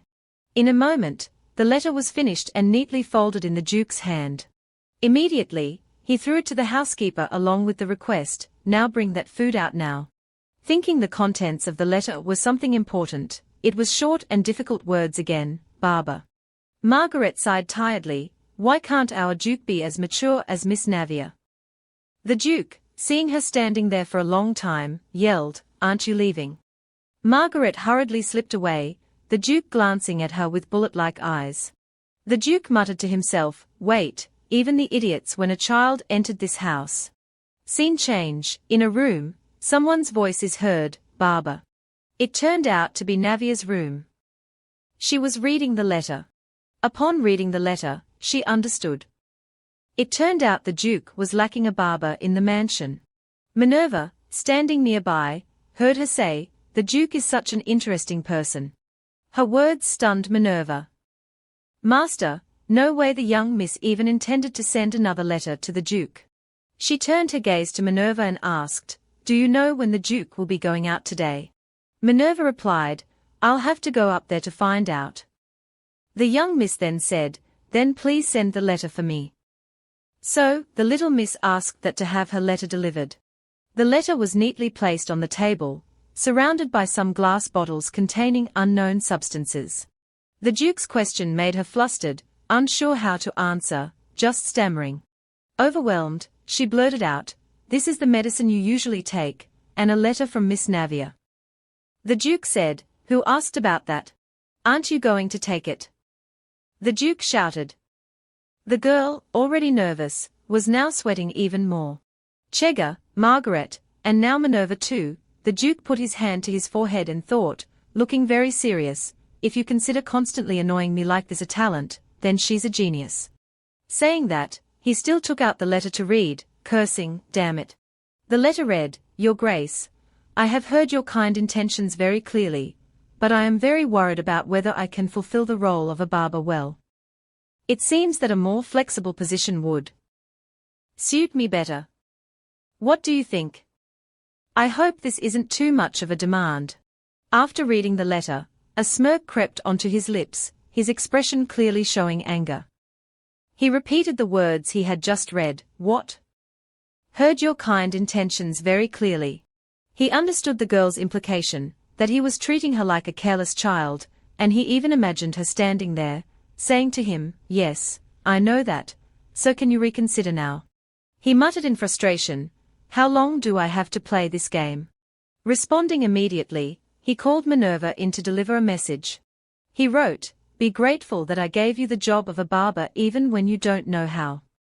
This time, her expression was pensive and not as excited as when she received the previous letter.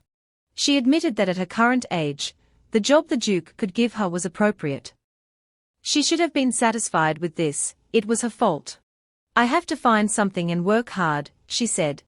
Minerva, with a wry smile, thought to herself, "It seems the young miss is thinking very carefully." In her eyes, the master was just being grumpy. She held the letter and said, "But these words are also wrong. Because hairdressing requires rigorously trained skills, not everyone can do it." Minerva stood by with a flushed, amused look. "The young miss speaks as if she has done it directly. I have to thank Cook for making me realize my life," she thought, smiling mischievously. In her mind, this was the fifth loop, so she grasped a lot of information and learned etiquette, and that appearance influenced Cook. Cook was a boy with an innocent appearance. But inside, he hid a different personality. He chose things considered lowly for a noble young miss and made her do them.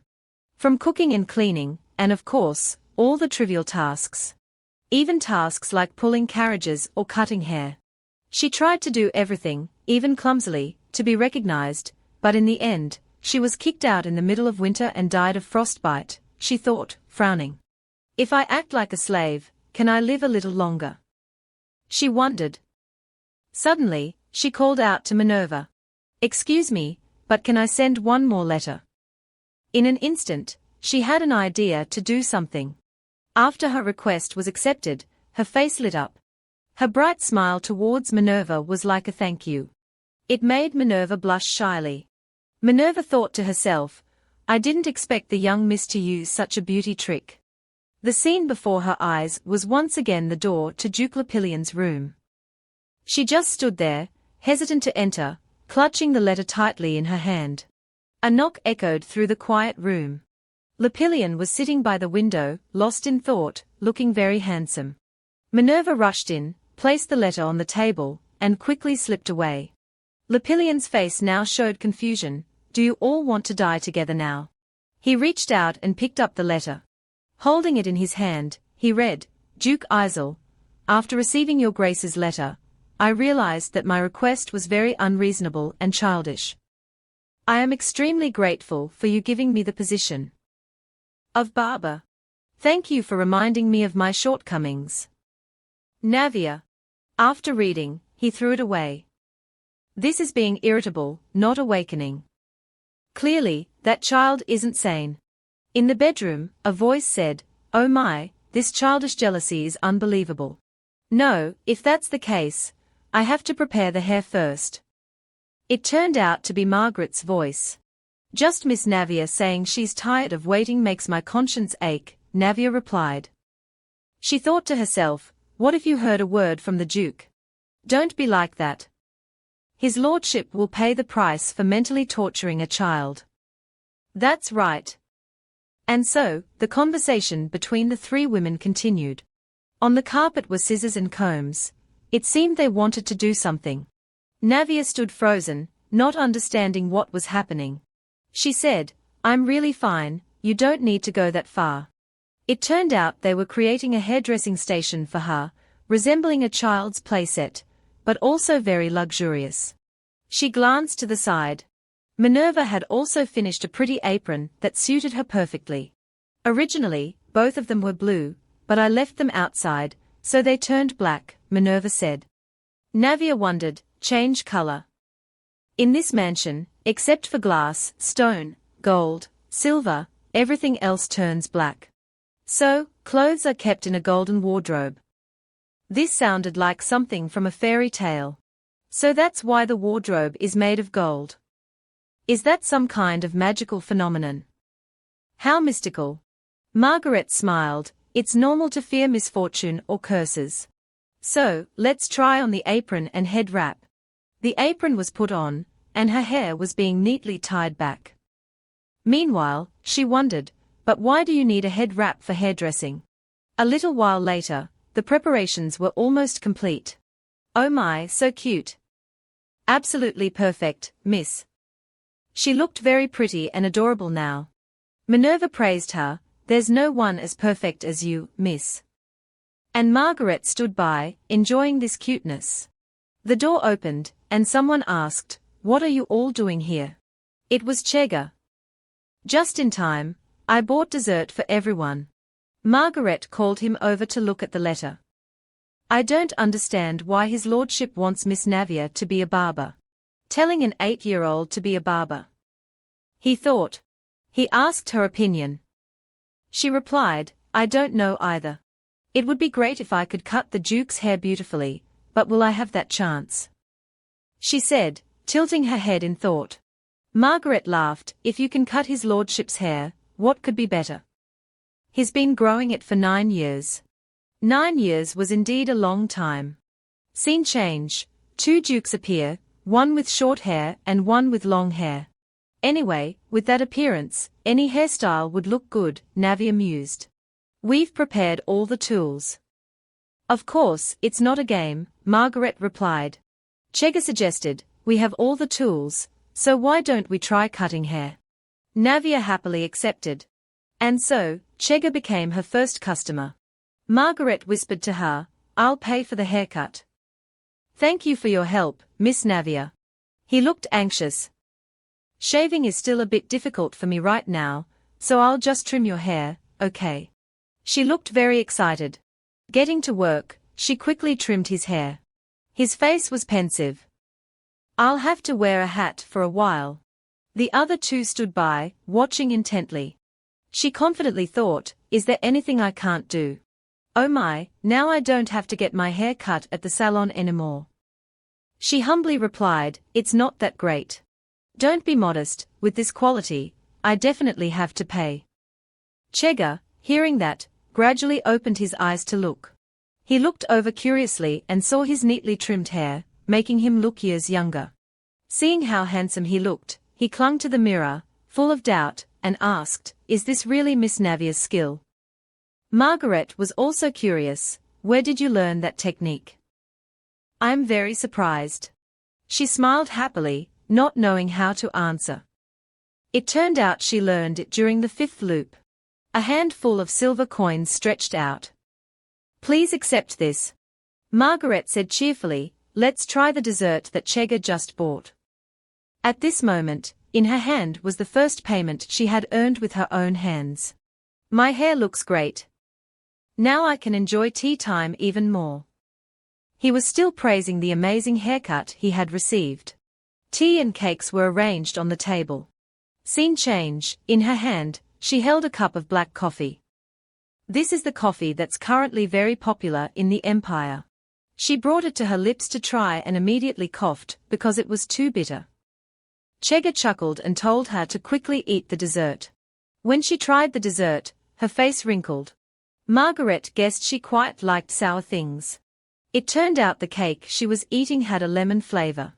She just wanted to soothe the bitterness in her mouth, but unexpectedly, it suited her taste surprisingly well. Her cheeks flushed with the pleasure of tasting a flavor she liked. I've never thought about my own preferences. What an interesting discovery. He's not a picky eater. I've never heard him say he doesn't like anything, Margaret said about Duke Lepillion. But on the other hand, it had been a long time since she had seen the Duke eat. The cake was finished, leaving a few crumbs on the plate.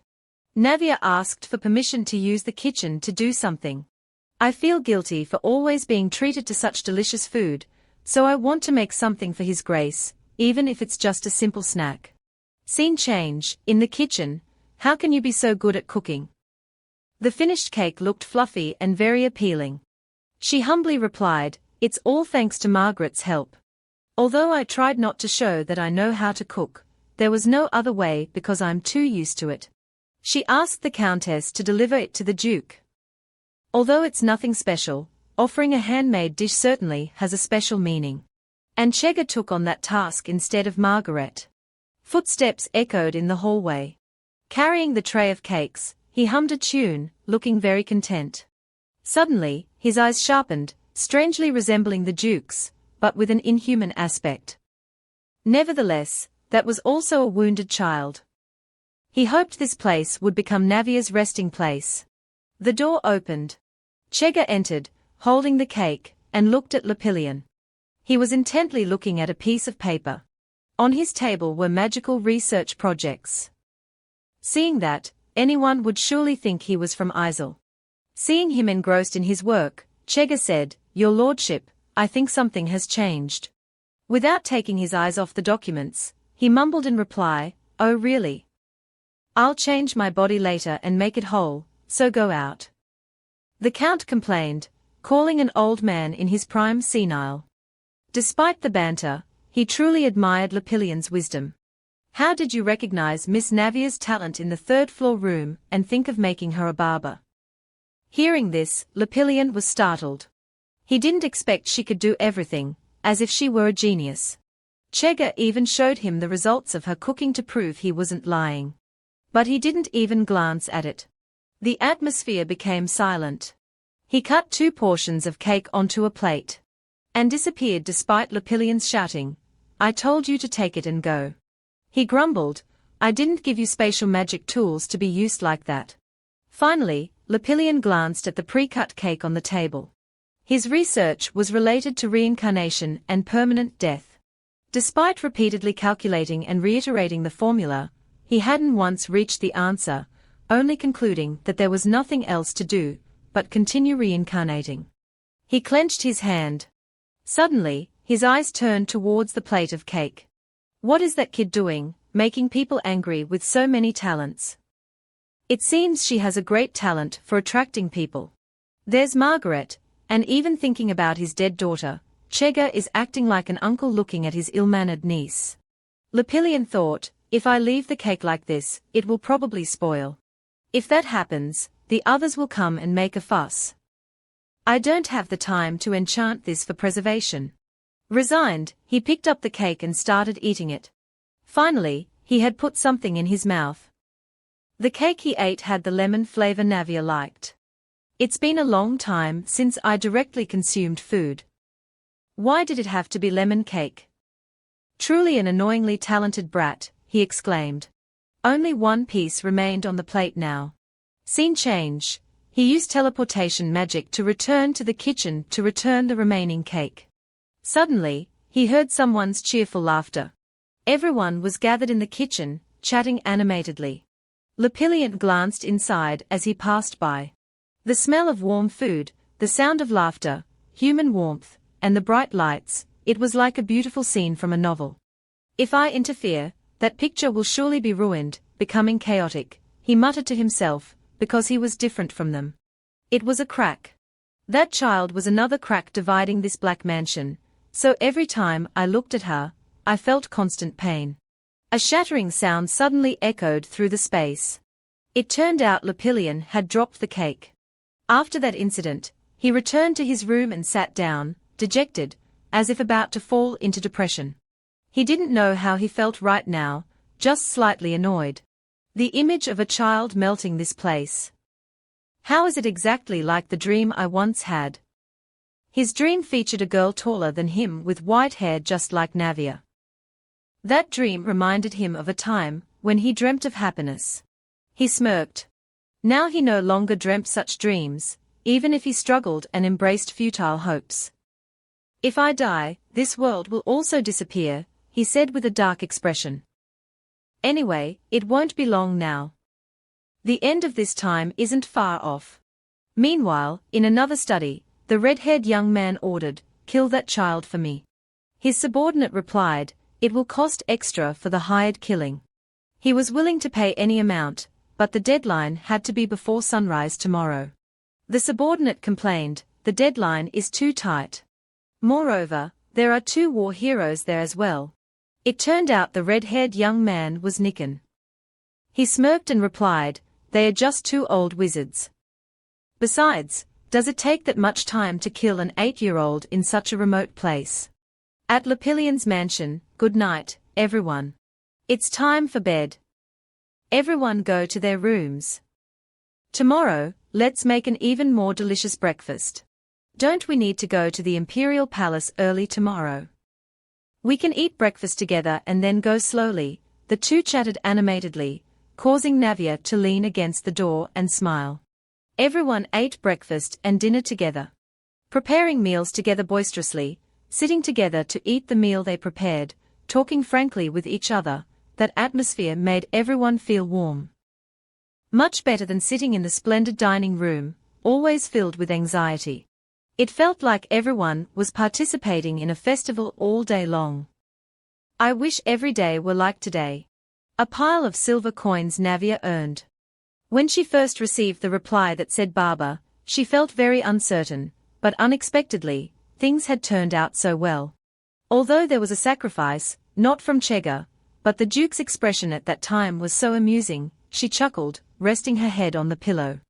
Although it was just a few small coins, it made her happier than receiving 10 gold coins, and this amount could be enough to pay for the carriage to the information market. In the 8th revival, the first thing Prince Kritz did as the heir of the Isel family was to clarify Theoban's unjust contract and restore Isel's rights. When Theoban seized the business project, he said that the new Duke Isel was only 8 years old, although that was a baseless claim, when he retrieved the business project from Count Avian. But Theoban returned the project easily. Clearly, Theoban had a fatal weakness that Kritz knew well. It seemed difficult for her to find that weakness on her own. First, she had to start at the information market. Gradually, she drifted off to sleep. Suddenly, the window in her room opened. A cloaked man sneaked into the room and approached her unnoticed. He raised a knife with merciless eyes, preparing to do something unpleasant to her. When suddenly a surge of magic flew in from somewhere, tightening his throat, preventing him from making any sound. He looked very uncomfortable. That magical power came from Lepillion. He lifted the intruder into the air, leaving him no way out. "I'm already in a bad mood today, and you dare to enter my territory." The electricity generated by his magic collided, creating sparks. The disgusting smell of magic when controlling a person's magic through unusual methods. I often emit a characteristic stench. The first thing is to deal with this guy. He tightened his grip further, making it impossible for the intruder to breathe. A noise suddenly came from behind him, like Navia was about to wake up. It turned out she was just rolling over to find a more comfortable sleeping position. Indeed, there's no need to handle things so messily, because it will leave traces. He let go. It seemed the intruder was already dead. Damn it, I'm looking after a child again, he cursed under his breath. Lepillion approached her bed. He looked at her and thought, you're sleeping soundly at a time like this. He sat down next to her. Why do you have silver hair? There are so many colors, why that one? He wondered. The strange aura that ordinary people couldn't possess, similar to his, like those who had regressed. But there's no way that's the case. Regression isn't magic, but a divine power. Our auras are similar, but you don't emit the scent of divine power. He pensively watched her sleep. On the contrary, I don't sense any strange scent. Even if you're not a mage, everyone has a little magic power, but I don't sense any magic power from this child at all. Such a mysterious child. That's why I only care about that, just that. Suddenly, her hand grabbed the hem of his robe, surprising him. He looked at her with an annoyed expression. It's my house, so I can stay wherever I want. And this is my room, too. There's nothing to laugh about. He gently touched her cheek. Do you know how strange it is for someone who isn't a child to act like one? That was him telling her to be a barber, and then she actually did it. So he was afraid that if he said anything else, she would do it regardless. He thought about adopting her. If he accepted her, she would officially be his first child. He frowned in thought. A red glow suddenly appeared in the room. It emanated from his hand. I'm thinking about monsters again. I wonder how terrifying the monster I'm talking about is. That monster was family. Lepillion was surrounded by curses, causing his humanity to shrink further. He also once had a dream of becoming someone's husband and a father, a dream of overflowing happiness. For someone who would die before the age of 31 like him. He couldn't believe in happiness, and once again fall into a nightmare. As the regression continued endlessly, I found a less crazy method. It was to make himself regress to the age of 8 forever. From the time he regressed to the age of 7, after that, he killed his mother and dealt with the family's garbage, searched for those who helped him, brought them home, and locked himself away. He created a scar on his soul to be able to regress to the age of 8 without reliving the pain of his mother's death. Death and the beginning of life became a little less disgusting. I broke the place where illusions gathered, which was family, and went in search of peace. Suddenly one day, he met a girl with silver hair who greeted him. So this regression would be the first time this girl appeared. She was an incredibly bothersome girl. She asked, "Are you 20 years old? Then you're younger than me."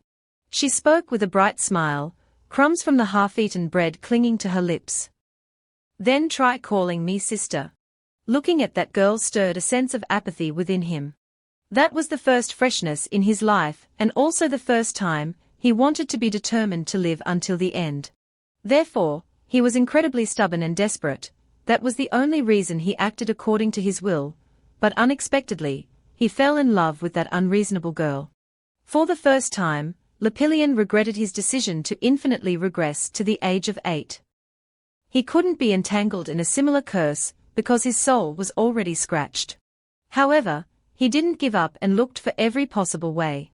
So that this time, he could continuously regress to the age of 20. The moment he first met her in this life, he wanted the following regressions to repeat as well. But if I regress again, will I be able to see her? Back in reality, red marks spread across his palms. How long and to what extent can I endure this? Lepillion said. He sat blankly in her room, unaware of how quickly time had passed. Has it already become morning?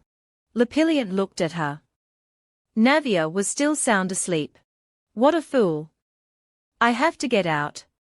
He quickly left her room. Suddenly, a voice called out, "Your Grace." Navia had woken up, rubbing her eyes as she looked at him. He cursed inwardly, damn it, his plan to disappear silently had been exposed. At this moment, she looked at him and thought, should I be polite? But he seems to be the type who hates formalities. Why are you here? Did I do something wrong? He replied, aren't you working, kid? Have you forgotten that I made you my barber? The sun had already reached its peak, but instead of thinking about cutting his hair, she was sleeping soundly. At this moment, he looked exactly like Cook. After hearing him, she sighed dejectedly. "I apologize." "No need to apologize," he replied.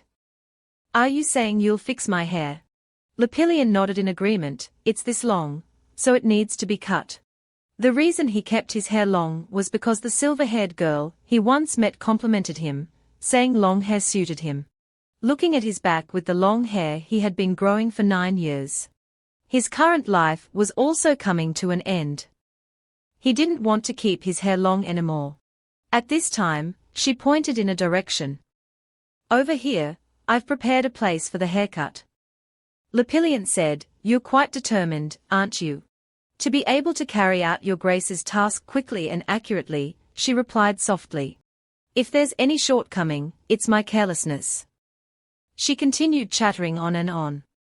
Lepillion thought, this smooth-talking kid. She gestured for him to sit down in the chair. He grumbled, "Is it time to play house now?" "I'll just trim the ends, not cut it short," he said. She asked him again, "All of it?" "This hair has been growing for 9 years. She held his hair and thought. He suddenly changed his mind. What if I ask why he's cutting it, and he gets angry? He glanced at her. At this moment, Lepillion grabbed the scissors. He cut his own hair off. Perhaps he saw her hesitation and took action. "So, what style are you going for?" "Whatever, just cut it short." "Can I cut the back short and leave the front long?"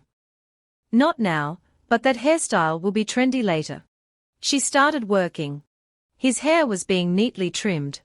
Lepillion looked at her and thought, this dexterity isn't something you achieve overnight. "The more I look, the more suspicious this child seems. This face reminds me of someone." Navia said, "Your Grace, you have to straighten your neck." He sighed, teasing her, "The barber's skills aren't very good, are they?"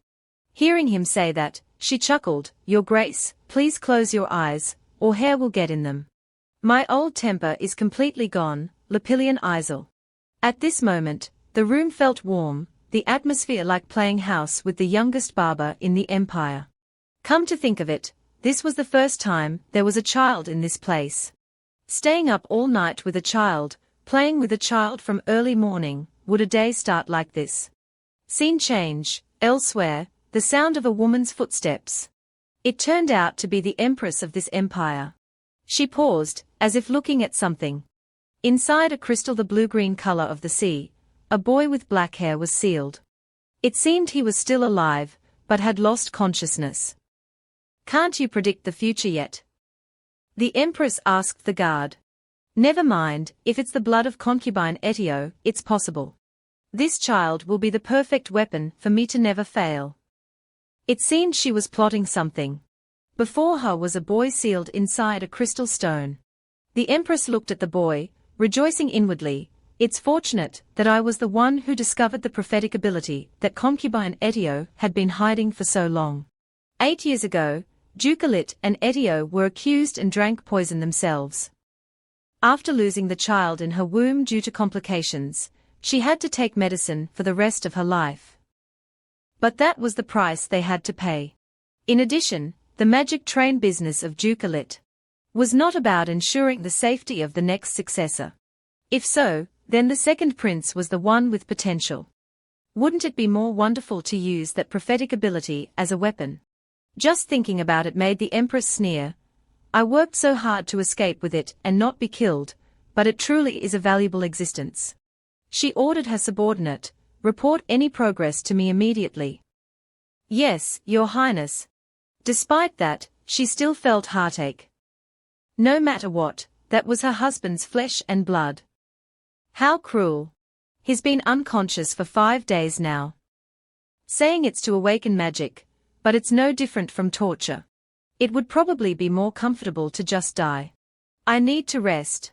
Suddenly, the boy opened his eyes and woke up. Scene change, a magnificent palace.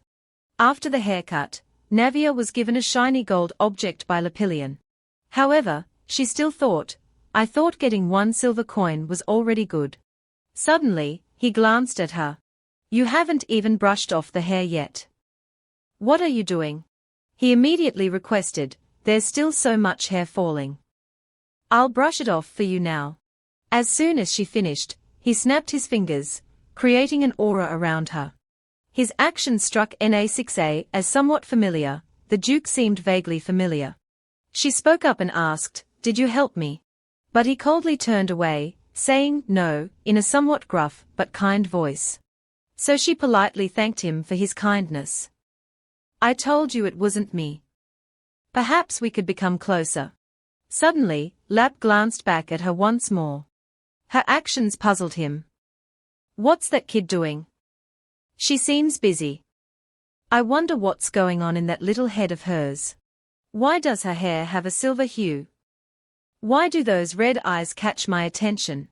Perhaps if I had a daughter, she might look like this. A few moments later, Na6A looked back, making him flustered. He quickly turned away, thinking to himself, please stop thinking like an idiot. It's those eyes. If it weren't for those eyes, I wouldn't be having these silly thoughts. Still, if this kid stays here permanently, wouldn't this peaceful time become my everyday life? Would keeping the child by my side bring more happiness? Suddenly, Lap's body underwent a strange transformation. He collapsed immediately.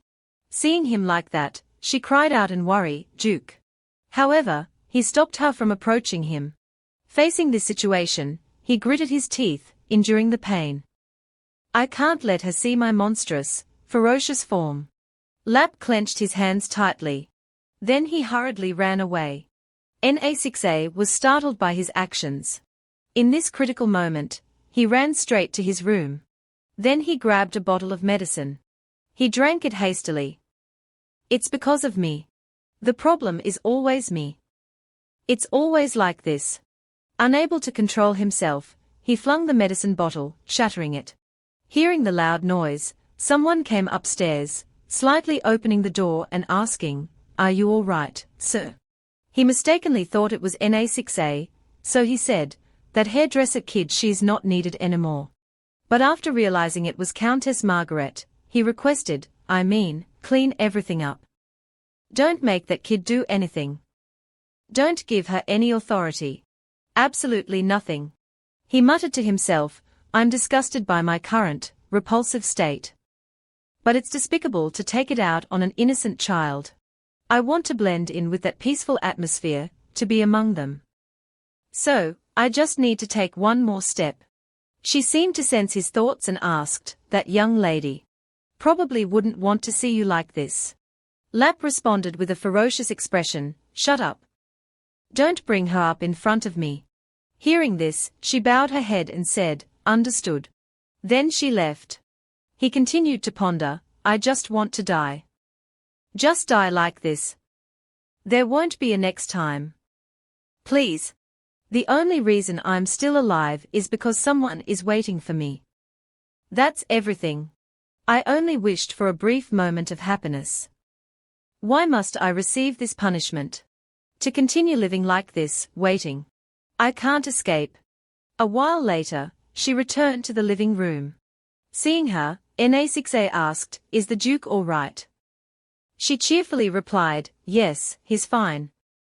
Don't worry too much, miss. I apologize, but he instructed me to revoke all of Miss Na6A's privileges within the mansion. When he gives this order, it means you are not allowed to appear before him and must live like mice. Despite knowing this, she cheerfully accepted it. I'm all right. I was even looking forward to getting closer to him. Turns out, that was just a foolish thought. I didn't know my place. She shyly asked, it's not because of me that the housekeeper got scolded, is it? Countess Margaret affirmed, that's not the case. I'd rather this kid scream and cry. What happened to make such an understanding child like this? How can the Duke not need any servants? The scene changes. Count Chega is receiving a guest who just arrived at the mansion. What's the matter so early in the morning, Anvin? Good morning, Count Chega. He sighed wearily. A young maid has been negligent in her work. It's quite worrying. I have a daughter too. A noble cannot be without servants. If a servant continues to work without the master's permission, it's quite awkward. What do you mean? He scoffed, guessing, is it because of money? Hearing these words, Count Chega seemed to lose his composure. Let's see if these maids can be of any use to me. At the same time, Na6A came downstairs. Seeing her, he criticized, even Duke Arnott abandoned you.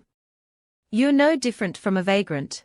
The Count immediately went to the girl's side and said to him, that's enough, Theoban Anvin. Duke Arnott abandoned me. I thought Theoban brought good news. Instead, he continued to insult her, Duke Arnott abandoned this adopted daughter. I mean, she has no parents, and now even her adoptive father has thrown her away. At this point, he shouted, Theoban, are you disregarding my warning? Yet, he still thought, what warning? I'm just treating you like a hero who contributed to the empire during the war. Do you think you're my master? Count Chega's eyes suddenly became serious.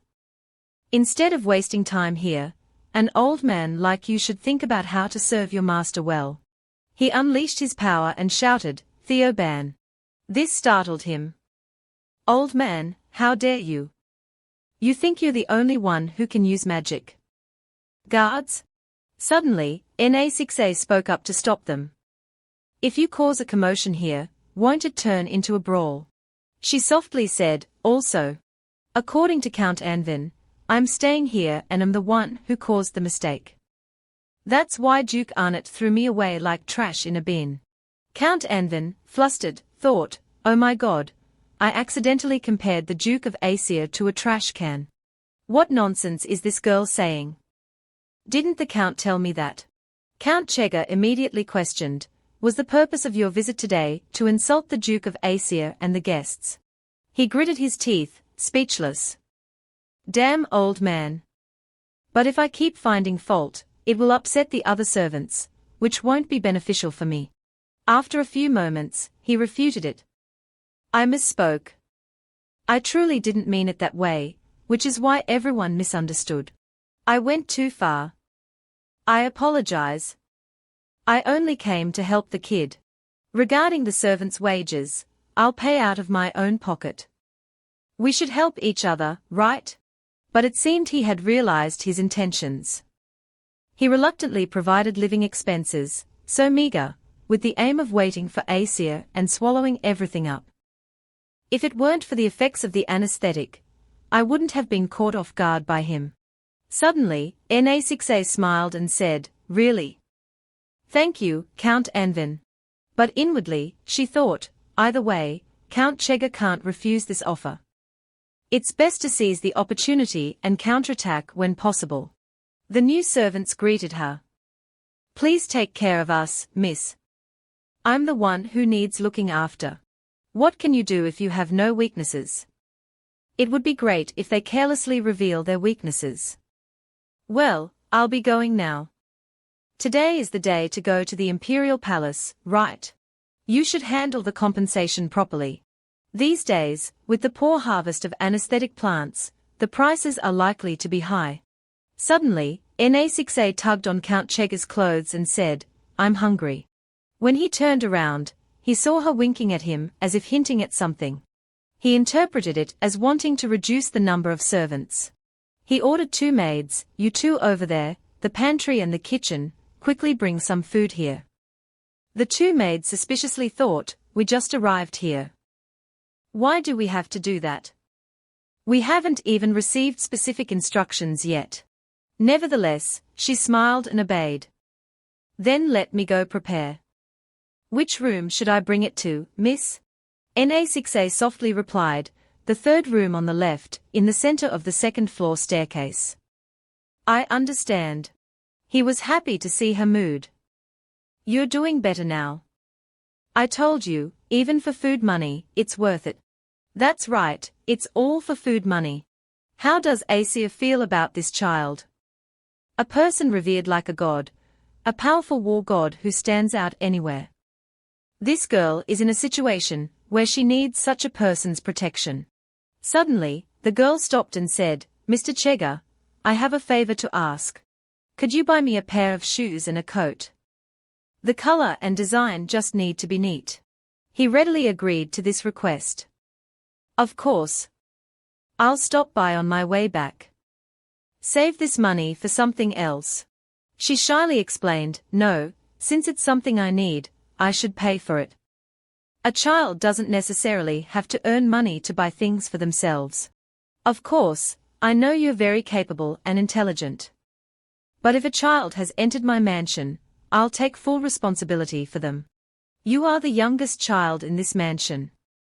At his sincere words, she muttered to herself, clearly, these gentle words are very comforting, but I still feel uneasy. Is it because I'm not ready for this sudden happiness? Elsewhere, in a room, a loud noise erupted along with someone's scream. You useless fools! Nicken, with a furious expression, thought, they can't even handle a child. I spent so much money. How could it fail? Could someone be secretly protecting Na6A? Is it Lay Michega or Margaret Romanoff? Both of them are powerful mags. But they have no reason to help Na6A, a child they don't even know. She's even my adopted daughter. I need to confirm what happened at the Imperial Palace today. At the Imperial Palace, an authoritative duke said, all right, let's begin our conversation. Let's proceed according to the confidentiality agreement you've prepared. Nicken has blamed his daughter for the incident, but it was clearly Kwok who caused it. This can be seen as a territorial dispute, but it was the children who caused the incident, so it should only result in compensation. Nicken softly said, we will compensate with 10 million gold coins and 1 year of magic stone mining.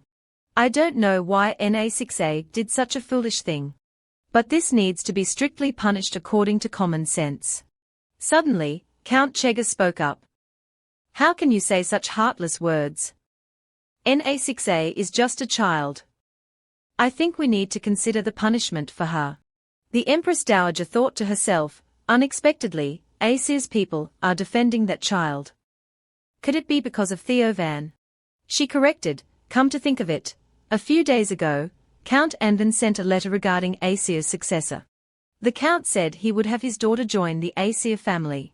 What do you all think of the idea of an unmarried duke suddenly having a child? Is it reasonable? Nicken was furious as he listened. He clearly holds the position of the Crown Prince's consort. Doesn't Theo Van know his place, daring to confront me?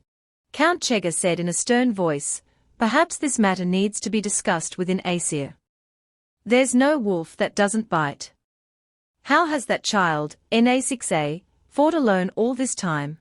Back at the mansion, the two maids grumbled to each other while preparing food for the girl. This is so annoying. Even if it's a prisoner, skipping a meal won't kill them. Why is the pantry so empty? I thought we could secretly bully that kid. The third room on the left, right. She called out, Miss, the food is here. But when they entered, they saw her eating with Minerva. So they asked, Miss, what's that? She explained, I'm sorry. I was so hungry, but I didn't see any food brought to me after waiting for so long. Minerva looked at them intently and guessed, are those the maids that Count Anvin left behind? Na6A softly said, I'll eat that later. Or you two can eat it too. I understand. The maid placed the food tray on the table forcefully. Then she turned and said with a smile, oops, my hand slipped. I apologize, miss. However, she still smiled and replied, it's all right. It happens. It seems they don't intend to hide their attitude.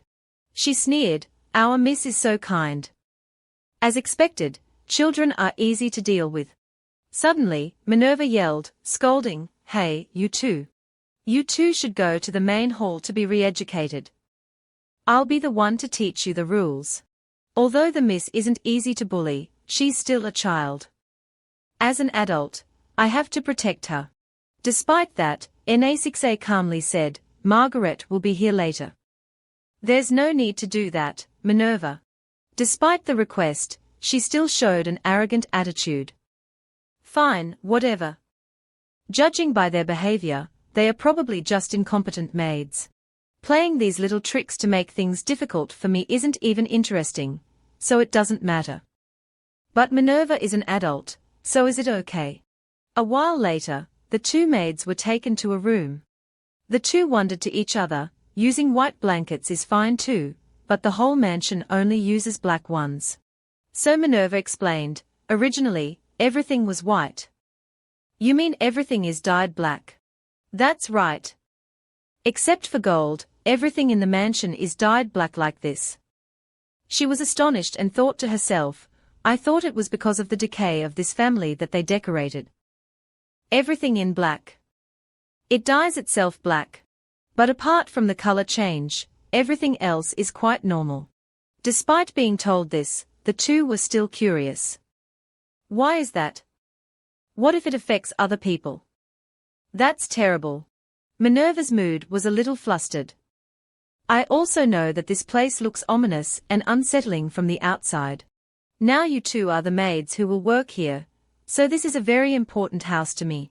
If there are baseless rumors, will you two take responsibility?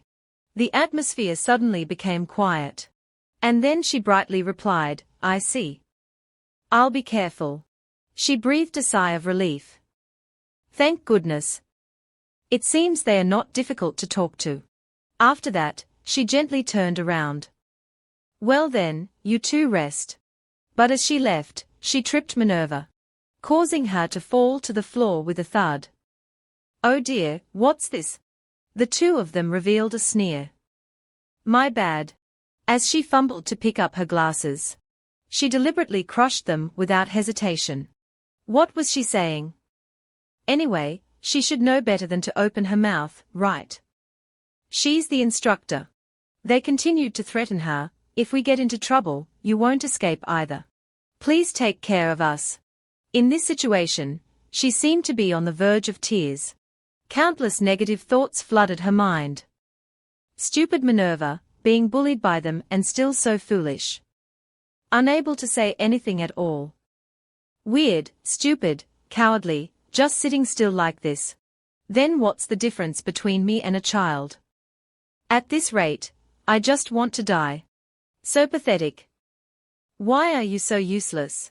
Suddenly, someone called out, startling Minerva. A small hand reached out to her. Thoughts kept swirling in her head. I wanted to help Miss, but not only could I not help, but Miss even saw me in this terrible state. It seemed like a terrible thing for her. Na6A began to comfort her. It's embarrassing, isn't it? To the point of wanting to die. I've been there too. Her voice was calm, neither emotional nor trying to be comforting. On the contrary, with such composure, it felt like there was nothing special about it. That gave me the feeling that I'm actually a normal person, not a freak. A while later, when Margaret returned, Na6A immediately reported, Minerva fell. She remained calm. And said, come here and sit down. Let me see where you're hurt. Despite being hurt, she still smiled and said, it seems like nothing is broken, just a little bruised. Just then, the girl brought her a bottle of medicine. I'm fine. You should keep it for yourself, miss. I can endure it. And I don't like Minerva being hurt. Finally, she accepted it. Did that awful feeling disappear so quickly? Her mood seemed to have improved. Unexpectedly, Minerva revealed a secret. I'm the illegitimate child of the Hort family. Because I learned everything quickly, the family accepted me. They even sent me to the academy to become a pharmacist. Because of my status, I wasn't welcomed in the family. So I was bullied a lot at the academy. My stuttering habit also started at the academy. Now it's good. The Lord didn't mind my status, and even gave me a job here. Minerva recalled her first encounter with Lap. He threw me a piece of paper. And requested, only you can make that medicine. But that was the biggest encouragement in my life. She cheerfully affirmed, this place is my home. Margaret was secretly delighted to hear her heartfelt words. Suddenly, she pulled Na6A closer. And Minerva too. She embraced both of them warmly. She confessed, a hug is the best comfort. She seemed to feel it. Yes, I was comforted by this hug. If someone asks for help, there will be someone willing to open their arms. Simply with a warm hug. That's what Na6A has longed for. I learned more about the magic train. It operates only once a day using the power of magic stones. It's a means of transportation that can carry up to 30 passengers. The ticket price is gold, a trivial expense for a wealthy noble who doesn't know what to spend their money on. In winter, after the balls end, the noble ladies become free. Traveling by magic train quickly became a fascinating trend. It's the flow of the times brought about by the magic train. Na6A thought to herself, following this trend, no matter what, the business must succeed. If it's compensation from Arnott, it will cover the initial capital of the project, creating a useful enterprise for Aesir. First, if we offer a certain salary, it should be fine. Everyone here is so kind. Obviously so kind, but I still feel uneasy. Although I'm grateful for everyone's goodwill, I still feel pressured. Because I don't know how much separates goodwill from betrayal. Suddenly, there was a knock on the door. May I come in? Count Chega came to announce, the clothes and shoes will arrive tomorrow morning. She thanked him, but he gently said, I've also asked a lot of you. This is nothing. His enthusiasm encouraged her. It seems what I said has happened. That's right. According to you, Theovan has sent a letter. When will the compensation be sent? The Count reported, within 2 days, the gold and magic stones will be loaded onto the carriage. 10 million gold and a year's worth of mining. With this amount, I can quickly implement the previous plans. Then he handed her a letter. Also, this is the letter Duke Arnott sent you. He hasn't been in contact all this time, then suddenly said it's a children's matter, and hastily conveyed it through this letter. Na6A opened the letter while pondering, even without reading it, I already know. It's all just excuses for what Kwok did. Since I can't come pick you up right away, be good and stay with Duke Aesir. Nikan still thinks I'm a fool, so he believes I'll wait for him hopelessly. When Count Chega read it, he expressed his disapproval. How shameless. It's all right. That's also a good sign. It means he still has hope. This will lead to a fierce struggle between Arnott and the royal family. Hearing this, he had nothing to refute. It has to be this way to help Aesir avoid this fierce battle. It's only Theovan Arnott against the royal family. If the Lord steps in, they won't be able to win. So he asked her, you have a way to save this place, right? Please help Aesir. Asking like this might seem hasty and unreasonable, but my intuition, after living for so many years, probably isn't wrong. If I don't listen to this little girl, I'll definitely regret it later. Faced with his question, she didn't rush to answer. You want me to help? Solving the immediate economic crisis is not simple. Suddenly, he said, but if you feel overwhelmed and pressured, you can also choose to give up. This man is old enough to understand that. So she softly asked, so you mean, together with me, getting involved in something that has the potential for betrayal? Na6A recalled what Nikan once said, you have to retaliate against those people before being betrayed. If it weren't for that, I don't know how many times I've been betrayed in this life. Someone as experienced as Count Chega must know what it's like to be betrayed. But it's not about making someone unable to betray you, it's about embracing it yourself, right? And then she put down her glass of water and said, I think human life is like getting lost in a vast forest. It's so big that no matter how clearly we see our surroundings, we can't do anything. As we go deeper, we see each leaf clearly, and then we check if any leaves have been gnawed by worms. Then, what if we suddenly realize that the tree doesn't belong to us? After all, it's a vast forest, so there must be other trees. The world we live in is also like a forest with countless different kinds of trees.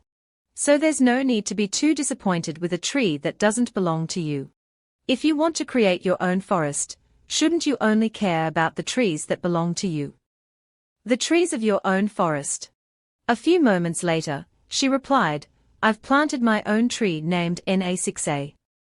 If that tree can't take root, then I should blame myself for being useless. It's all just things we imagine. Can we really do that?